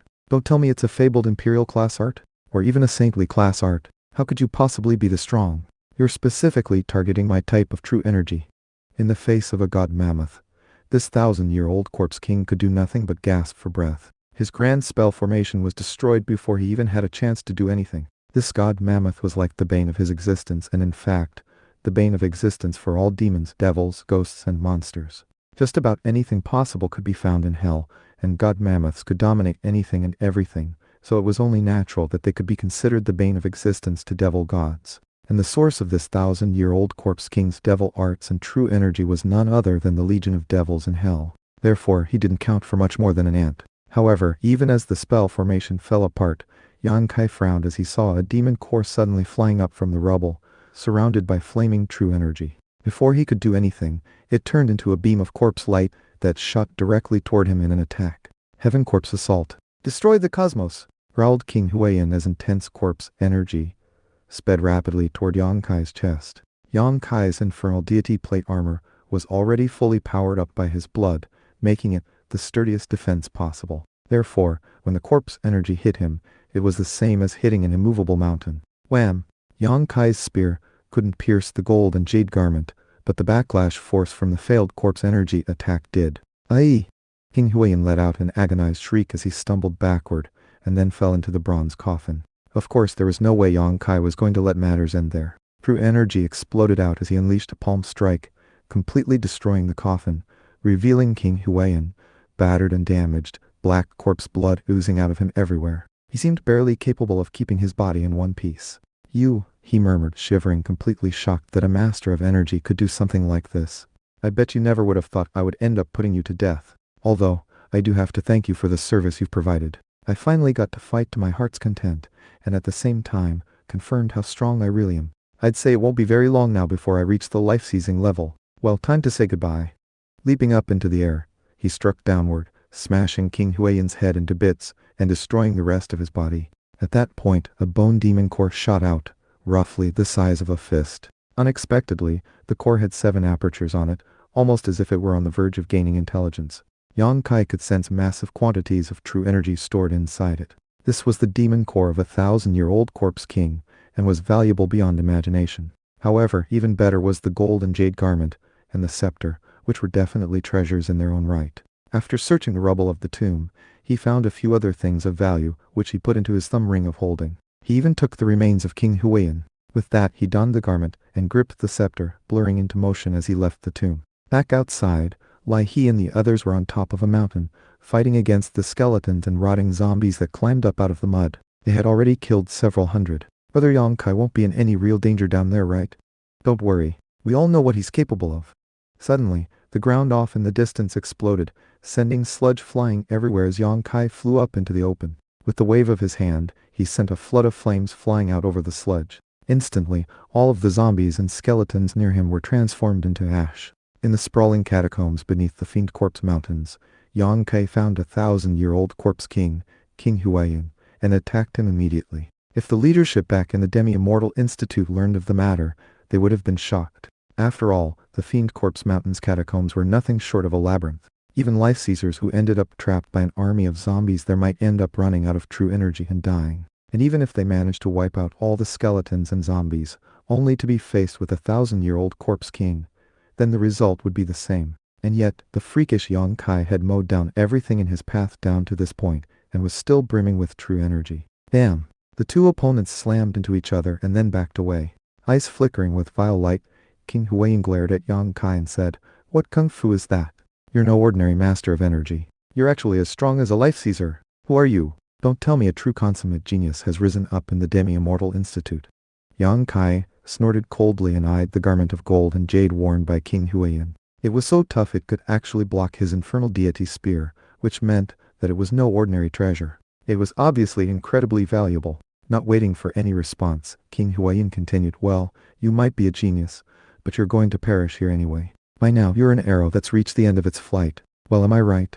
You wasted a lot of true energy dealing with the army of skeletons and zombies on the way here, so how are you feeling now? A horrifying smile spread out across his face, revealing two razor-sharp fangs. I'm going to enjoy draining your life force. After I suck you dry, I'll turn you into a zombie general under my command. Don't worry, you'll soon find that being a zombie isn't as bad as you might think. Is that so? Yang Kai's grip tightened on his infernal deity spear, which vibrated, causing densely packed magical symbols to appear on its surface. Then, an aura appeared like that belonging to devil gods from the deepest depths of hell. Clearly, Yang Kai was ready to fight to his heart's content. Not once since he acquired his new energy art did he ever have a chance to do that. But now, with no one around to observe him, and with a 1,000-year-old corpse king standing right in front of him, that was exactly what he was going to do. Time for you to die, he shouted audaciously. Suddenly, his infernal deity spear became 10 times as solid as before, revealing countless dark golden designs that pulsed as though liquid flowed within them. Shockingly, that liquid was actually blood, Yang Kai's blood. By combining his blood with the true energy in the weapon, it was no longer a manifestation of the energy weapon level. Instead, it was a real weapon, the type that would belong to a devil god who ruled over the netherworld and be used to execute disgraced gods. As his spear pierced through the air, pulsing with the mysterious and boundless power of ghost gods, it almost seemed as if it existed, not in this world, but in some other world or dimension. The wails of ancient ghost gods filled the air as, in the blink of an eye, the spear stabbed toward King Huayan's throat. King Huayan had a layer of defensive corpse energy, but in the face of this spear, it crumbled as surely as tofu or paper. Return of the ghost god. King Huayan blurted. His scepter then appeared as if by magic right in front of his throat, the enormous gemstone atop it flaring with light as bright as the sun's. Damn. When the two divine weapons slammed into each other, Yang Kai didn't even react. In contrast, King Huayan staggered backward, completely unable to rebuff the power of 20 ancient mega mammoths. As of this moment, he didn't hesitate to call upon the grand spell formation that filled the entire tomb. Let the earth bring forth mountains and rivers. Let the vault above provide the heavenly bodies. Mountain River Heavenly Body Grand Formation, activate.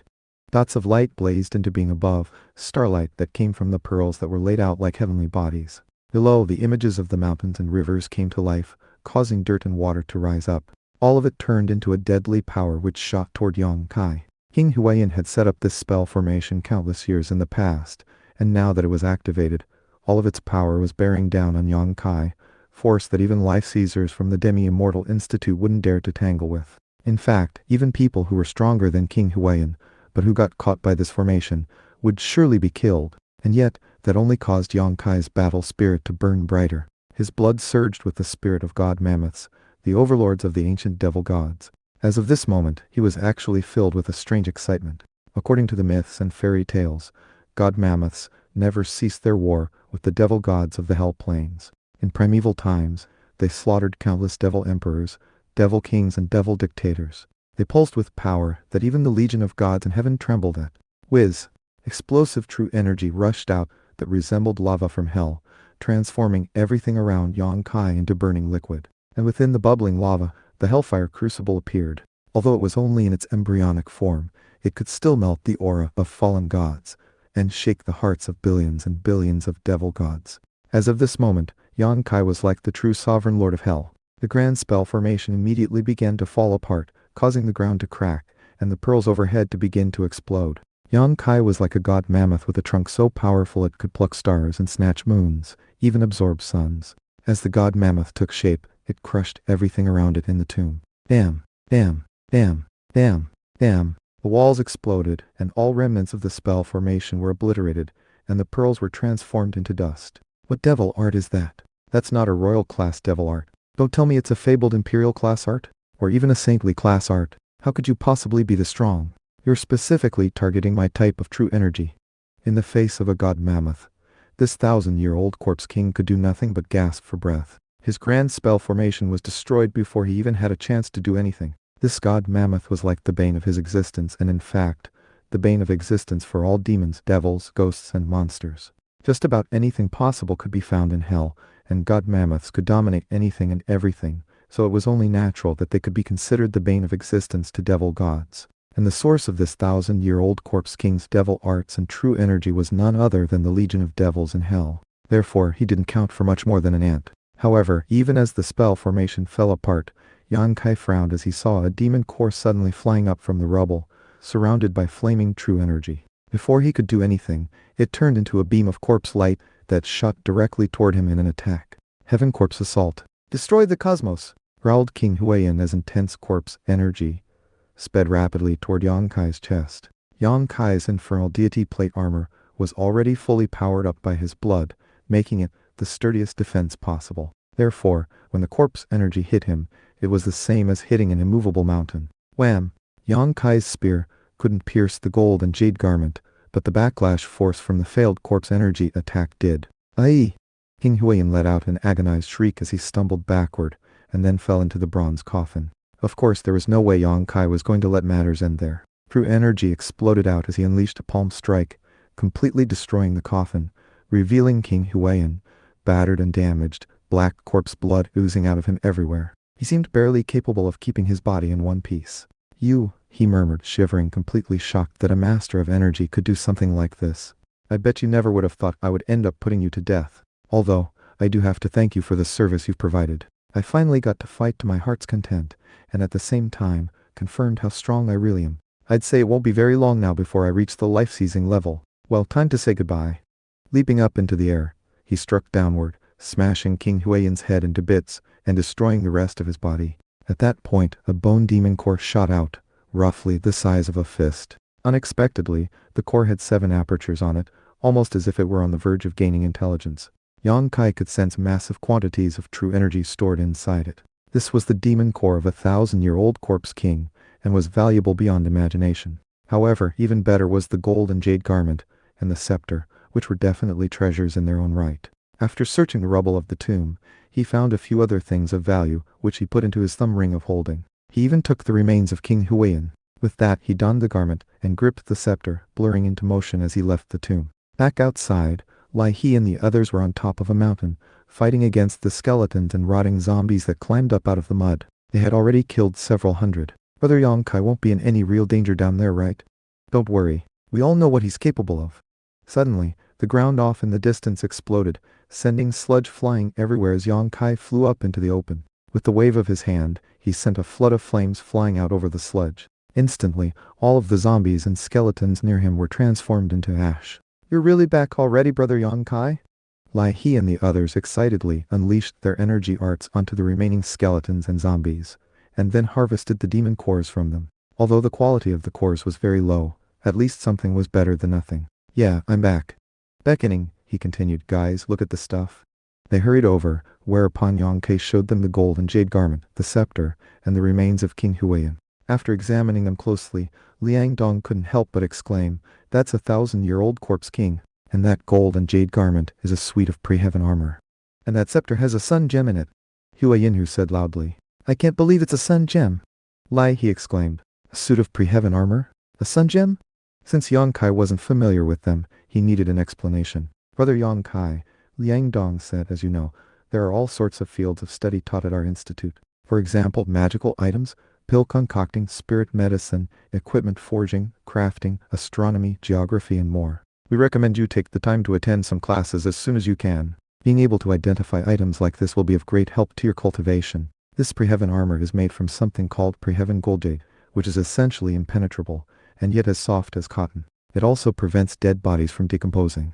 Any corpse buried in this will naturally absorb the spirit energy of heaven and earth, and eventually transform into a vicious zombie. However, unlike other zombies, it will retain its memories of its past life. As for that sun gem, it's even more miraculous. It contains the quintessence of scorching heat.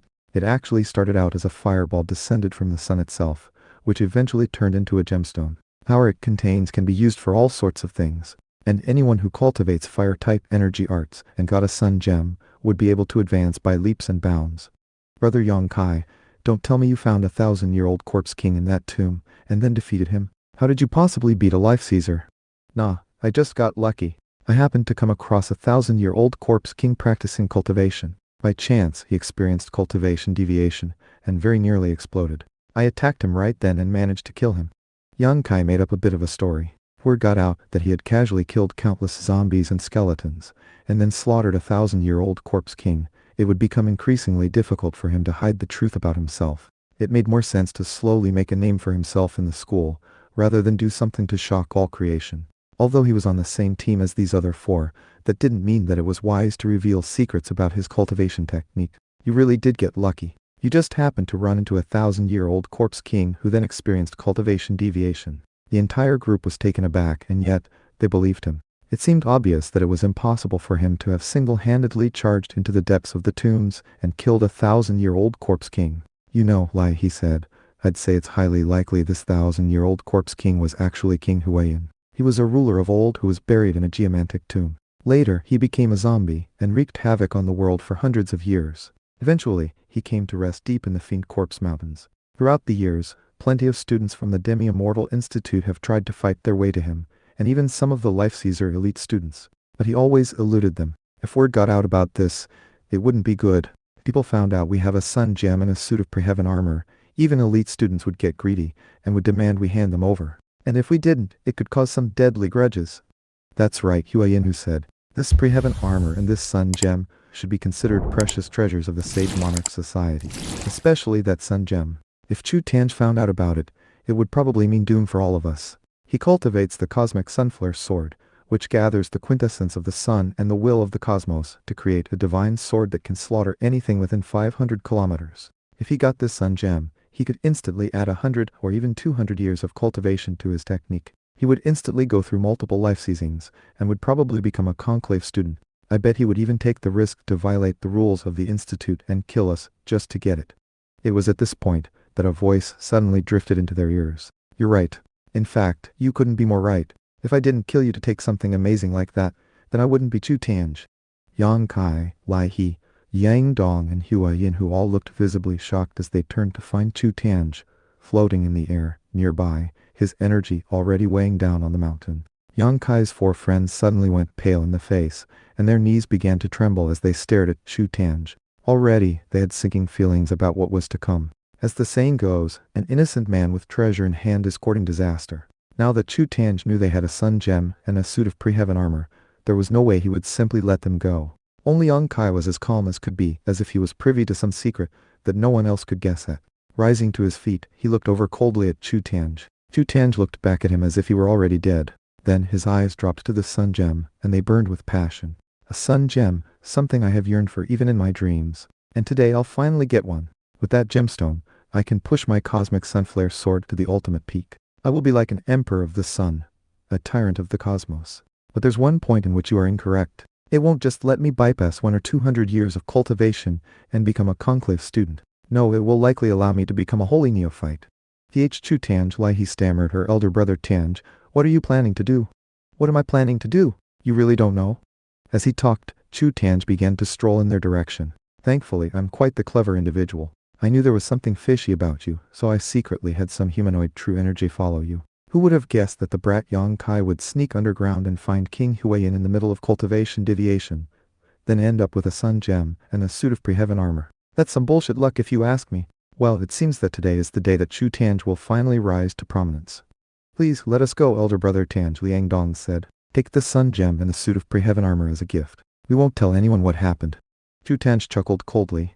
Let you go? How naive of you. The only people who won't spread rumors are dead people. All the others are liars. It doesn't matter whether or not you would tell people about the armor or the gem. You're dead. We're in the depths of the murky Fiend Quartz Mountains, a treacherous place of danger. It's the perfect place to get rid of a few witnesses. Aren't you afraid the Institute will punish you? Who? A Yin-Hu said, clearly grasping at straws. You might be an elite student, but that doesn't mean you can just defile the inner campus. Murdering outer campus students is a major crime. The Institute won't let you off the hook. What do you mean? I didn't kill you. It was King Huayin. Tapping his fingertips rhythmically, he said, of course, I fought a fierce battle trying to rescue you. Sadly, I wasn't able to pull it off. It was only after you were killed that I managed to defeat King Huayin and avenge your deaths. Chu Tange had thought everything through, and Yang Kai's four friends could already feel his killing intent. There was no hope for them. They were all masters of energy, but he was a life Caesar, and he could crush them as easily as crushing an egg on a boulder. 100 masters of energy working together might be able to take on an ordinary life Caesar. But Chu Tange was no ordinary life Caesar. He was an elite student from the Demi-Immortal Institute, a person capable of completely dominating other ordinary life Caesars. Truth be told, outside of the Demi-Immortal Institute, and in the rich lush continent as a whole, he was considered second to none. When compared to people in the same cultivation level, students from the Demi-Immortal Institute were always considered the best of the best. With his cosmic sunflare sword, he could be considered a fiendish killer among the elite students. Time to go for broke. Young Kai, we have to put everything on the line. Let's get out of here. Your cultivation base is the highest. We'll buy time for you while you flee. Brother Yang Kai, you have to get out of here. Report this matter to the Institute. Tell them we were murdered by Chu Tange. Tell our clans. They'll avenge us. We're not going to let this drop, Chu Tange. Take care, brother. Get out of here. Shouting at the tops of their lungs, Lai He, Hua Yinhu, He Jili and Liang Dong unleashed their true energy and charged toward Chu Tange. Their goal: buy time for Yang Kai to escape. Sword light glimmered behind Chu Tange's back as he prepared to attack Yang Kai's 4 friends. Gimps, he said, chuckling. Haven't you heard the expression, a mantis trying to stop a war chariot? However, that was when Yang Kai took a step forward. Suddenly, powerful streams of true energy wrapped around his friends, pulling them back to his side. Their eyes went wide as they looked around, trying to figure out what happened. As for Chu Tange, his pupils constricted as he looked over at Yang Kai. You 4 are really willing to sacrifice yourselves so that I can escape? Yang Kai said, you 4 are truly brothers. Live together, die together. From now on, you are like blood brothers to me, the same as my eldest brother and second brother. That's how I'll treat you, and therefore, I'm not going to hide things from you any longer. Brothers, watch as I cut down this Chu Tange. Anyone who insults a brother of mine will die, and that means you, Chu Tange. At that point, the true energy which had neutralized their attacks and pulled them back swirled around them into a defensive shield. The 4 of them were gradually regaining their senses, and now looked over at Yang Kai. To tell the truth, I've been lying to you, although the reason is that if word leaked, it could have devastating consequences. I didn't kill King Huiyan when he was experiencing cultivation deviation. I just killed him, plain and simple. Shifting his attention back to Chu Tange, he said, I bet you never guessed at the truth, did you, Chu Tange? Well, now you know, although it doesn't matter, because you won't live past this day. All of a sudden, Yang Kai was no longer a puny outer campus student. He was now a powerful expert whose energy could shake the heavens and topple the earth. As of this moment, it was hard to tell whether he was human or a ghost god. As for his friends, they felt like they were dreaming, and although Chu Tange's eyes were wide open, he still couldn't believe what he was seeing. Yang Kai might have defeated Song Haitian, but he was still a nobody, little stronger than an ant, a person who could be defeated without even thinking about it. That was why Chu Tange had so casually offered to get rid of him for Yun Helan in exchange for a favor. But considering what Yang Kai's aura was like now, and the fact that he had so easily neutralized the power of his 4 friends' cultivation base, it was obvious that he was no pushover. Yang Kai had revealed his true strength and clearly had no intention of letting Chu Tange get away alive. It was a kill or be killed situation, and there were no other options. You can only blame yourself for seeking death, Chu Tange. You wanted to kill me, so I have no other options than to take your life first. Enough chit-chat. Let's go. Whiz. A blue ring appeared on Yang Kai's thumb, which flashed with glittering light. Instantly, a rippling blue gate appeared, out of which swirled a cloud-like stream of true energy that wrapped up Yang Kai's 4 friends, the gold and jade garment, and the sun gem, and pulled them all inside. Mainly, he was concerned that the shock waves caused by the fighting might hurt his friends, and he was dead set on making sure Chu Tange didn't leave the Fiend Corpse Mountains alive. If he lived, there would be no end to the trouble he would cause. And once he died, Yun Helan would lose a powerful backer, which would make her much easier to deal with in the future. Killing the 1,000-year-old corpse, King Huiyan, had only been his warm-up routine. He was done playing games. Chu Tange had delivered himself up just in time for Yang Kai to truly fight to his heart's content. As soon as Yang Kai used his thumb ring, Chu Tange realized exactly what it was.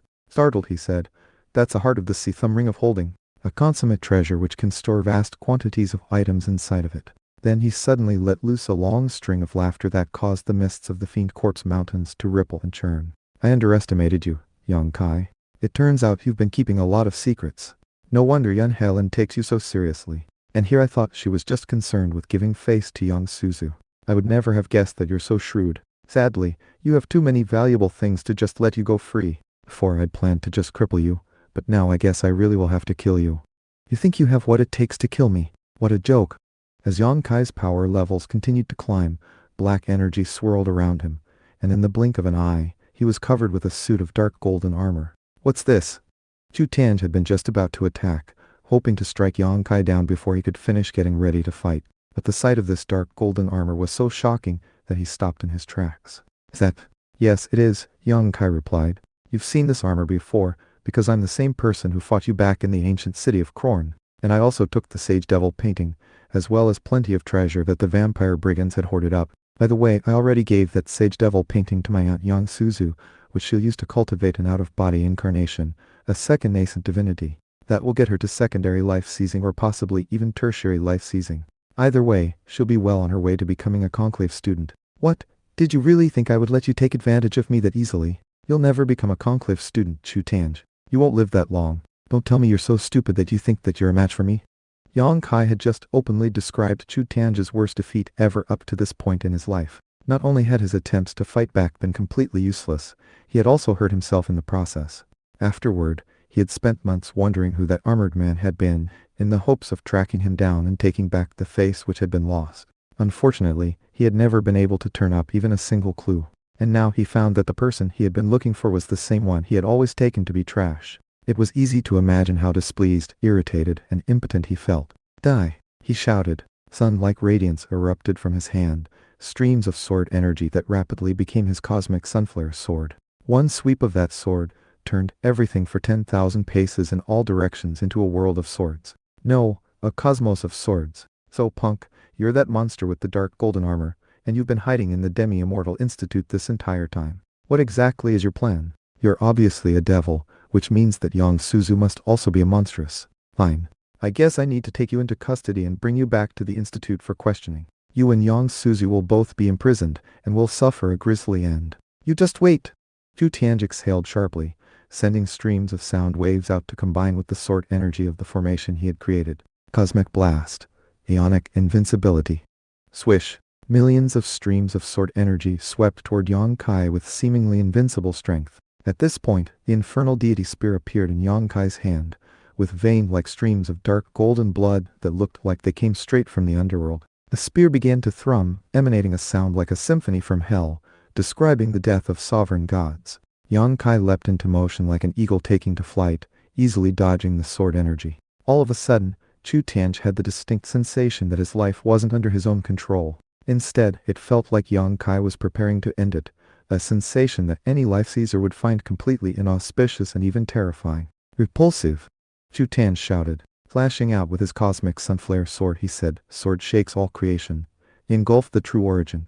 Intense, sun-like true energy filled the entire mountain, driving away the mist and even shoving away the sludge on the ground, revealing stones and graves of all sorts. His sword energy spread out to create a fan of swords, which sent a gust of razor-sharp sword wind toward Yang Kai. Hell-crushing god mammoth.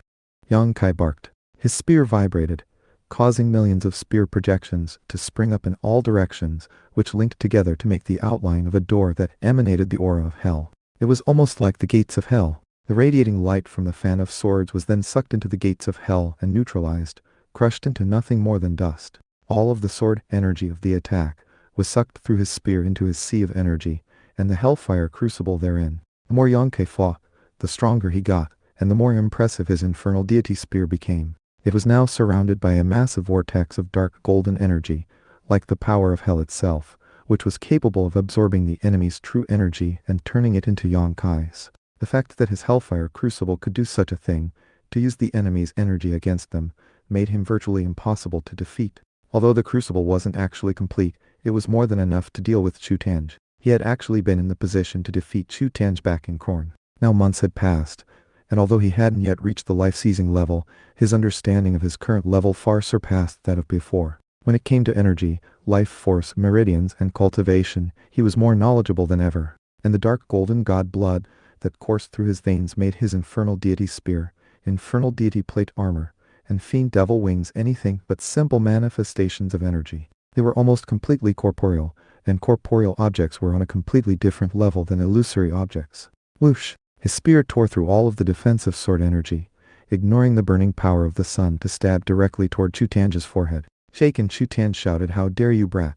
Spinning his cosmic sunflare sword until it became a blur, he said, "Mighty heaven's sword wheel, illuminate all creation." His cosmic sunflare sword flew up into the air, creating a burning red sun that cast red light down onto everything below. A burning stream of sword energy fully 18 meters wide descending to smash viciously into the infernal deity spear. Snap! Yang Kai and Chu Tianj shot away from each other. Chu Tianj couldn't maintain his position in the air and landed on the ground, where he staggered backward. In contrast, Yang Kai remained airborne, his dark golden infernal deity plate armor suddenly covered with pulsing flows of god blood that added power to both it and the spear. As of this moment, his infernal deity spear, infernal deity plate armor and fiend devil wings all looked completely corporeal. The wingspan of his fiend devil wings was nearly 300 meters now, and the wings themselves were also dark golden. The wild wind caused by their flapping uprooted numerous bone trees, and sent nearby skeletons and zombies flying away as surely as if they were leaves. At the sight of those wings, Chu Tianj instantly knew that if he didn't flee, he would be killed. Yang Kai was so fast and brutal that even a secondary life seizer would be terrified in his presence. 1,000 thoughts ran through Chu Tianj's mind, and yet he still couldn't think of a way to kill or capture Yang Kai. "Just who are you?" he growled. In this fight between Yang Kai and Chu Tianj, only one person would come out alive at the end. The other would be dead. Both of them knew that holding back wasn't an option. Chu Tianj wanted Yang Kai's sun gem, his gold and jade garment, and his heart of the sea thumb ring of holding. And Yang Kai needed Chu Tianj dead, lest he unleash a host of other complications. One was an elite student and powerful expert in the life-seizing level. The other cultivated the strength of the hell-crushing god mammoth, and was backed by the power of 20 ancient mega-mammoths. This was like a battle between two spectacular giants. The fact that Yang Kai continued to batter him with this infernal deity spear caused Chu Tianj's killing intent to rise to ferocious heights. Cosmic rotation, rattle heaven and earth. His cosmic sunflare sword began to vibrate, causing a humming sound to fill the air, along with resplendent sword light. It seemed as if the sword itself were transforming into a burning flame spirit. Countless burning flames of sword energy swirled together, hot enough to melt metal, to the point where the stones and boulders in the Fiend Corpse mountains began to liquefy. Even the numerous subterranean tunnels began to fill with lava. This technique was different from Yang Kai's strength of the hell-crushing god mammoth, and yet was clearly its rival in this situation. The strength of the hell-crushing god mammoth was a godly class energy art, whereas the cosmic sunflare sword technique was merely a royal class art. However, the cultivation level disparity between the two was nothing to disregard. After all, Chu Tianj's cultivation level was 100 times more powerful than Yang Kai's. He had pushed his cosmic sunflare sword to the point of near perfection, allowing him to guide the quintessence of the great sun above, and use burning, righteous sword energy to wipe out wretched devils of all sorts. This was a true battle to the death. A vicious expression filled Chu Tianj's face as he unleashed a move that could shake the lands and rock the mountains. His true energy soared through the air like a fire dragon, slamming into the infernal deity spear with astonishing power. "Little punk, get ready to die," he shouted. "I never could have imagined that you would be this strong. Just what energy art is that? It's definitely not royal class. In fact, I bet it's beyond imperial class. It's saintly class, isn't it?" Yun hailed, and thought she could lure that mysterious armored figure out into the open and kill him. Who would have thought that he was actually someone she views as being trash? "Well, you pulled a fast one on me. But once I get that energy art of yours, I'll be able to surpass the crown prince." Huh. He used his Son of Heaven's Godfist, an imperial class energy art, to reach the legendary level. If I could get a saintly class energy art, then I could go beyond the legendary level. I could reach the great sage level. Great sage level? Might as well keep dreaming. Yang Kai had long since learned that after the life-seizing level was the legendary level. But now, thanks to Chu Tianj, he realized that beyond that was the great sage level. Of course, he had no idea what heaven-shaking, earth-shattering powers came at that level. As he faced Chu Tianj's attack, his blood boiled, pumping like liquid gold to power his fiend devil wings, infernal deity plate armor and infernal deity spear. During the course of the fighting, he had continuously absorbed elements of the cosmic sunflare sword into his sea of energy, where he used it to solidify his embryonic hellfire crucible. In fact, if he closed his eyes and focused on his Danshan region, he could see the hellfire crucible, formed of dark golden blood, covered with ancient designs, and the script of ancient gods. Each magical symbol was like a sharp blade that echoed with the screams of fallen, disgraced gods. Every time the infernal deity spear clashed with the cosmic sunflare sword, it would absorb some of it. And before long, something like the blood of a sun god existed in the embryonic hellfire crucible. The point of the cosmic sunflare sword was to gather the burning quintessence of the sun and mold it into a nascent divinity. At its highest level, the practitioner would become one with the sun, and would become a virtual incarnation of the sun god, allowing him to walk about within the mortal world. It was a consummate discipline invented by a miraculous individual in ancient times. But now, Yang Kai's aura of hell was drawing that sun god into his hellfire crucible, and using his power to improve it. As the Hellfire Crucible took form, his infernal deity spear grew more corporeal. Bam! The infernal deity spear once again slammed into the cosmic sunflare sword, and his sea of energy churned like lava, or a volcano on the verge of erupting. By now, Chu Tianj realized that no matter what sword technique he used, his attacks could not pierce Yang Kai's infernal deity plate armor, and worse, Yang Kai's true energy was growing fiercer and fiercer. Shaken, he glared at Yang Kai with even more killing intent than before. After all, as Yang Kai got stronger and stronger, it only revealed how powerful his energy art was. And Chu Tianj couldn't stop thinking about what it would be like to acquire it, and that thought filled him with excitement. Time to call it a day, Chu Tianj murmured. Dragonization.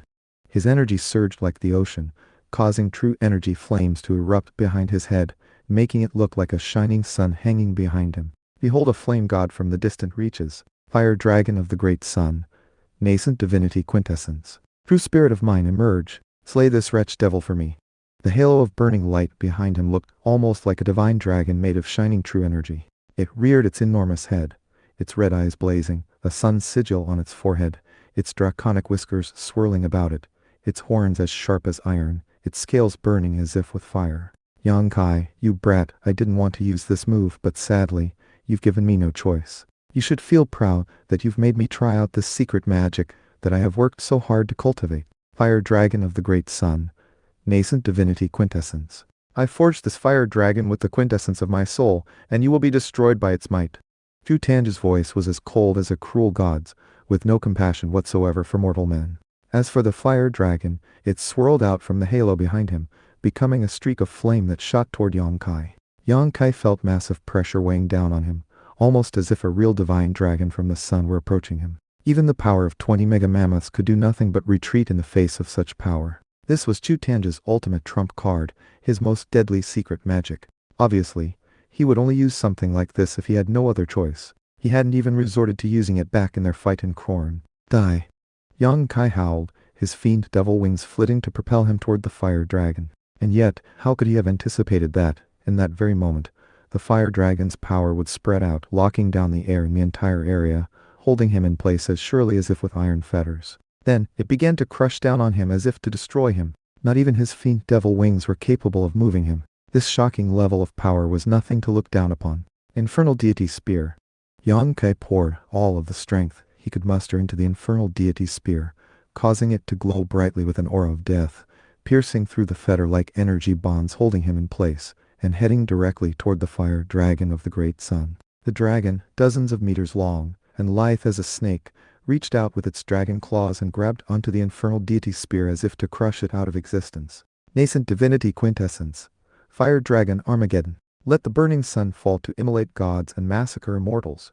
Whiz. Chu Tianj was pouring all of his energy into the fire dragon, holding nothing back in his effort to kill Yang Kai and then extract his energy arts from him. Snap. Crack. Under the destructive power of his fire dragon, the infernal deity spear first trembled, then shattered, sending dark golden fragments flying out in all directions. Then, the fire dragon of true energy pierced Yang Kai's infernal deity plate armor and stabbed into his body. Boom! The dragon burned into his meridians, coursing toward his sea of energy with heat as intense as the sun. It seemed that within moments he would turn into an entity of pure flame. Time to die, Chu Tianj said. Even if you were stronger than you are, you would still burn to death. The nascent divinity fire dragon expression of my cosmic sunflare sword technique is strong enough to melt rocks. It will extract your memories from your soul and tell me all the details of that secret magic of yours. With that, he erupted into maniacal laughter and took a step forward toward Yang Kai. However, before he could do anything more than that, the flames that had engulfed Yang Kai winked out. Whiz! A thrumming boom could be heard as an enormous crucible appeared behind Yang Kai, seemingly corporeal in every aspect. And inside of that crucible was a fire dragon, struggling desperately to escape. In this moment of crisis, Yang Kai finished his hellfire crucible and threw Chu Tianj's fire dragon into it, that nascent divinity quintessence that he had worked so bitterly hard to cultivate. As of this moment, Yang Kai radiated an aura that seemed to contain the power to dominate gods, and it was only emphasized by the screams of the fire dragon behind him. All right, Chu Tianj, now it's your turn to face death. Yang Kai took a step forward. What's that? Chu Tianj blurted, the shock visible in his eyes. Never could he have guessed that his fire dragon of the great sun would end up trapped in a true energy crucible, where it would be slowly melted out of existence. Losing that dragon was equivalent to permanently losing half of his true energy, something that could only be replenished by returning to the Demi-Immortal Institute and practicing long-term cultivation with all sorts of precious materials of heaven and earth. And if he continued to waste any more time in this fight, it would essentially be throwing his life away. Shaking, he waved his hands, causing 2 wings of swords to spring out from his back, dozens of meters wide, and wreathed in flames. Yong-kai chuckled. "That's not going to do anything. Hellfire Crucible, drag him in." Dark golden blood flowed across the surface of the crucible, which suddenly shifted, locking onto Chu Tange as he hovered there in midair. Pop! A stream of lava like true energy swirled out of the crucible, flowed up into the air, and grabbed Chu Tange, ripping his wings off in the process. What energy art is that? It's so brutal. At this point, Chu Tange finally realized he didn't have the upper hand, and as he looked over at the enormous Hellfire Crucible, his face flickered with astonishment. Yong-kai, how could you, a master of energy, actually be a threat to a life Caesar? Since you're about to die, Chu Tange, I guess I'll tell you. My energy art is called the strength of the hell-crushing god Mammoth. And no, you were wrong. It's not imperial class. It's not saintly class. It's not even heavenly class. It's a godly class energy art. Only gods and mythological experts could possibly cultivate something like this. Yong-kai's words battered Chu Tange's brain, smashing his self-confidence into absolutely nothing. Every step Yong-kai took toward him seemed like that of a god in heaven, someone capable of plucking stars and snatching moons. This was the power of 20 ancient megamammoths. Impossible. Godly class energy art. The arts cultivated by gods exist only in heaven among god spirits. You can't even use them in the world of men. They're impossible to cultivate. Who the hell are you anyway? A nobody. A low-life piece of trash. How could you possibly be cultivating a godly class energy art? There isn't even a single godly class energy art in the entire Demi-Immortal Institute. Racked with astonishment, Chu Tange simply couldn't believe what was happening. He began to hack at the fetters holding him in place, hoping to somehow flee and spread word of what was happening, to ensure Yong-kai's death. Infernal Deity Spear. Dark golden true energy turned into a spear, fully 30 meters long and as thick as a column. The Infernal Deity Spear was back. A hell vortex sprang into being around the spear as it shot ruthlessly toward Chu Tange. Chu Tange was simply incapable of dealing with the attack. Blood sprayed out of his mouth, along with a terrifying scream as his defensive true energy was destroyed, and he fell out of the sky onto the scorched earth below. His true energy was in such chaos that it couldn't even take humanoid form. Fighting forward, Yong-kai wrapped Chu Tange up in more true energy bonds, making it impossible for him to even move. Fortune favors the mighty, Chu Tange. Is there anything you can say to that? I've lost? Defeated by a master of energy? I refuse to accept this. Chu Tange's hair was in disarray, and he was soaked with blood, his meridians damaged almost beyond repair. He was now like an arrow that had reached the end of its flight, and was completely and utterly incapable of standing up to Yong-kai. Even worse, Yong-kai's Hellfire Crucible was simply unstoppable. I'm Chu Tange, a heavenly genius. At age 5 I could already sense the true energy flowing through my meridians. By age 8 my meridians were fully opened. By 9 I was in the energy eruption level, and could use the 100 paces divine fist to kill people and leave behind no evidence. How could this be happening? Chu Tange glared up at Yong-kai. Don't think you can just kill me and get away scot-free. I'm an elite student of the Demi-Immortal Institute. If I die, it will cause a huge stir, and you'll get found out eventually. The world is a big place, but not even you'll be able to hide from them forever. I'm warning you, Yong-kai. You'd better think this through, and don't forget that you'll drag young Suzu into it. Yong-kai burst out laughing. All that monologuing and you still won't admit defeat? Do you really think that I'm too scared to kill you? What happened to all your big talk? What happened to all your confidence? You're a life Caesar. I'm just a puny master of energy. How could I possibly kill you? You deserve to die 10,000 times over, Yong-kai, you criminal. Chu Tange spat, suddenly feeling a bit self-righteous. He simply couldn't accept this humiliation at the hands of Yong-kai. He was a life Caesar, and Yong-kai was a master of energy. That was like the difference between a nobleman and a slave. But now, the slave was about to crush the nobleman beneath his feet, and Chu Tange knew that the only reason he wasn't dead already was that Yong-kai had more vicious humiliation planned. Inverse sun-moon assassination. All of a sudden, his seemingly spent frame shone with intense light, and he lunged toward Yong-kai. It was a last-ditch, suicidal attempt to somehow cut down his enemy. Unfortunately, Yong-kai had been prepared for something like that, and immediately responded by summoning his Hellfire Crucible. All of the light Chu Tange had summoned vanished, and he flopped to the ground again. This time he really was completely spent, without any more true energy to work with. You, he growled, glaring at Yang Kai. I refuse to accept this. How come I can't kill you? Time to die. This time Yang Kai didn't mince words. Stepping forward, he thrust his palm out at the defiant Chu Tianj, absolutely shredding his heart, meridians, and sea of energy to pieces. Chunks of internal organs erupted from his mouth, and he flopped back dead. He had been an elite genius student from the Demi-Immortal Institute, who had dominated everything in his path for his entire lifetime. But now he was dead. Dead at the hands of Yang Kai. Glancing down at Chu Tianj's corpse, Yang Kai said, I have to thank you, Chu Tianj. Your fire dragon of the great sun, the quintessence of a lifetime of cultivation, has already been imprisoned in my hellfire crucible. Now I'll slowly refine it into true energy and life force quintessence. Then I'll make another attempt at reaching the life-seizing level.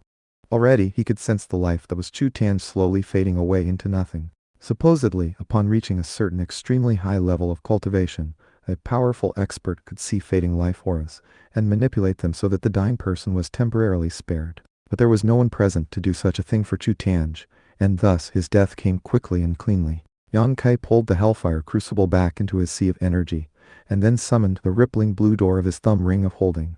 Instantly, Lai He, Hua Yinhu, He Jili, and Liang Dong all leaped out into the open, and the first thing they saw was Chu Tianj's corpse, causing looks of shock to overtake their faces. A very long moment passed, and finally Lai He managed to choke out, Is that the corpse of Chu Tianj? He's dead? Yes, Yang Kai replied. Chu Tianj is dead. I just killed him. Is that really the corpse of Chu Tianj? The famous energy arts master who cultivated the cosmic sunflare sword technique, killed by Yang Kai? That was what everyone was thinking. They almost could not believe what they were seeing. Then, they noticed something else. There, in the mangled remains of Chu Tianj, was a tiny little sword, glittering brightly. Lai He recognized immediately what it was. Shaken, he sent out a stream of energy to pull the tiny sword into his hand. An anime-stony sword manifestation. It was only about 3 inches long, and seemingly made of either metal or jade, and yet, was clearly neither of those. In fact, it almost seemed to burn with an inner fire, indicating how incredibly powerful it was. That's the true energy quintessence of Chu Tianj's cosmic sunflare sword, Liang Dong said. An anime-stony sword manifestation of his own creation. We could use this little sword to acquire Chu Tianj's sword technique. Great. Yang Kai said, why don't the 4 of you share it 1 part each? With that, he flicked his finger, causing the anime-stony sword manifestation to shatter into 4 parts, each of which became a stream of sword light that poured into his 4 friends. Sword energy flowed through them like fire, causing their true energy to thrum as they gained enlightenment of the fundamental nature of the cosmic sunflare sword technique. Now each of them had part of the technique, and if they joined forces, could unleash it in full to much the same effect as Chu Tianj. Yang Kai didn't need the anime-stony sword manifestation himself. It was better used divided among his friends, who could use it to fight a life-seizer. This sword technique can shake heaven and earth, to the point where ghosts and gods weep. It took some time, but the 4 of them managed to absorb all of the sword energy, whereupon their eyes snapped open. It's too bad we don't have the full technique, like he said with a sigh. We need to get enough merit points to buy it from the scripture pavilion back at the institute. Then we'll really advance by leaps and bounds. The future cultivation path of these 4 was now clear.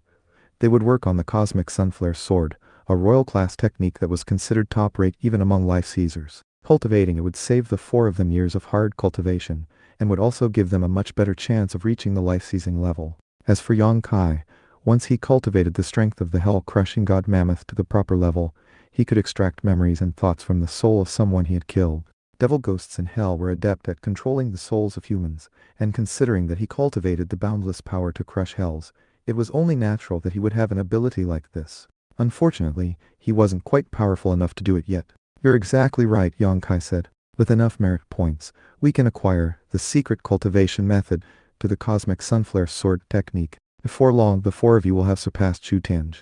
In response, his 4 friends' eyes went wide with disbelief. They simply couldn't understand why Yang Kai would say such a thing so confidently. At that point, Yang Kai smiled and pulled out the sun gem. Allow me to explain. The cosmic sunflare sword is focused on absorbing the quintessence of the burning sun to form a great sun sword soul. Using this sun gem will save you years and years of cultivation. Furthermore, we can turn in this gold and jade garment to the institute to get a huge sum of merit points. It should be more than enough to get the full cosmic sunflare sword technique. Gradually, Lai He was coming to realize that Yang Kai just wanted to maximize their profits in every way possible. All right, the matter's settled, Yang Kai said. Let's get back to the institute. there are any repercussions because of Chu Tian's death, we wait until things calm down. Then we can turn in the gold and jade garment and King Huayan's demon core for even more merit points. After discussing the particulars, the group of 5 left the Fiend Corpse Mountains and headed back to the Demi-Immortal Institute. The mountains weren't very far away, so it wasn't long before they were back in their rooms, working on their cultivation. As outer campus students, cultivation went a lot more smoothly than back when they were freshman students. Although their formations of spirit convergence were nowhere close to being as effective as formations of vital convergence or energy formations of the Tao of Monarchs, they still benefited greatly. As for Yang Kai, now that he had his Hellfire Crucible completed and the Fire Dragon of the Great Sun trapped inside, he could slowly melt it away and transform it into the life force quintessence that he needed. Because of that, he wouldn't need the help of any sort of magical treasure to make his break through into the life-seizing level. As for the gold and jade garment, He and the others were working on a plan to turn it in for merit points without attracting suspicion. Gradually, an entire month passed by. No one realized that Chu Tange had been killed. It was common for elite students to come and go unpredictably. For one of them to stay out of the institute for even several months was nothing out of the ordinary. It would only be during the annual elite student convention that his absence would be noted, or perhaps the inter-institute martial arts competition. At that point, an investigation would likely begin. Unfortunately, by that time, it would be incredibly difficult to dig up any relevant clues.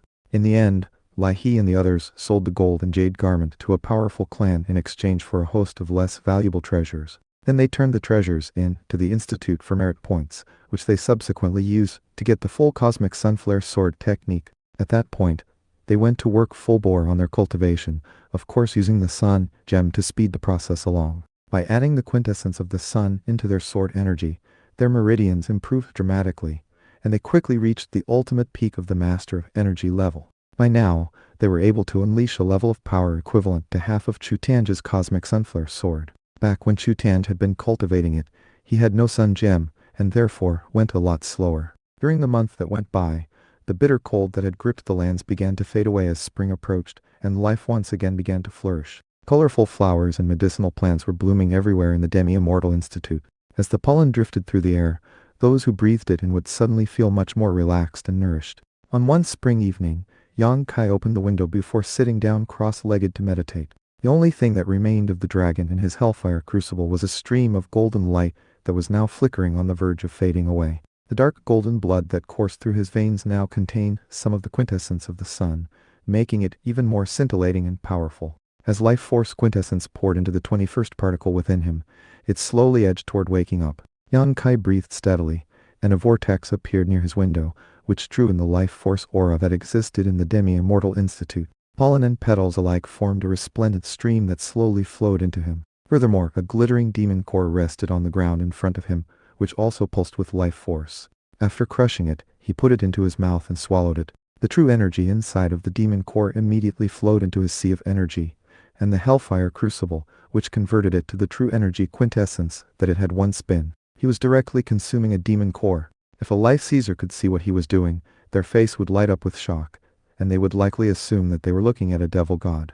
Not even powerful life seizers could directly consume demon cores. After all, demonlings were filled with demon energy. When heterogeneous true energy such as that came into contact with one's own true energy, it would be like fire and water. The violent reaction could crush one's bones and transform one's flesh into ash. Some life seizers dissolved demon cores with true energy, and then used them to bolster whatever weapons or items they used in their cultivation. Others would use pill furnaces to refine them into spirit medicines. To directly consume them, like Yang Kai, was simply unheard of. However, Yang Kai had the outrageous power of the Hellfire Crucible, which could easily convert heterogeneous true energy into something he could use. It was something that would make him almost invincible to opponents of his own level. In fact, that was one reason why he had been so confident in challenging Chu Tange to a fight to the death. He fed one demon core after another into the Hellfire Crucible, melting them into something that was useful to his cultivation. Reverse the quintessence, cultivate the re-refined. In fact, he was converging the true energy inside of him into quintessence vitality. Most energy artists changed life force quintessence into true energy. But Yang Kai was doing the opposite. He was taking massive amounts of true energy and changing it into life force quintessence. And then he poured all of that life force quintessence into the 21st particle within him. After being bombarded in such fashion, the 21st particle reached the point of being unable to remain asleep. As it woke, the aura of an ancient mega mammoth began to course through Yang Kai. It felt like being bathed in true energy. At the same time, a lava-like energy field sprang up around him, locking down his room and even forcing the formation of spirit convergence to stop functioning. Whoosh! Yang Kai suddenly flew out of the window, moving with incredible speed and simultaneously reigning in all of his true energy fluctuations. Outside, he took advantage of the darkness of night to unfurl his fiend devil wings and then blur into motion, vanishing without a trace. Now was the moment in which he would break through to the life-seizing level. However, he didn't want to make a scene in his room in the Demi-Immortal Institute, lest the powerful experts there catch on to his secrets. He flew through the air as fast as lightning, traveling for a full 2 hours before dropping to the ground and proceeding along on foot. Eventually, he found himself in a remote, unnamed coastal region roughly 5,000 kilometers away from the Institute. He could see the waves of the sea pounding the shore, and there was even water vapor in the air. Up above, a bright moon shone down on the lands below. This should work. The boundless, uninhabited ocean is the perfect place to break through to the life-seizing level.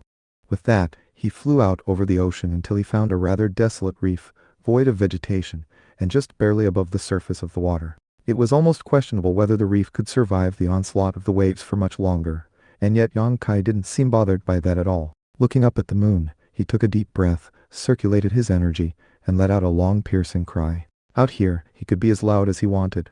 Rumble! That particle within him erupted, sending out a flow of energy that calmed all of the ocean water within 10,000 paces. Furthermore, the intense heat of the true energy caused steam to rise up as the water evaporated.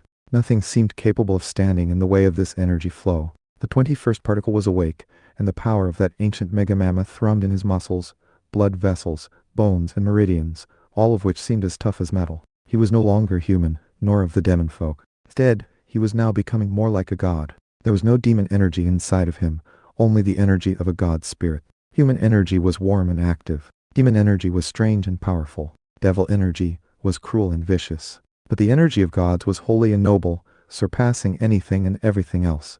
Now that Yang Kai had the power of 21 ancient mega-mammoths, it was time for him to break through. His thoughts and his mind were now far more powerful than before. In fact, he could sense millions upon millions of nodes of vital energy in the air around him, things which were not visible to the naked eye.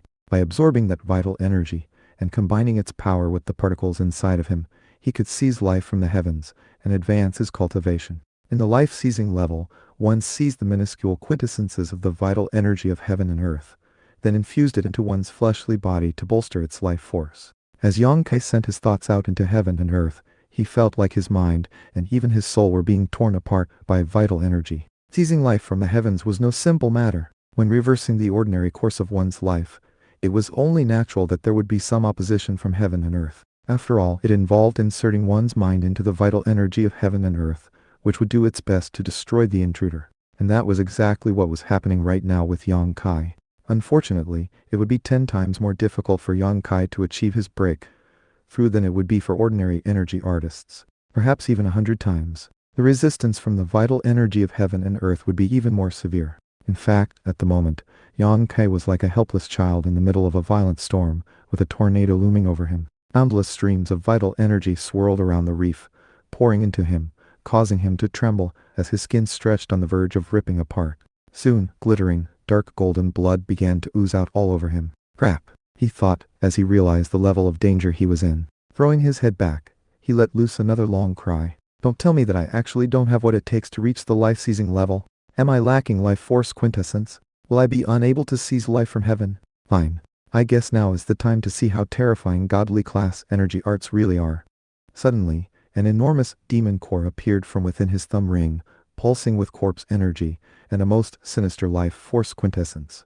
This was none other than the demon core of King Huayan, a 1,000-year-old corpse king. Within that demon core was the cultivation base quintessence of a life seizer. And now that he was trying to reach the life-seizing level himself, Yang Kai decided to consume it. Crack! Hushed the demon core, causing corpse energy to belch out.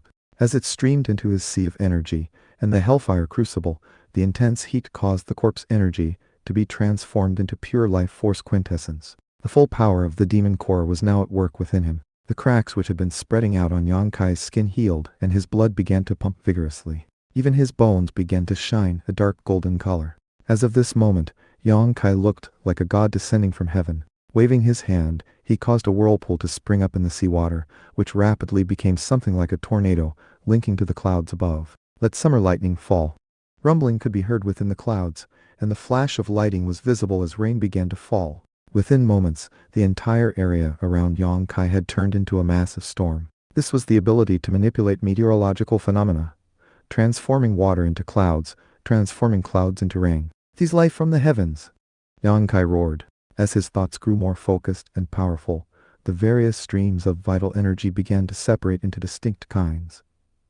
Gentle, soft, filled with life force, mighty, deathly, desolate, and even some that seemed like sword energy. There were millions upon millions of types of vital energy, and sometimes it was difficult to tell the difference between them. Some of the gentle vital energy entered him, and at the same time, some of the desolate, deathly vital energy was expelled. Yongkai began to float up into the air, the heat radiating off of him being so intense that the reef below him began to melt, sending rivulets of molten liquid into the ocean and causing steam to billow up, and even killing some of the nearby sea creatures. It was as if energy from hell itself were filling the area.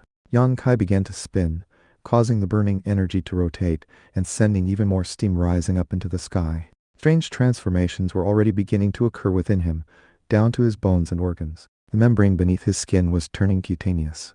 At the same time, a holy and magnificent aura began to swirl around him, and his heart began to pound. Thump thump, thump thump, thump thump. His energy pulse and his heartbeat formed a resonance that rumbled with thunderous intensity. His heartbeat was like a heavenly drum, and his energy pulse was like furious thunder. All of it indicated that the very substructure of his life force was changing. At the same time, mysterious streams of life force began to emerge from the air and enter him, heading straight toward the sleeping particles.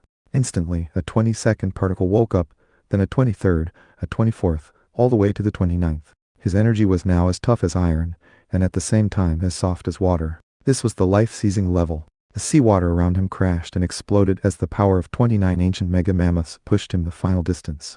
He was finally in the life-seizing level. Yongkai had finally reached the life-seizing level. He could now detect the complex varieties of vital energy that existed in heaven and earth, as well as the dangerous transformations they were capable of. Countless energy vortexes he sensed were capable of reducing the strongest metals into ash. Immense power coursed through him. He took a breath, and could see streams of moonlight becoming refreshing vital energy that flowed into him and became part of his life force quintessence. At the same time, he could tell that he was breathing in a certain spirit energy that cleansed the impurities within him. He was now capable of maintaining complete purity of body, both within and without. He could also tell that he could now subsist without any need to eat ordinary food. The only nourishment he needed was the spirit energy of heaven and earth, and the quintessence of the sun and moon. Life seizers had no need to rely on things that ordinary humans needed. They could gather energy to seize life. Energy was life. Life was energy. Seizing the spirit energy of heaven and earth to sustain oneself was one of the marvelous aspects of the life-seizing level. At this level of cultivation, if Yongkai found himself trapped in some deadly location with no food or water, he could last for dozens of years, perhaps even over 100 without dying. All he needed was spirit energy of heaven and earth. The moment he reached the life-seizing level, his true energy underwent heaven shaking, earth-toppling transformations, and could now probe and absorb the countless mysterious elements within the vital energy around him. He was even able to grasp at a simplistic understanding of space-time. Of course, space-time was actually a very ancient word, and life seizers couldn't possibly have a full understanding of it, much less be able to control it. For instance, although Yongkai's heart of the sea thumb ring had a tiny dimension inside of it, that was not a full expression of space-time. Space-time implied fluctuations in time itself. Yongkai was now a life seizer, and although he had an increased understanding, he could not yet manipulate the power of space-time to forge items like the heart of the sea thumb ring. He needed to advance much further in his cultivation to accomplish that. Moonlight quintessence. He let loose a long cry, and the boundless moonlight that hung over the surface of the water swirled around him as rippling halos. His control over the power of moonlight had reached an incredible level. Drain rivers and dry up seas. Crystal Palace. He shoved his hands down toward the water, solidifying it instantly. Strangely, there was no frigid energy, because this was not an ice-based energy art. Instead, he was using immense power to reconstruct the water into crystal. Ruyuambol. Then, he lifted his hands up, causing the crystalline water to rise, taking the shape of an enormous palace. Although it looked like water, it was as tough as metal. In fact, during the process of forming, it emitted creaking and crunching sounds like that of metal scraping against metal. It was fully 1,000 paces from end to end and came complete with tables, chairs, beds, and other furniture, all of it formed from beautiful, crystallized water. It was a true masterpiece, created entirely by use of true energy. Only Yongkai could do something like this after having just entered the life-seizing level. Not even Chu Tianj would have been capable of compressing water into crystal. The true energy wastage would have been too severe. And to create a palace with such a method would normally have been impossible even for 10 life-seizers working together. And even if they somehow succeeded, they definitely wouldn't be able to maintain the structure for more than about 10 breaths of time. But Yongkai seemed completely at ease creating and maintaining this enormous palace, and from the look of it, could do so for hours. In fact, he wasn't even done with his work. A moment later, numerous crystalline trees began to rise up on the palace grounds. Even more spectacular, the water also formed crystalline tigers, elephants, and people, who looked startlingly lifelike as they moved about within the palace. This was a level that surpassed Chu Tianj in every imaginable sense. Yongkai experienced unprecedented difficulty in reaching the life-seizing level, but now that he had succeeded, he counted as one of the most powerful primary life-seizers possible. In fact, if he went all out, he would most likely have no problem dealing with tertiary or quaternary life-seizers. Nanari was the highest possible level for life-seizers. Each process of seizing life was difficult to the extreme. However, success brought increased longevity each time. Nanari life-seizers could easily live for 3,000 years, giving them plenty of time to pursue their next break through and reach the legendary level. Chu Tianj had only been a primary life-seizer. Had he been a secondary life-seizer, he would have been so strong that he could have easily trounced Yongkai. But now that Yongkai was also in the life-seizing level, it would be a simple thing for him to destroy secondary or tertiary life-seizers. That was how powerful a godly class energy art was. The techniques employed by gods were not to be taken lightly. Cultivating such techniques was dangerous, but successfully breaking into a higher level with them was like being blessed by the gods, chosen as their representative to the masses below. A crystalline palace, a heavenly abode. Unfortunately, it's not permanent. If my true energy were strong enough, and I could turn the entire ocean into a crystalline palace, that would truly be the power of gods. But I'm not quite there yet.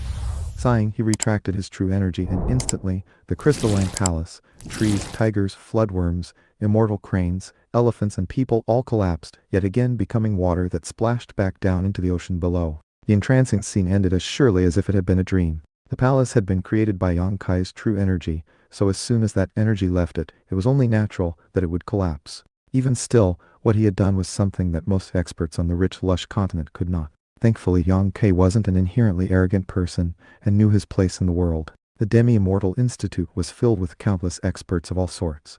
And there was also the Crown Prince, who had long since reached the legendary level. It was impossible for Yongkai to even guess how powerful that made him. This small accomplishment of his own was nothing worth bragging about. So he thought, should I go apply to become an elite student now? With that, he settled down cross-legged on the surface of the water, which crystallized around him. Seventh phase experts could walk on water, so there was little need to mention the power of life-seizers. If he became an elite student, that would earn him a much higher status and access to even better resources.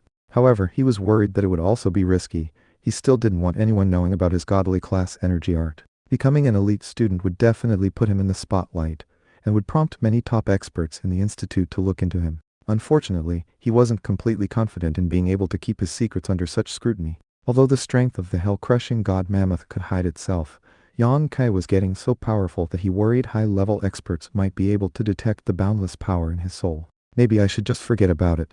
I can't reveal the true extent of my powers, so perhaps the best thing would be to wait until I can fully seal my own true energy before revealing that I'm a life-seizer. Like the old saying goes, the tallest tree in the forest will be battered by the strongest winds. Besides, Yun Halen is backed by the Crown Prince. Attracting his attention would definitely be a mistake. Eventually, Yongkai rose to his feet. As he rose through the cultivation levels, he knew that his strength of the hell-crushing god mammoth would only get stronger and stronger. Eventually, it would surely come with an ability to fully seal his powerful life force and true energy. All of a sudden, he felt the urge to check on the golden imp in his forehead. That was when he realized that, at long last, his increase in cultivation level had apparently prompted a change in the imp. After all, his soul, mind, and senses had all been improved by 10 times. As of this moment, he could make out the golden imp's facial features, and could see that its body was covered with complex designs. It was wearing a radiant suit of armor that seemed suitable for fighting gods.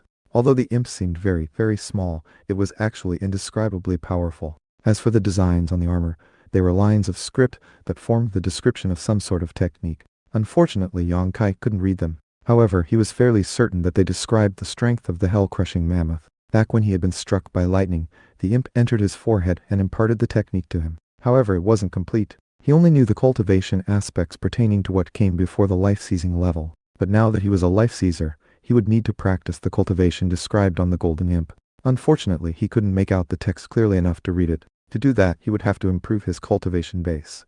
After examining the text, he found one part that he could make out relatively clearly. The words were written in ancient, flowing characters that were difficult to read, but not impossible. They read, God Devil Seal. In addition to that, there was another technique called the Hell Portal. By summoning a Hell Portal, he could call out to the powerful devil gods in hell, and perhaps even use their power to crush his enemy. At this level, the strength of the hell-crushing god Mammoth had 4 major capabilities. First, the infernal deity spear. Second, the fiend devil wings. Third, the infernal deity aegis and plate armor. Fourth, the hellfire crucible. The infernal deity spear was the strongest offensive weapon, and the fiend devil wings provided incredible speed. The infernal deity plate armor was incredible in terms of defense, and the hellfire crucible provided major help in cultivation. The next ability was the god devil seal, which provided perfect powers of concealment. After that was the hell portal, a powerful tool of summoning. Yang Kai had no idea what came after the hell portal, but he did know he would have to wait until the legendary level to find out. Now that his hellfire crucible was complete, he could start working on the god devil seal. Although the strength of the hell-crushing god Mammoth was inherently capable of concealing his energy arts and blood quintessence deep in his sea of energy, if someone probed him deeply enough, they would still be able to find them. Now that he was in the life-seizing level, he was so strong that such things were actually impossible to cover up. Thankfully, he now had the god devil seal, which would resolve all those issues. After memorizing the mnemonic, he circulated his true energy, which emerged and became like black snowflakes swirling around him. Eventually, the black snowflakes transformed, becoming dark golden, resplendent in every aspect as they burrowed into the depths of his body. Then, his physical body began to shrink down. The scintillating dark golden blood within him once again turned red, and his bones began to turn soft. Even his muscles began to weaken. All of the strength left him like the receding tide. Next, the true energy, snowflakes, sealed all of the power in his blood, bones, and meridians, pulling it into a fist-size sphere of true energy in his sea of energy. It shrank rapidly until it was the size of a sesame seed, completely undetectable by any outside force. His overall true energy was now at only 10% of its normal level, with all of his power having been sealed. Right now, he seemed like an ordinary person who had just entered the life-seizing level, nowhere near the level of people like Chu Tange. That said, his sealed true energy could be released at any time, allowing him to use his true strength whenever he wanted. This was unlike other sealing magics which would usually take time to unravel. It was not uncommon for people to use sealing marks to hide their true energy. However, it was always a dangerous process, and difficult to undo, and that was not to mention how tragic it would be to be killed before being able to draw on one's full strength. The god devil seal had no such weaknesses. A mere thought on Yang Kai's part would give him access to all of his energy arts, and all of the massive power that entailed. To an outsider, though, his aura seemed somewhat weak. That said, even though he seemed weak, that still made him vastly mightier than any master of energy. After doing a bit more work to make sure as much true energy as possible was sealed away, Yang Kai flew into the air and headed back toward the Demi-Immortal Institute. The moon had already set, and the night had passed. Soon, the first rays of sunlight began to stretch out over the waters of the ocean. Then the sun rose, and a new day began. Yang Kai made it back around noontime, and the Demi-Immortal Institute was alive with activity. Some students were hard at work practicing cultivation, some were going out to hunt demonlings, some were sparring, some were attending classes, some were in the gardens, drinking and enjoying the scenery, and some couples were enjoying each other's company. Spring had come and life in the institute reflected that. Immortal cranes and phoenixes soared in the air, as well as multicolored peacocks and griffins belonging to higher-level students. 1. The sight of the griffins made Yang Kai realize that, as an outer campus student, he could spend some merit points to get one of his own if he wanted. Of course, it didn't make much sense to do so. It took a lot of expensive medicinal pills to care for griffins, and besides, no griffin could possibly match the speeds he was capable of with his fiend devil wings. Now that he was in the life-seizing level, his cultivation base was even more powerful than before, and his status would only continue to increase. When he became an elite student, he would have access to even better materials. After finding a certain tower, Yang Kai stealthily made his way to a certain room. There, Lai He, Liang Dong, Hua Yinhu and Hejili were working together on the cosmic sunflare sword technique. By joining their true energy, they could unleash the 1,000-ton sword net, which they were currently using to wrap up the sun gem and extract the quintessence of the sun from inside it. That process saved them months and months of difficult cultivation, perhaps even more than a year. This technique from the cosmic sunflare sword, which not even Chu Tianj could use, was now a simple cultivation tool for them. The sun gem continued to slowly shrink as the four of them focused completely on their cultivation. Unexpectedly, Yang Dong already had a sun-like manifestation of sword energy behind him that seemed equivalent to the one Chu Tianj had used. He had the highest cultivation base of the group of four, and was the most naturally talented in cultivation. Truth be told, Yang Dong really was a genius, as was evidenced by him being the first to actually become a master of energy. When Yang Kai entered the room and took in the scene, he waved his finger, sending out a bitingly cold stream of true energy to the sun gem. In response, the sun gem erupted with power, sending 4 beams of bright red light into the tops of his 4 friends' heads. As the light streamed into them, the sun gem quickly shrank down into nothing. A sound like metallic bells filled the room, accompanied by a blast of heat, as tiny swords appeared in front of each of the group of 4. The swords glittered brilliantly and radiated a profound cosmic aura. These were the animate sword manifestations of the cosmic sunflare sword. These animate sword manifestations were already about 70 to 80% as powerful as Chu Tianj's. After all, they had absorbed Chu Tianj's pre-heaven sword manifestation as well as the sun gem. As of now, they could definitely tangle with a primary life Caesar and come out alive on the other end. And if they joined forces to create a sword formation, then they could easily fight on the same level as someone like Chu Tianj. They had succeeded in cultivating the cosmic sunflare sword technique. Liang Dong was the first one to open his eyes. First he looked at Yang Kai, then at the spot the sun gem had occupied moments before, and when he realized what had happened, looked visibly shocked. "Brother Yang Kai, you're back. Your aura." "Yep. I reached the life-seizing level last night."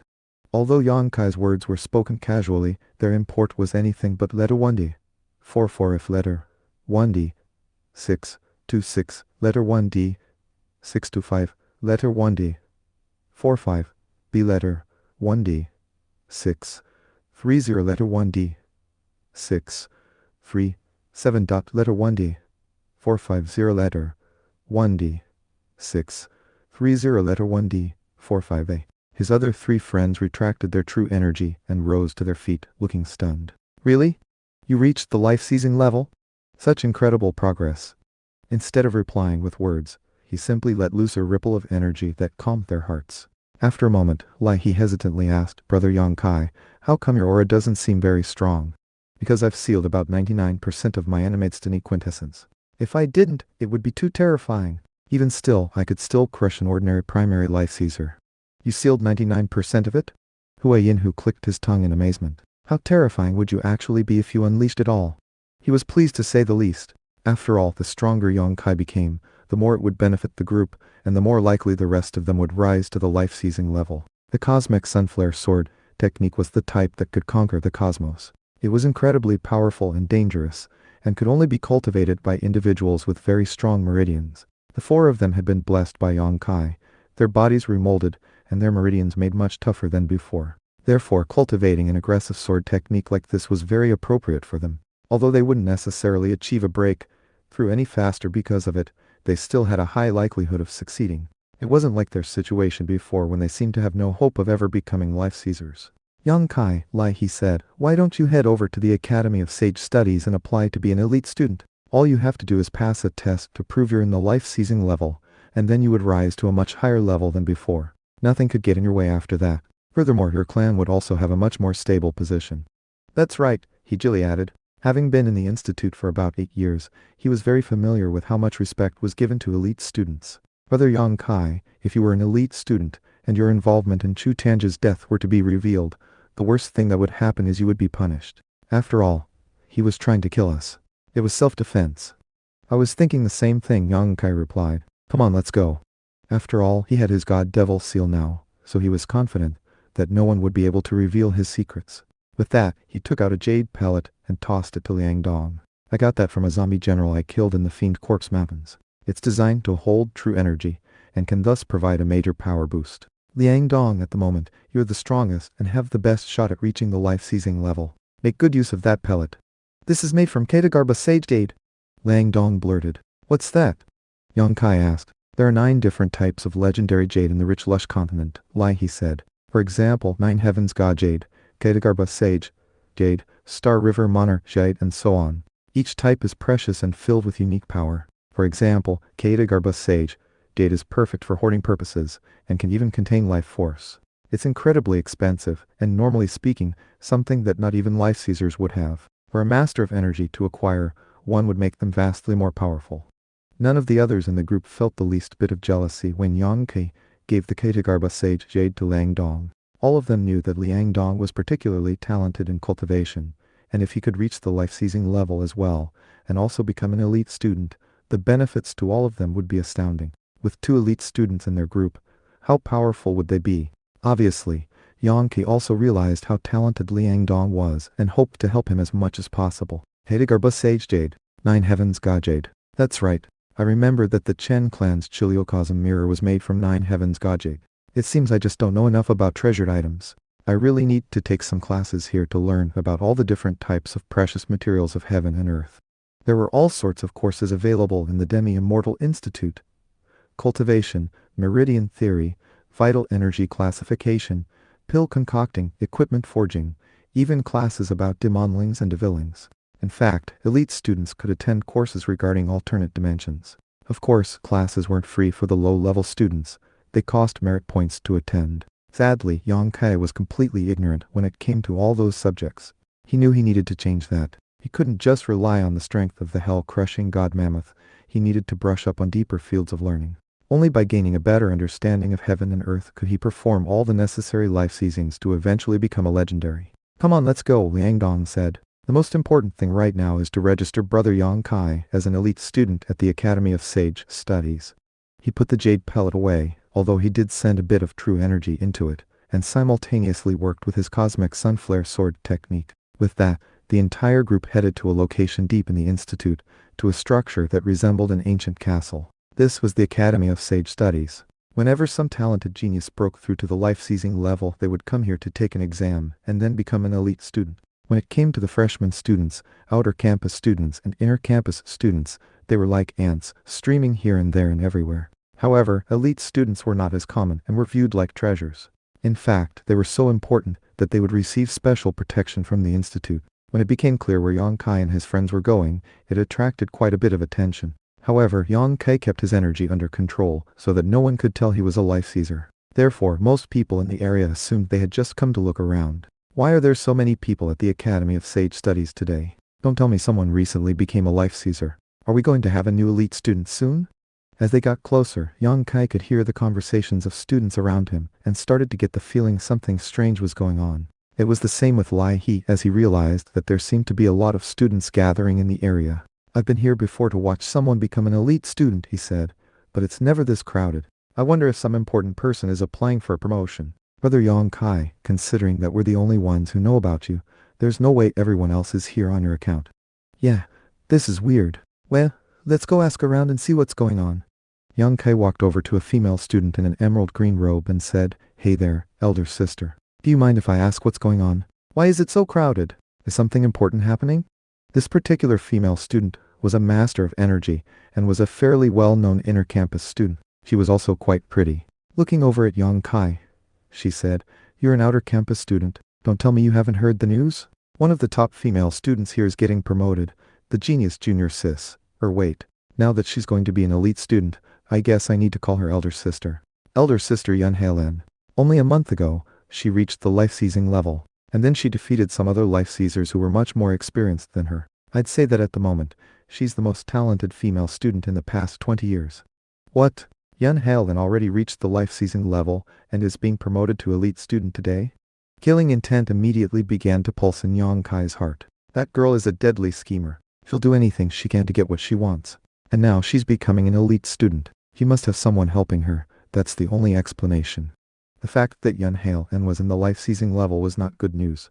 Already Yang Kai's blood was pumping, and he had to resist the urge to go give her a piece of his mind. What right did she have to simply manipulate any man she wanted, and then crush him beneath her feet before moving on as if nothing happened? Killing Chu Tianj had eased some of his fury, but deep in his heart, Yang Kai could never let go of his hatred of Yun Helen. The only way would be to crush her once and for all. When the female student saw Yang Kai standing there silently, she said, "You know, there haven't been any genius male students in 2 decades. First there was Yang Suzu, and now there's Yan Helan. 2 genius women. One of these days the women are going to completely surpass the men." With that, she gave a cold smirk and walked off. "Brother Yang Kai, your archenemy Yan Helen is getting promoted too? I guess it's just destiny that the 2 of you meet again." Lai He knew about how much Yang Kai hated Yan Helan, how she had tricked him into stealing a latent dragon pill for her, and then left him to his death. If something like that happened to Lai He knew that he would react just like Yang Kai. Therefore, Lai He and the others were all just as angry as he was. "She thinks she's some sort of genius," Yang Kai said, "but she's only advancing because of the help of the Crown Prince. One of these days, I'll make sure she understands how sadly lacking she really is. Come on with hidden there. I want to become an elite student and really stick it to Yan Helan." With that, he headed into the crowd that had assembled out front at the Academy of Sage Studies. Everyone was craning their necks in the hopes of seeing what was happening inside. However, a group of students from the Crown Prince Society had cordoned off the area and weren't letting anyone in. That said, it was still possible to see the ceremony being carried out inside, presided over by members of the senior generation with very profound cultivation bases. Other elite students, life seizers all, were present to act as witnesses and provide moral support. Yan Helen wore a sapphire blue garment and was very well made up. She had a somber expression on her face that made her look something like a goddess. The female students were all staring at her in admiration. In fact, Yang Kai could tell that many of the female students considered her to be a leader of sorts among them. It hadn't taken her long to really entrench herself in the institute. As for the male students, they obviously respected her, but at the same time dreamed of courting her. Of course they couldn't. The only thing they might hope to do was serve as escorts for her, and perhaps win a smile. The way that some of these students virtually worshipped Yan Halen caused Yang Kai to frown. Dealing with her was getting more and more complicated. "Can you guys see? That's elder sister Yan Halen. She's a legend already. She joined the Demi-Immortal Institute less than a year ago, and is already a life seizer. She's already surpassed many of the elite students." "Yeah, I know. Supposedly she has the blood of a sea god in her. She's got divine protection. She's definitely going to be the champion of us female students. She's spectacular. Even if she just smiled at me, it would make my day." Everyone seemed completely entranced with her, and that included certain members of the crowd who were from aristocratic clans in the Sage Ancestor dynasty, or geniuses in their own right. It was a group of masters of energy who maintained the cordoned-off area, preventing anyone from entering the Academy of Sage Studies. Each and every one was a member of the Crown Prince Society, with swords strapped at their backs and all sorts of jade ornaments and jewelry. Although they looked excited, the arrogance in their eyes was clear. They viewed themselves as being above everyone else present. Everyone who was in the Crown Prince Society developed something like an air of nobility. After all, they represented power, authority, and ultimate respect. According to the rumors, their leader, the Crown Prince, cultivated a rare energy art called the Son of Heaven's Godfist. Upon cultivating that art to completion, one would truly become like a son of heaven, an emperor descended from on high. It was a fist strike that was so powerful that everyone who faced it was like a court official facing the emperor. The Tao of monarchs was one of being unparalleled under heaven. The Tao of the Son of Heaven was that of winning wars without deploying troops. Yang Kai had heard stories about the Crown Prince, but had never seen him. However, based on how the Crown Prince Society students acted, he was fairly certain he knew what the Crown Prince himself was like. "Stop right there," said one of the Crown Prince Society students maintaining the cordon. Looking coldly at Yang Kai, he continued, "Students here to watch the ceremony have to stay behind the cordon. If you try to break past, don't blame us for cutting you down." "I'm also here for promotion to elite student," Yang Kai replied icily. "Besides, who gave you the power and authority to seal the Academy of Sage Studies?" "What? Here for promotion to elite student? You're in the life-seizing level?"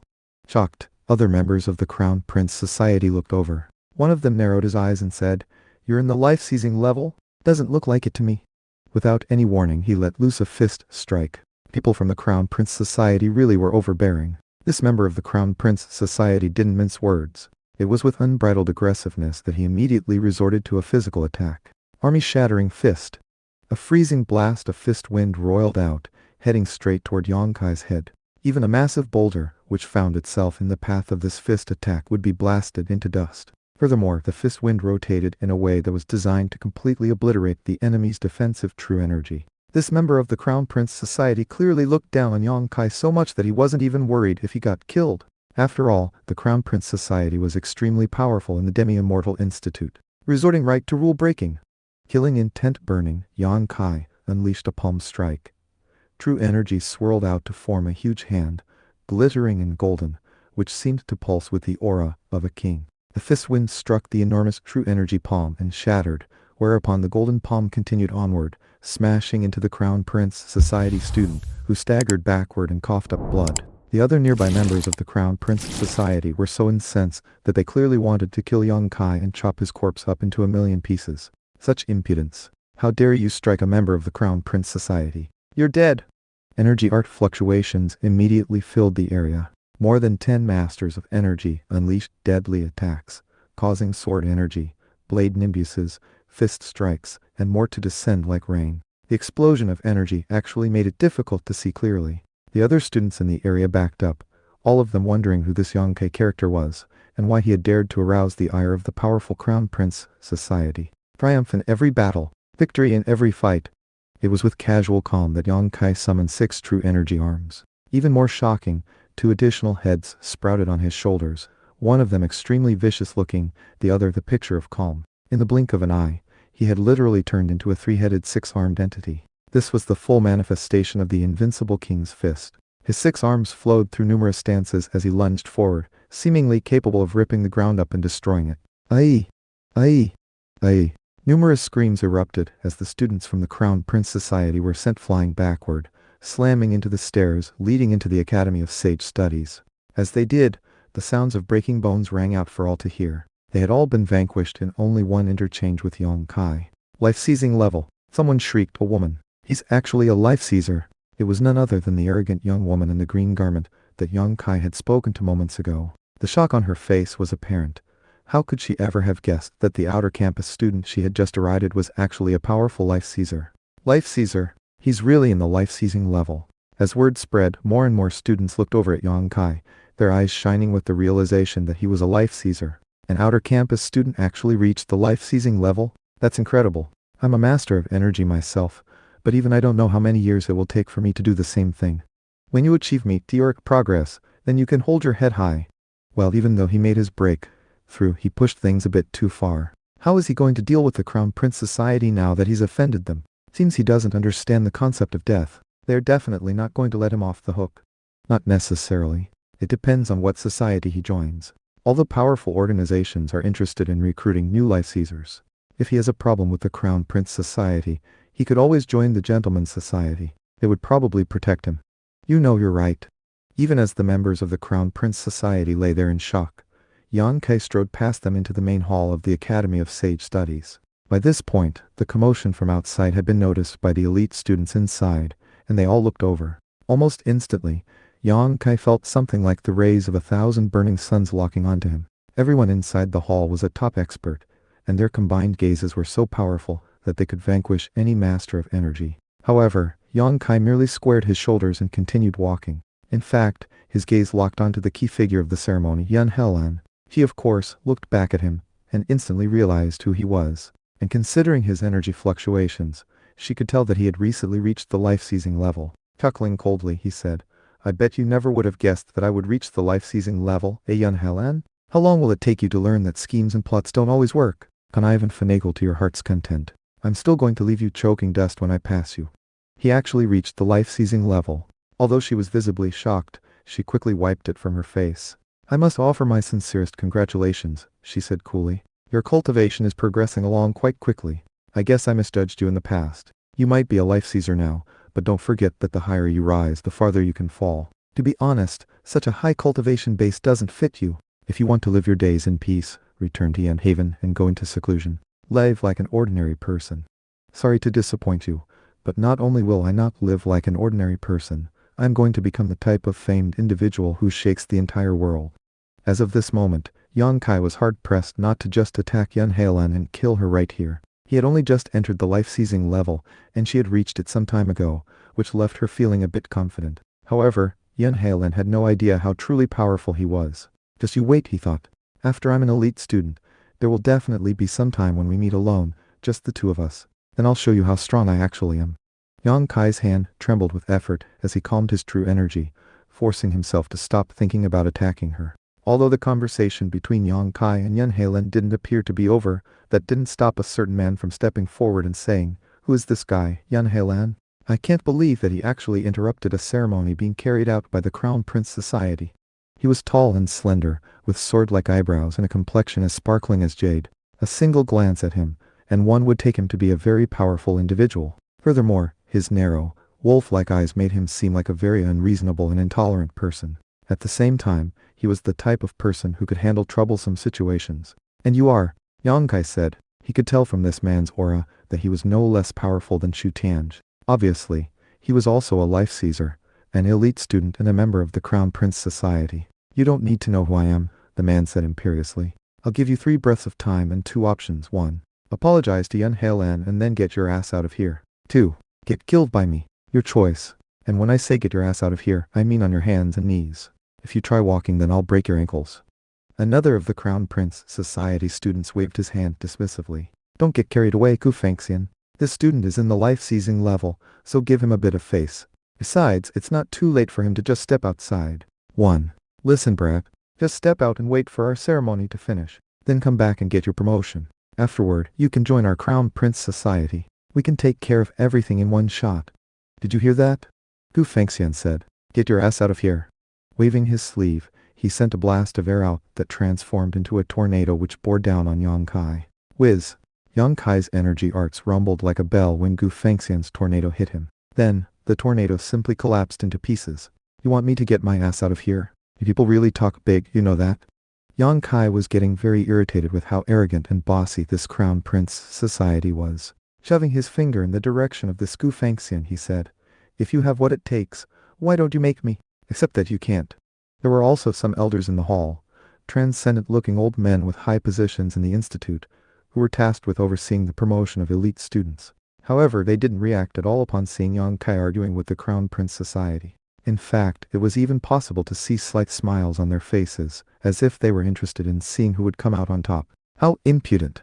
Gu Fengxian blurted, incensed both by Yang Kai's words as well as his sharp tone. With that, he threw his arms wide, causing intense heat to ripple off of him, which transformed into flame horses, flame crows, flame rats, flame tigers, flame snakes and more. Fire filled the air and then shot directly toward Yang Kai. Yang Kai didn't even look at the flames. He unleashed his true energy, causing numerous energy vortexes to spring up around him, which easily sucked in all of the flame manifestations, destroying them and sending sparks showering down everywhere. Tiny pits and holes opened up on the ground where the sparks landed, which attested to how powerful the flames had been. Flame killing. Gu Fengxian growled. Scorching hot true energy shot out from his eyes, which rapidly took the shape of a large kiln. Stamping its hooves, it began to race toward Yang Kai, breathing fire as it did. It also emanated an energy field that was so wide it instantly enveloped Yang Kai. Everyone present could see that the heat within that energy field was so intense that the ground was melting. However, none of the onlookers felt any of that heat, which showed how exquisitely Gu Fengxian was able to control his energy art. There were some people who would unleash incredible energy arts, but would injure innocent bystanders. People like that seemed amazing, but were actually not in control and were wasting their true energy. Obviously, Gu Fengxian's energy arts had reached the highest level of perfection. And yet, despite being in the midst of that intense fire, Yang Kai didn't seem worried at all. He was like the ultimate manifestation of the old adage, true gold fears no fire. Reaching out, he splayed his fingers, then tightened them into a fist, causing a vortex to spring up around it. It was the invincible king's fist again. This time, all of its stances combined into one. Boom! He punched the flame cullen hard on the head, provoking a miserable scream from it as it collapsed into pieces. Thump, thump, thump. Gu Fengxian staggered backwards, his face draining of blood. Yang Kai defeated Gu Fengxian with a single fist strike, then stared him down and jokingly said, "A piece of trash like you wants me to get my ass out of here." Gu Fengxian was from the Crown Prince Society, but that didn't scare Yang Kai. Now that he was in the life-seizing level, he could use his Hellfire Crucible to directly consume demon cores, which meant that his cultivation base would continue to advance by leaps and bounds. Given some time, he would eventually seize life again and again, and would thus gain enlightenment of the Hell Portal. With that, he would have even less reason to fear the legendary Crown Prince. The Hell Portal would allow him to summon countless kinds of devil gods, the type who had the capacity to turn the world of men into a living hell. Of course, summoning creatures like that was inherently dangerous in certain ways. Gu Fengxian almost couldn't believe that he had met defeat. "You! I'm gonna kill you!" He was the insufferably arrogant type, and the fact that he had just been defeated by someone who just reached the life-seizing level was a complete humiliation. That in itself ensured that he now viewed Yang Kai as a mortal enemy. Painting of immortal immolation. He howled. Flame rippled up behind him, quickly turning into the image of a painting. It depicted all sorts of god immortals, all of them transcendent beings, who were wreathed in flames, agonized expressions covering their faces as they were immolated into nothing. Face twisting viciously, Gu Fengxian said, "I can't believe you shoved me backward a few steps, brat. Humiliation like that can never be wiped away. Henceforth, you have no reason to stay alive. I'll put you in so much agony you'll wish you could die. Except I won't let you. You're going to be the first person to experience my imperial class energy art, the 5 volumes of immortal immolation." From the way his energy was building up, it seemed he was preparing to go all out. 5 volumes of immortal immolation. That's an imperial class energy art. It's a consummate discipline from the Gu clan, not from the Demi-Immortal Institute. The Gu clan is one of the top 10 richest clans in the rich lush continent. According to the rumors, they used to have a great sage. Even the sage ancestor dynasty pays them a lot of respect. 5 volumes of immortal immolation are so powerful that, if used together, they can be used to immolate immortals. However, after years of chaos in their clan, 4 of the 5 volumes were lost. Now they only have 1 of them. Even still, it's incredibly powerful. Who is this guy anyway? From his clothes, it seems he's an outer campus student. I can't believe his cultivation base is so profound. He actually defeated Gu Fengxian. Gu Fengxian is being a bit careless. Considering he's using his painting of immortal immolation, there's no way this other student will be able to defend himself. Well, that guy is a life-seizer, so there's no way the elders will let him get killed. They'll interfere. Every life-seizer who loses their life is a blow to the quintessence of the institute. Already many of the students were taking note of Yang Kai. As for Yun Helan, her expression was cold, almost as if she could see deep into Yang Kai and understand the truth of why he had advanced so quickly. Before, she had taken him to be little more than a talented commoner who would never go very far no matter how hard he worked. How could she have ever guessed that he would actually reach the life-seizing level? He was standing out as conspicuously brilliant, which made him a major threat to her. As for Gu Fengxian, she knew full well that he was one of the top talents in the Crown Prince Society. He had reached the life-seizing level 10 years ago, and was already a secondary life-seizer. Despite that, Yang Kai had defeated him and forced him to use his 5 volumes of immortal immolation, a consummate energy art. It was no trivial matter, and Yun Helan knew that things couldn't go on this way. "This has to stop," she said coolly. It was difficult to tell whether she meant Yang Kai or herself. Even as Gu Fengxian prepared to unleash his painting of immortal immolation, one of the elders from the Academy of Sage Studies waved his finger, causing a razor-sharp sword to appear. Enough. Rip! Painting of immortal immolation collapsed, and the resulting true energy returned to Gu Fengxian, defeated by only 1 move from this old man. The mere sight of it left Yang Kai shaken. "Elder War Soldier." "Elder War Soldier, sir, did you have something you wanted to say?" Shocked that an elder had interfered, Gu Fengxian's fellows all began to urge him to calm down. "Gu Fengxian, now that Elder War Soldier has intervened, you'd better not use any more energy arts." Considering this punk barged into the Academy of Sage Studies, Elder War Soldier probably wants to punish him. There's no more need for the Crown Prince Society to step in. Obviously, this elder had a very high standing in the Demi-Immortal Institute, to the point where life-seizers from the Crown Prince Society wouldn't dare to defy him. That was some incredible sword energy, Yang Kai thought. I wonder how many times he seized life from heaven. If he went all out to attack me, would I be able to defend myself? Although Yang Kai's energy arts were strong, he was still relatively inexperienced, and thus had no way to assess Elder War Soldier's level in detail. "Silence," Elder War Soldier said. Looking around at the students from the Crown Prince Society, he continued, "Calm down, all of you. Today's formalities end here." Then he looked at Yang Kai. "What's your name?" "Elder War Soldier. I am Yang Kai," he said respectfully. "I just reached the life-seizing level, and came to take the test and applied to be an elite student." "I see. Well, you definitely have the power of a life-seizer. That was the invincible King's Fist, correct? You've got some talent in you to be able to use an incomplete version of the technique to unleash the power you just did. What do the rest of you think?" Elder War Soldier turned to look at the other elders. One of those elders rose to his feet. "You're absolutely right, Elder War Soldier. I was watching this kid closely just now, and he definitely has a life-seizer cultivation base. No one can call that into question. However, according to our rules, we still need to administer the test. Elder War Hero. Elder War Power. Elder War Gallant. Why don't the 4 of us inspect the boy's sea of energy?" The other elders nodded and rose to their feet. Whiz! Gentle energy streamed out of their hands, heading directly toward Yang Kai. He did nothing to resist, and in fact, dissipated his defensive true energy and allowed their power to enter his meridians. He knew that passing this test was the only way that the Demi-Immortal Institute would permit him to officially become an elite student, and thus join the upper echelons. Now was the moment of truth. Would the God-Devil seal work? There were 5 Grand Elders present. The highest ranking among them was Elder War Soldier, and after him were Elder War Glory, Elder War Hero, Elder War Power, and Elder War Gallant. These 5 elders ran the Academy of Sage Studies, and were in fact vice-rectors in the institute. Most major decisions were made by them. As for the rector himself, Elder War Sage, he spent most of his time in seclusion, seeking enlightenment. He hadn't even been seen in the last 100 years. These 5 elders sent their power coursing into Yonkai's meridians, all the way into his sea of energy, where they could see the true energy of both the invincible King's Fist and the Golden Bell Rampart. As for the strength of the hell-crushing God Mammoth, it was tightly sealed up, as well as the 4 seasons swordplay, making it impossible for them to even notice.